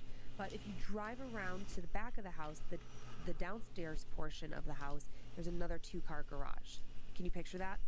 Yeah. It has like a front drive, and then I know what it is. It's like a drive, and then you kind of go down maybe like a little hill, and you pull into like a second garage. So almost like a split living. But then you have this, where it does this. Okay. Yeah. There's also a bedroom and a bathroom in this downstairs space, and an open space, like a living room. Okay. And then upstairs, the front door opens to the living room and kitchen area. And then there is the hallway that runs to the bathroom and the main bedroom. For those bedroom windows, they are on the upper level and look directly out into the woods. Outside, there is a converted doghouse that is used to store wood for the stove, but it has no door, making the opening look like a great black void. Gives me the creeps like most of the entire house. Okay? My friend spent some of her childhood in this house and began having experiences when she was a young girl, but they have gotten more creepy since she moved back in as an adult. Okay. When she was a little girl, she has said that she would wake up at 3 a.m. and found herself am I deaf? standing I think the outside, stream got stuck on my halfway up the end for a driveway, sec. and when It's she okay. got back Lol, to the house, wood. all the doors and windows were locked. She had no recollection of Hey, bro, how you or can't why erase she got out me. of the house. Use the Another time, Schwartz. she'd been upstairs and looked Has out- it though? looked I'm out sorry. back Could at you one of the repeat that? windows and saw a Am I deaf? great black shape, like Lol, a dog wood. looking at her. Ugh. But based on the description of the house, it would have been about 20 feet off the ground. My friend's grandfather ended up renting out the house over the years once her father had moved out, but the reason she moved back in 3 years ago is a complete mystery. A young couple moved But into yeah, the house, and during their stay, everything seemed normal, save. and they ended up having 3 kids while living there. Skip to about And then 2016 what or so, else needs and to my be friend's done? grandfather Other hasn't than the heard from his shading, tenants what in a else while, needs to be and they've now done missed 3 months to of rent this? after being perfect tenants for all these years. Her grandfather goes Which I don't over to know. see Does it what's even going on need a and shading? finds one What of do the you think, family's Board? 2 cars still Do you there, think it needs shading, front or do you door think wide it's open. fine the way He it goes is? inside and finds the Because carpet if has it's been fine the weathered, way it is, like I'm the door had been open gonna for be quite like, some eh, time. okay. The wiring is ripped out of all of the walls, and all the electronics are And smashed or then damaged in some way. you gotta Most do of the family's shading belongings for all are of this. Still in the house, including mail, medication, other electronics, clothing, everything. Still in the house. Even the children's toys were still in the basement. It's like they just vanished and have not been heard from since. Not on social media, not anywhere, nothing. My friend and her husband needed a new place to live around this same time, and her grandfather offered up the house if she helped to clean it up, and so she agreed. They help with cleanup, new carpeting, new wiring, and when they're moving in, her stepfather doesn't believe a word of these creepy tales my friend tells him about the house, especially about the downstairs. However, her stepfather yells down the stairs, "Is anyone there? Hello?" And my friend, her husband, and the stepdad hear a voice from down there Boops. saying, "Hello." It looks perfect. They go Thank and you, check it out, Dr. and Cherry there's Pep. no one there. If you think it looks Other fine, instances of my friend I mean, reporting things to me is that she sees shadow people on the front porch when she's in the living room. if you and think no it one is looks outside, fine, or she it sees looks shadows fine. of people. I will save it. No FedEx, no UPS guy, nothing. Her I'll stepsister save has this. also been over and seen the shadows of people outside, but And there's it'll be- absolutely no one out there. She'll be putting her groceries away. It's about to be that 4-hour Her mark. husband arrived home, carrying out a full conversation about what to have for dinner with him. When she looks up, he's not there. And is in fact still at work. There's zero rush. Yeah, I can always shade it They later. will hear the downstairs door trying to open itself in the middle of the night despite being locked and chained. They will hear footsteps along the upstairs hallway. You could get a 20-minute sketch done. Hey, I could do that. Could do that. Hold Things up. move on their own or are not in the same place where they have been left, and things regularly disappear and then reappear later on. Most terrifyingly, she sees a small black Let's see. creature Where's the sitting 20-minute on his sketches at? chest while he sleeps long enough for I him just to need make to eye implement contact with her this before outside of he working vanishes. on this. I visited And her I'll at have- this- I I'll- visited her at this house I'll once, have it. and she gave me the tour.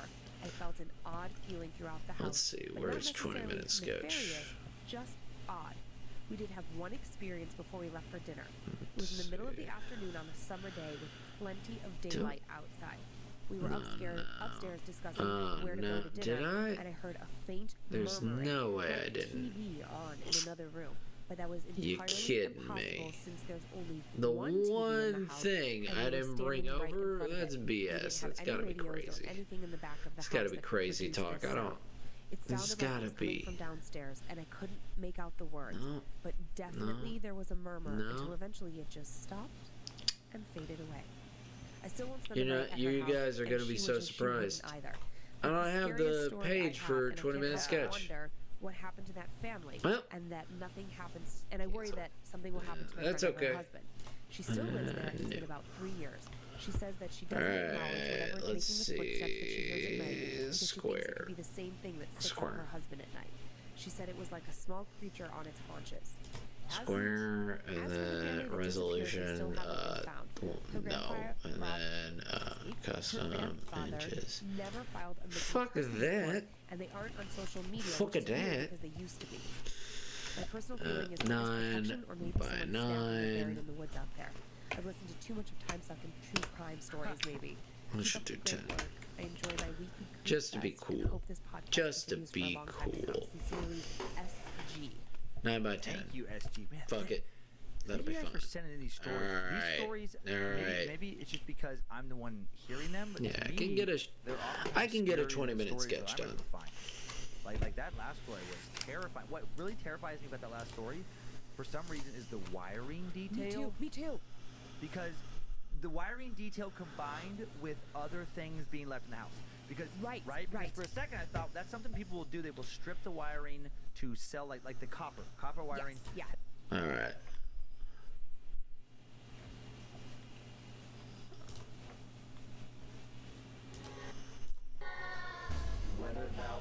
We're starting a new episode, but we're only going to do a 20-minute sketch. Save as... Whatever thou be, until thou art removed, thou shalt find here no water to drink. Downloads pictures. Yeah, it should be Clip Studio. Yeah, what the fuck are you doing? And then save as 20-minute sketch.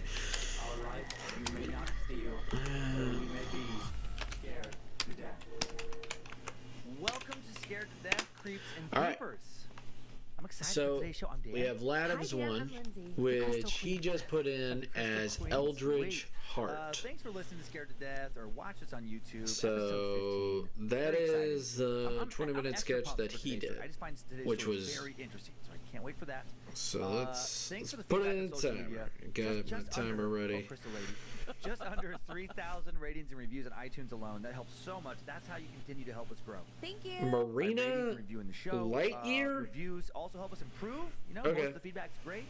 All Some right. of the constructive criticism also great. You got it, A board. couple whiny trolls who I'd probably. You got You're it, gonna board. get that. Let's address A couple whiny trolls I'd rather push down an open elevator shaft than have a dick He lick. just said Ben, Eldridge push. Heart. The one that whatever cracked me up I recently want. was somebody who was So, annoyed about, I you having a guess- cold last week. Oh, But I guess- like I can don't help like- that. Right, I don't and like that's the that, exact like kind of that. person who, if we would have canceled the show, to not have, well, how come they don't do an episode every week? Right. And also, like, it was a head cold. Like, I wasn't vomiting on camera. Right, exactly. Now, people, Weird. Some people are just complainers, but the overwhelming majority, because man, it's so great. We're lucky to have you You guys are so listen to our show. You're so kind, people. I don't read reviews because it's a rabbit hole for me, and my self-esteem can't handle it. So Dan gives me the constructive criticism. I give Lindsay the overall gist because I can handle it just because I don't overly value the opinion of any one single person, good or bad. True. Just the way, from doing stand-up for lots of years and stuff. It's Well, like, right. it's also subjective. I look for overall trends. Yeah. And if I'm happy and you're happy and overall the audience is happy, then we're good to go. Yay! That was not planned. That was okay. So, looking forward to hearing what true tales Lindsay is going to be reading me. I'm loving And my stories now of back more to and more. this. Me too. They freak me out so much. I was up late until like 3:30 last night working, and I can't do the stories. Yeah. In our Ugh. house All right, or at 20-minute So I had sketch. to like get up this morning early and do them because I just immediately, as soon as I start reading them, I usually sit at the kitchen table to work at our house, and there's curtains that go to our front yard, and I can't. I immediately think that there's something going on out there. My wife's a good egg. She was up super late last night putting together Christmas miracles for people were helping on time. So putting together, doing lots of shopping yesterday, making Christmas special for some families in need. Yay! And keep sending those stories into my story at scaredtodeathpodcast.com. I'm very excited for my 2 tales. And if you want to tell me anything that's not a story, info at scaredtodeathpodcast.com, you will hear directly from me. Yay. But no stories there, damn it. Don't quit trying to trick me. Okay, very different stories today. A voodoo curse and a possible voodoo Let's look at a real hearts. Oh, is that why you're wearing your New Orleans shirt? That's why I got my New Orleans shirt on today. Preservation Hall Jazz, one of our favorite places. And a Laotian sleep demon that might be able to quite literally scare you to death. Did you say Laotian? Laotian. From Laos. Is it like Lay, L-E, and then Ocean, O-C-E-N, or L-A-O-T-I-A-N. Lotion. Laotian. Okay, I had to picture that in my brain because I was like, are you just trying to say the ocean? Oh, no, Laos, over there by Vietnam. Okay, glad we cleared that up. I'm a genius. But there's tales of this in this Hmong culture we'll be talking about. Tales of a sleep demon that can actually kill you. It's a real heart. Perfect. So now which story is looks kind of like this. Story this week. Both stories have quite a bit of meat on. Okay. Well, before we get going, let's address it has 4 chambers. News anchor blazer. I like it. Sexy news anchor. Hey. Which is something They're back. that a lot of mammals is it time for me to get cozy? and a lot of other species have. Okay, peepers, get your blankets out if you're watching on YouTube. I've been getting sweet It's one of the best things about how kick-ass our heart is. A little bit of setup before we that go it has into, 4 chambers. The tale about voodoo. voodoo. Okay, yeah, give me some background. I would love that. So do you believe in the power of voodoo? I think I do. Right, the power of like a voodoo curse? I mostly think I believe in it because of American Horror Story and Angela Bassett, man. She fucking It's real kick-ass. Okay. So would you be able to laugh off a voodoo curse if it was like a voodoo priestess, or would it scare you? Do you think there's a possibility in that power? Okay, I think it would depend on the person, and if that person had like a history. If Heart doesn't look like. Voodoo queen priestess. He said Eldridge Heart. Someone else was like, oh, he didn't say Eldridge Heart. Right, as opposed to like, oh, that's just crazy Beth Ann who changed her name to. I haven't seen Hart in a bit. I hope he's doing okay. So if it was like legit voodoo practitioner or priestess, you he's a very busy man. No, I know the chambers: the Chamber of Commerce, the Chamber of Law, and the Chamber of. If he blessed me, I would also feel more calm. Okay. Video game crimes, of course.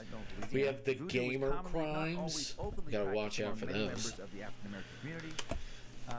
With voodoo, everything belongs to the spirit world. Okay. Humans are spirits who inhabit the visible world. Only a thin veil separates the visible world and the unseen spirit world. That's the word. That's the real law. All voodoo priests and priestesses claim that they can walk in both planes. That's kind of cool. So the unseen world, populated by the Iwa, spirits, Miste, mysteries, and the invisible, something like this, the angels, and then the spirits of ancestors and the recently You think Eldridge abominations. You don't think something healthy. You think something awful. Recently deceased. You think something bad. To you, as an adult, but I will tell you that when someone dies, you kind of feel them around you. Okay. I think, for me, that's how I feel. Yeah. The priest and the priestess, they offer prayers and perform various devotional rites to God, the Christian God actually, and then also to these particular spirits in return for health, protection, favor. Practitioners of voodoo, priests, priestesses, perform rituals. Sometimes they invoke various spirits to take possession of them. Okay. In order to help cure others or themselves, or sometimes to enact harm and vengeance on others, to curse sometimes. With voodoo, one can either work with spirits for good or spirits for bad. Okay. And a voodoo priest or priestess can work with both, can work on both sides. Oh, they can go back good and forth. And bad. And that's kind of like, around today's story. Okay. Believers think that curses, can be placed. And some think that just outside of New Orleans in 1915, one voodoo priestess unleashed a curse that completely destroyed Eldritch a small Heart. coastal town.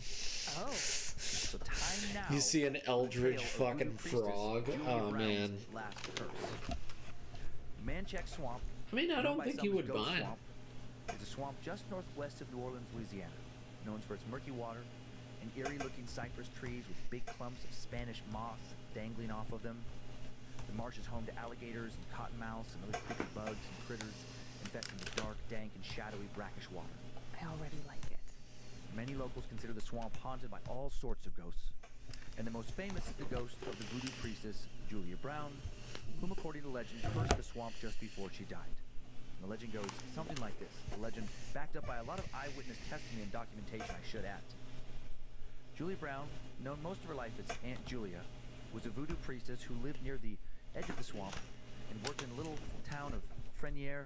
I think you would be like, at the edge of Lake Pond. thank you very much. I appreciate no it. electricity or running water that was connected by the railroad to New Orleans, which was 25 miles away. Town of cypress loggers and cabbage farmers.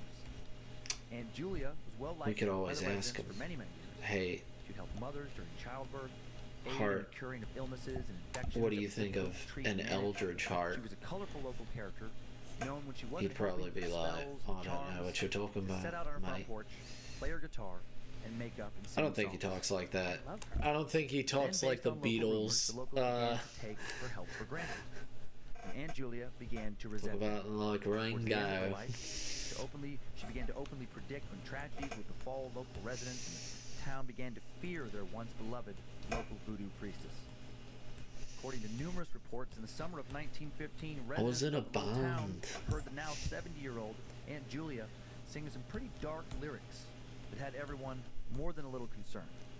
She sang, "One day I'm gonna die, and I'm gonna take the whole town with me." Oh. She would sing this little refrain, I guess, often Holy shit. that summer, and then on September 28th, Aunt Julia did die. And that night, a massive Category 4 hurricane approached towards the unsuspecting city of New Orleans Nuh-uh. and the little town of Frenier, like that night. The next day, during the funeral of Aunt Julia, the storm hit. You watch Frenier. Heart? The town of Frenier and several others in the area were I watch completely Heart destroyed by when I can. 145 Why? What's up? mile-per-hour winds. Hundreds died. The October 2nd, 1915 edition of the New Orleans Times-Picayune described the scene of Julia's funeral. A little warning here. The article was written with some old-timey, racially offensive language. Their words, not mine. Okay. Said, many pranks were played by wind and tide. Negroes had a little ghost town basically about a mile from the little ghost town of Frenier. Okay. Same swamp. Or maybe somebody can point us in the You right watch direction to help Heart? us get a little closure on Do this. you watch This Heart? happened around a month ago. My husband and I are from North Carolina, but my mother recently remarried and moved to Hammond, Louisiana. I'm also pregnant, desperately needed to take a vacation and see my mom because we both really miss each other, and now she can't be with me all the time. Kind of sucky, but it was a great excuse to go see my mom and her new husband and go to a Mardi Gras parade in New Orleans since it wasn't far away. We slept in the next morning after the parade and ate breakfast before making the drive back to my mom's house. Not a very far drive. It took us about an hour or a little more to get to New Orleans the day before. But I guess I had too much water and orange juice to drink with breakfast, and I knew I wasn't going to make it back to my mom's house without needing to do my business. Traffic was awful trying to get out of New Orleans, and we got lost once trying to figure out how to get back on the interstate. So needless to say, I had to go. Badly. We saw an exit sign for a town called Ruddock, so my husband took it in the hopes it had a restroom or a gas station. From what we could see, which was nothing, there was no gas station or restaurant or anything. So we kept driving down this little road just in case. Nothing. and ended Don't up worry at the about edge it. of the water. It looked like a boat launch. What? So the road disappeared unceremoniously into What? the No, swamp. you tell me. My husband said we could turn Did he back say and find something another about restroom, me? but there was no point. I was going to piss all over myself before we found another exit. I asked him to guard me so I could squat and do my business just in case someone else decided to drive down and launch their boat. As I'm squatting and trying not to pee on my shoes and on the other side of the truck, I heard him give a strange laugh. He suddenly jogged around the truck and gave me a smile like he thought something weird was happening. You know, her husband here. We've got company, he said, and looked back around the truck. He seemed perplexed but amused. And of course, I tried to finish as fast as possible and wipe with some fast food napkins while he waved his hands to rush me along. I figured whoever it was actually coming to greet us, I figured whoever it was actually coming to greet us, and I didn't want to be caught with my pants down, literally. I tidied up and followed him around the truck, and was kind of relieved to see it was a little old lady walking towards us slowly and awkwardly, as little old ladies are wont to do. "Where did she come from?" I asked my husband. He shrugged and gave me a sideways glance that said, "Fucking beats me." When she waved at us, we both waved back like it was the most normal thing in the world. We didn't feel threatened in any way. My It's Trinket. No go. Relax. It's Trinket. So he'd shut up. She looked like any regular It's old shrinkage. lady. She was African American and had thin white hair and wore a big sack-like dress. It kind of broke my heart to see suddenly that she wasn't wearing any shoes. She waddled closer, and I realized how rude we were being, and I pulled my husband out to meet her stride. I later figured out we both thought she had Alzheimer's and had somehow wandered away from her family. But it occurred to me how very odd it was seeing her as we were miles from civilization in the heart of the swamp, and I couldn't see how this lady could just wander down the interstate without someone noticing. It was very clear to us that there was no town of Ruddock. Nothing. Just a railroad track that runs parallel to the interstate and a boat launch. It was kind of unsettling. Like it's another chamber or something like that. When we got close up to her, we knew with swift embarrassment that she stunk. It made me recoil, and my husband told me later that he hadn't ever smelled anything quite like it. There was something acidic to it, like bile and sweat. I knew we had to help this lady somehow because she obviously had been wandering for a while without shoes, possibly for days. "Hello, miss. It's kind of chilly out here. You all right?" My husband asked as kindly as he could. We were both having trouble trying to stay upwind of her smell. This wouldn't be a bad tattoo. She smiled at us and showed us no one would fucking know what it is, but I had a creepy hell, feeling it'd be a about her nice suddenly. tattoo. She told us her name was Aunt Julia and just kept rocking back and forth on her feet. My husband kept talking to her and asking her if she needed any help, but all I could do was stare at her because something was very, very off. Still to this day, I can't describe what was truly wrong with her, but it wasn't Alzheimer's. She held up a hand to my husband's face and interrupted him mid-sentence. He was telling her he was going to call someone for her to help, probably some nice police officers. Then Aunt Julia beckoned us to follow her. Instantly, we were both on high alert. My husband told me to keep calm and stay with the truck so he could figure out what was going on, but I held onto his hand because I didn't want him to go with her. "Let's just call the police and wait here," I begged. "She's just a little old lady. She's wandering away to the water. Look, let me go bring her back if I can, and then we'll call someone," he assured me. He followed her out to the edge of the road where the water met it. No. I did too. He didn't really feel like arguing with me, so he didn't say anything when he saw that I had followed. The little old lady pointed at something off in the distance in the water. My husband and I both squinted really hard, but all we could see was something bobbing in the distance. "I took him with me," she said. Her voice was stronger and way more menacing than I could have possibly imagined. "Took who, ma'am?" "Please come back to the truck. We want to make sure you get home safe." My husband continued to try and reason with her. "I took him with me. Just like I said I would," she nodded. No. I couldn't take my eyes off of her. She looked so angry. It was extremely unsettling, and I watched her rock back and forth on her feet in that restless way. And that was when my husband said, "Oh my God. Oh shit. Go back to the truck, Kay. What's going on? Call 911. That's a fucking dead body," he shouted, pointing at the thing in the water. Aunt Julia started cackling like someone you would hear in an insane asylum. We both froze, me watching her and him watching the body floating and bobbing up and down in the swamp. Shut the fuck up. It was a very angry laughter that pricked the hair on my skin. More than the body in the water, I realized she was out of her mind, but not in the way some old ladies are. "I took him with me," she laughed, and several more bodies bobbed out of the water like submerged corks. I felt my stomach roll, and my husband and I retreated from her. I called 911. I tried to keep my voice steady.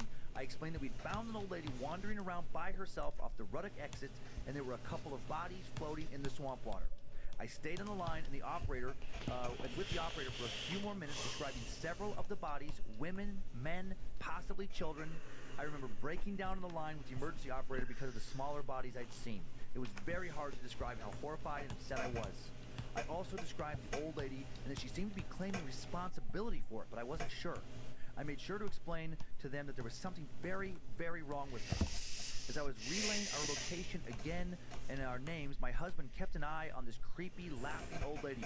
She never did stop laughing and repeating about how she took him with her, even when the first police car showed up.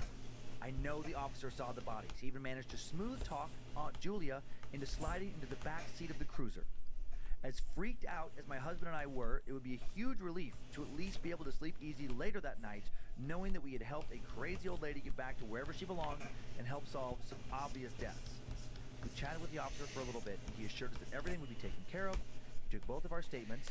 Soon another cop showed up, and the first one went to check on the old woman. And that was when we all noticed that Aunt Julia was gone.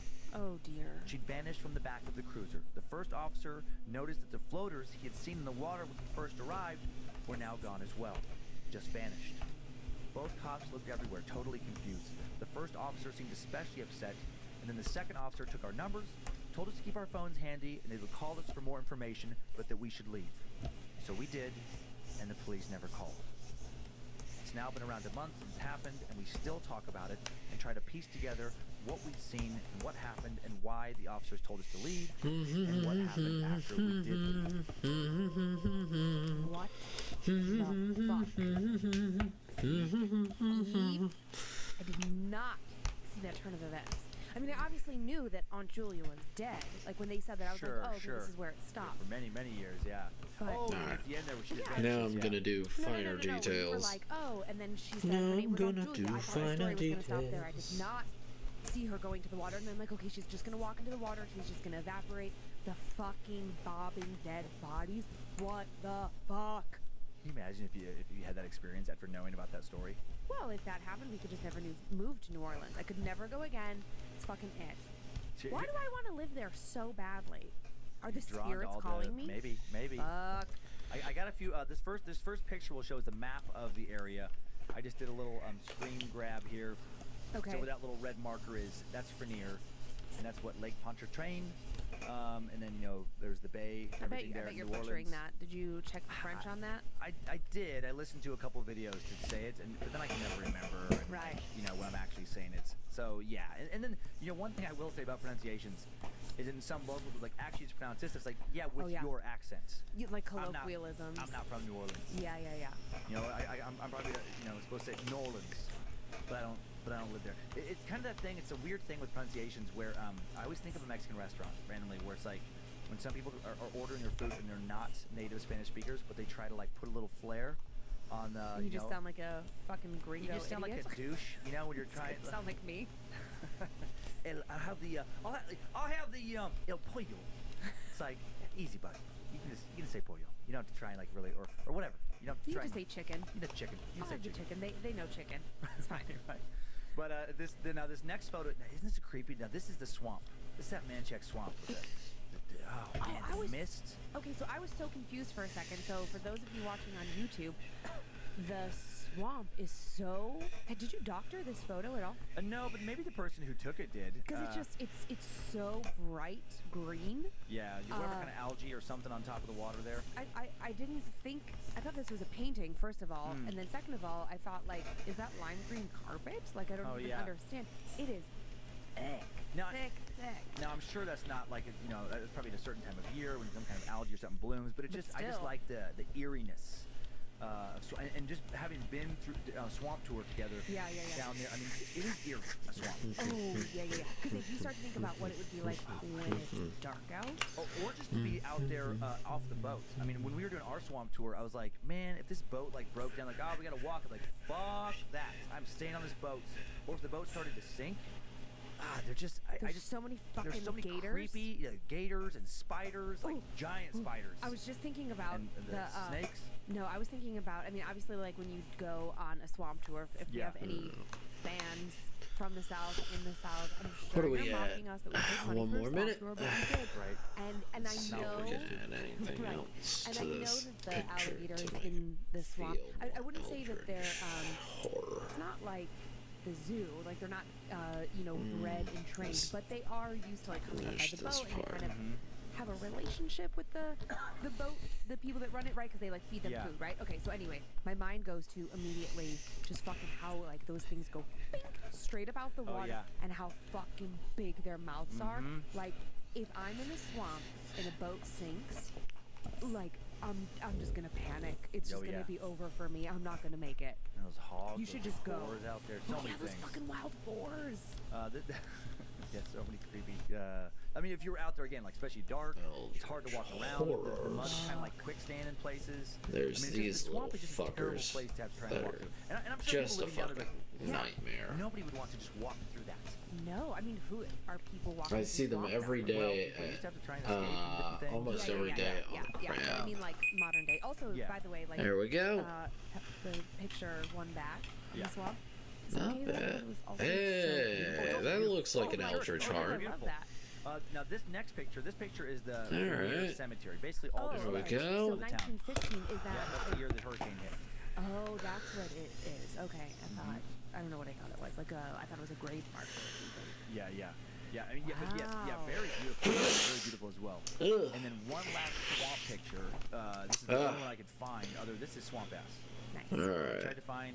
Let's see. I tried to find a picture of like. Oh, we got Azzy Doodles. We got Real Kazoo Gaming. Then I googled swamp ass. What do you think, guys? Who do you think? You couldn't get a nicer ass? Well, yeah, there was like the pornish type pictures. Oh, I Do you think? But then there was this one guy. But We the should- resolution we wasn't should good enough. rate. I wanted to show one, but What's the his was more- opinion? He shit his pants. Ew, I don't want to see that. Swamp pants. That's swamp ass. Yeah. Swamp pants. Swamp pants. He was wearing swamp pants. For anybody who is just listening right now, starting this week, you can find those images on our Instagram. Those will be fun. just watching your glasses are all. Welcome in, Super Scope. Interesting. We hadn't done the Hello. one here, you know, and the Test. curse combined with that person that on Reddit that posted the. All right, the we got a encounter, test. claiming it was Andrew. I thought it was just a nice Bless, little combo. thanks, Yeah, you got greetings. Really, really creepy. Test. I wonder if there's any descendants bless. of that town around. Welcome in, It's Super not that Scope. long ago. There is Hello, on YouTube if Super you Scope. want. I didn't watch the video, I but just it did a came up when I was 20-minute doing my research sketch for the story, of the Eldridge Heart. granddaughter of I Aunt should Julia just write that out. hey. posted some video. I'm guessing talking about her, her What? great grandmother. I want to know if there are any descendants of people who lived in that. I'm sure of that little veneer. Yeah. Heart, which is actually a couple weird things. Okay. story. How many times have we pulled off on the side of a road to go to the bathroom? Oh, sure. And there's Did just you say so Big many Battle? I instances didn't where, say that's Big your Battle. only option. I did not And I was actually say thinking Big about where Battle. Dan's from in this tiny little town. And Is Big Battle Sorry, it's alive? my chair. I don't think he is. So. This tiny town in the middle of nowhere, right? Yeah. That, I mean, there's still Yeah. life in Riggins, right? I mean, there's people still living there, but We like, got this done, between which is Riggins and, good. let's say, like, Let's McCall, look at what we Idaho, got there's plenty done. of, like, this Hell is yeah. nothing, nowhere, no people yeah. around, fucking And creepy as then, shit. yeah. I think about like Winchester, Which or, we like, got that some of these done, really and we small got little this towns that we've done. driven through that are just old and desolate, or maybe just like one house. And yeah, I mean that's exactly like you get off the freeway, you have to use the restroom, the gas station's closed, Yeah. like you're stuck. And I heard she's, like, Kazoo. What was the pregnant, other like, one? like, I can imagine this whole thing going Let's down. Like, see. they weren't The seeking other it out. They one weren't, is they weren't ghost hunting. Azzy. Yeah. I Now, mean, and that would be so Azzy weird in one of those Doodles. little isolated areas just to see anybody pop out of like like if they didn't drive there, you'd be like, how Azzy did you just Doodles. get here? Yeah. That part made it a little eerie as well too, because it wasn't like it's not an area where there's a lot of houses and stuff now. Right. There was no reason for anybody else to be there on foot. So I thought it was. I was getting so mad at the husband or boyfriend, whatever he is. So we got Azzy Doodles and we got Real Kaz who are at the lowest. But I'm telling you, babe, if we're in the middle of fucking nowhere and someone just poof shows up, get in the fucking car and get the fuck out. Or- GTFO. Or just do whatever they say. I haven't seen They're, Azzy. they're Okay. sent to me for a reason, Alright. and I need to follow their every command. Dude. Azzy Doodles. That's how I'll react. It is. And then just leave me high and If dry. that's what they tell me to do. They're my master now. Idiot. This is why men die in this story. Because as he was going with her, and I was like, God bless How do you America. spell? Don't leave your wife behind. You fucking asshole. She's pregnant. She can't run. Like, That happened to us. One of those things we talked about. I would just, have to assume that it was too late for you, and I gotta save myself. Yeah, there we I gotta go. do whatever it wants. All right, guys. Thank you so much, you wonderful people. You would be Thank you guys, you incredible people. I don't have an outro music. That heart was that heart has a pompadour. Oh yeah, it does. Definitely does. I hope everyone has an amazing day because y'all deserve it. Don't stop being amazing, you. We'll try not to. Have a great night. Everybody have an amazing night. Remember to save your artworks. Just in case. You don't want to miss anything. You don't want to miss it. You don't want to have to redo stuff. Thanks for the stream. Never gonna let you down. Never gonna run around and desert you. Oh man. Thank you for the stream. Thank you for being here, Steady Prism. Don't forget to save. Thank you, Steady Prism. Thank you, everybody, for coming in. Night, everybody. Have a good one. Stay amazing. Stay awesome. We hope to see you later. Peace.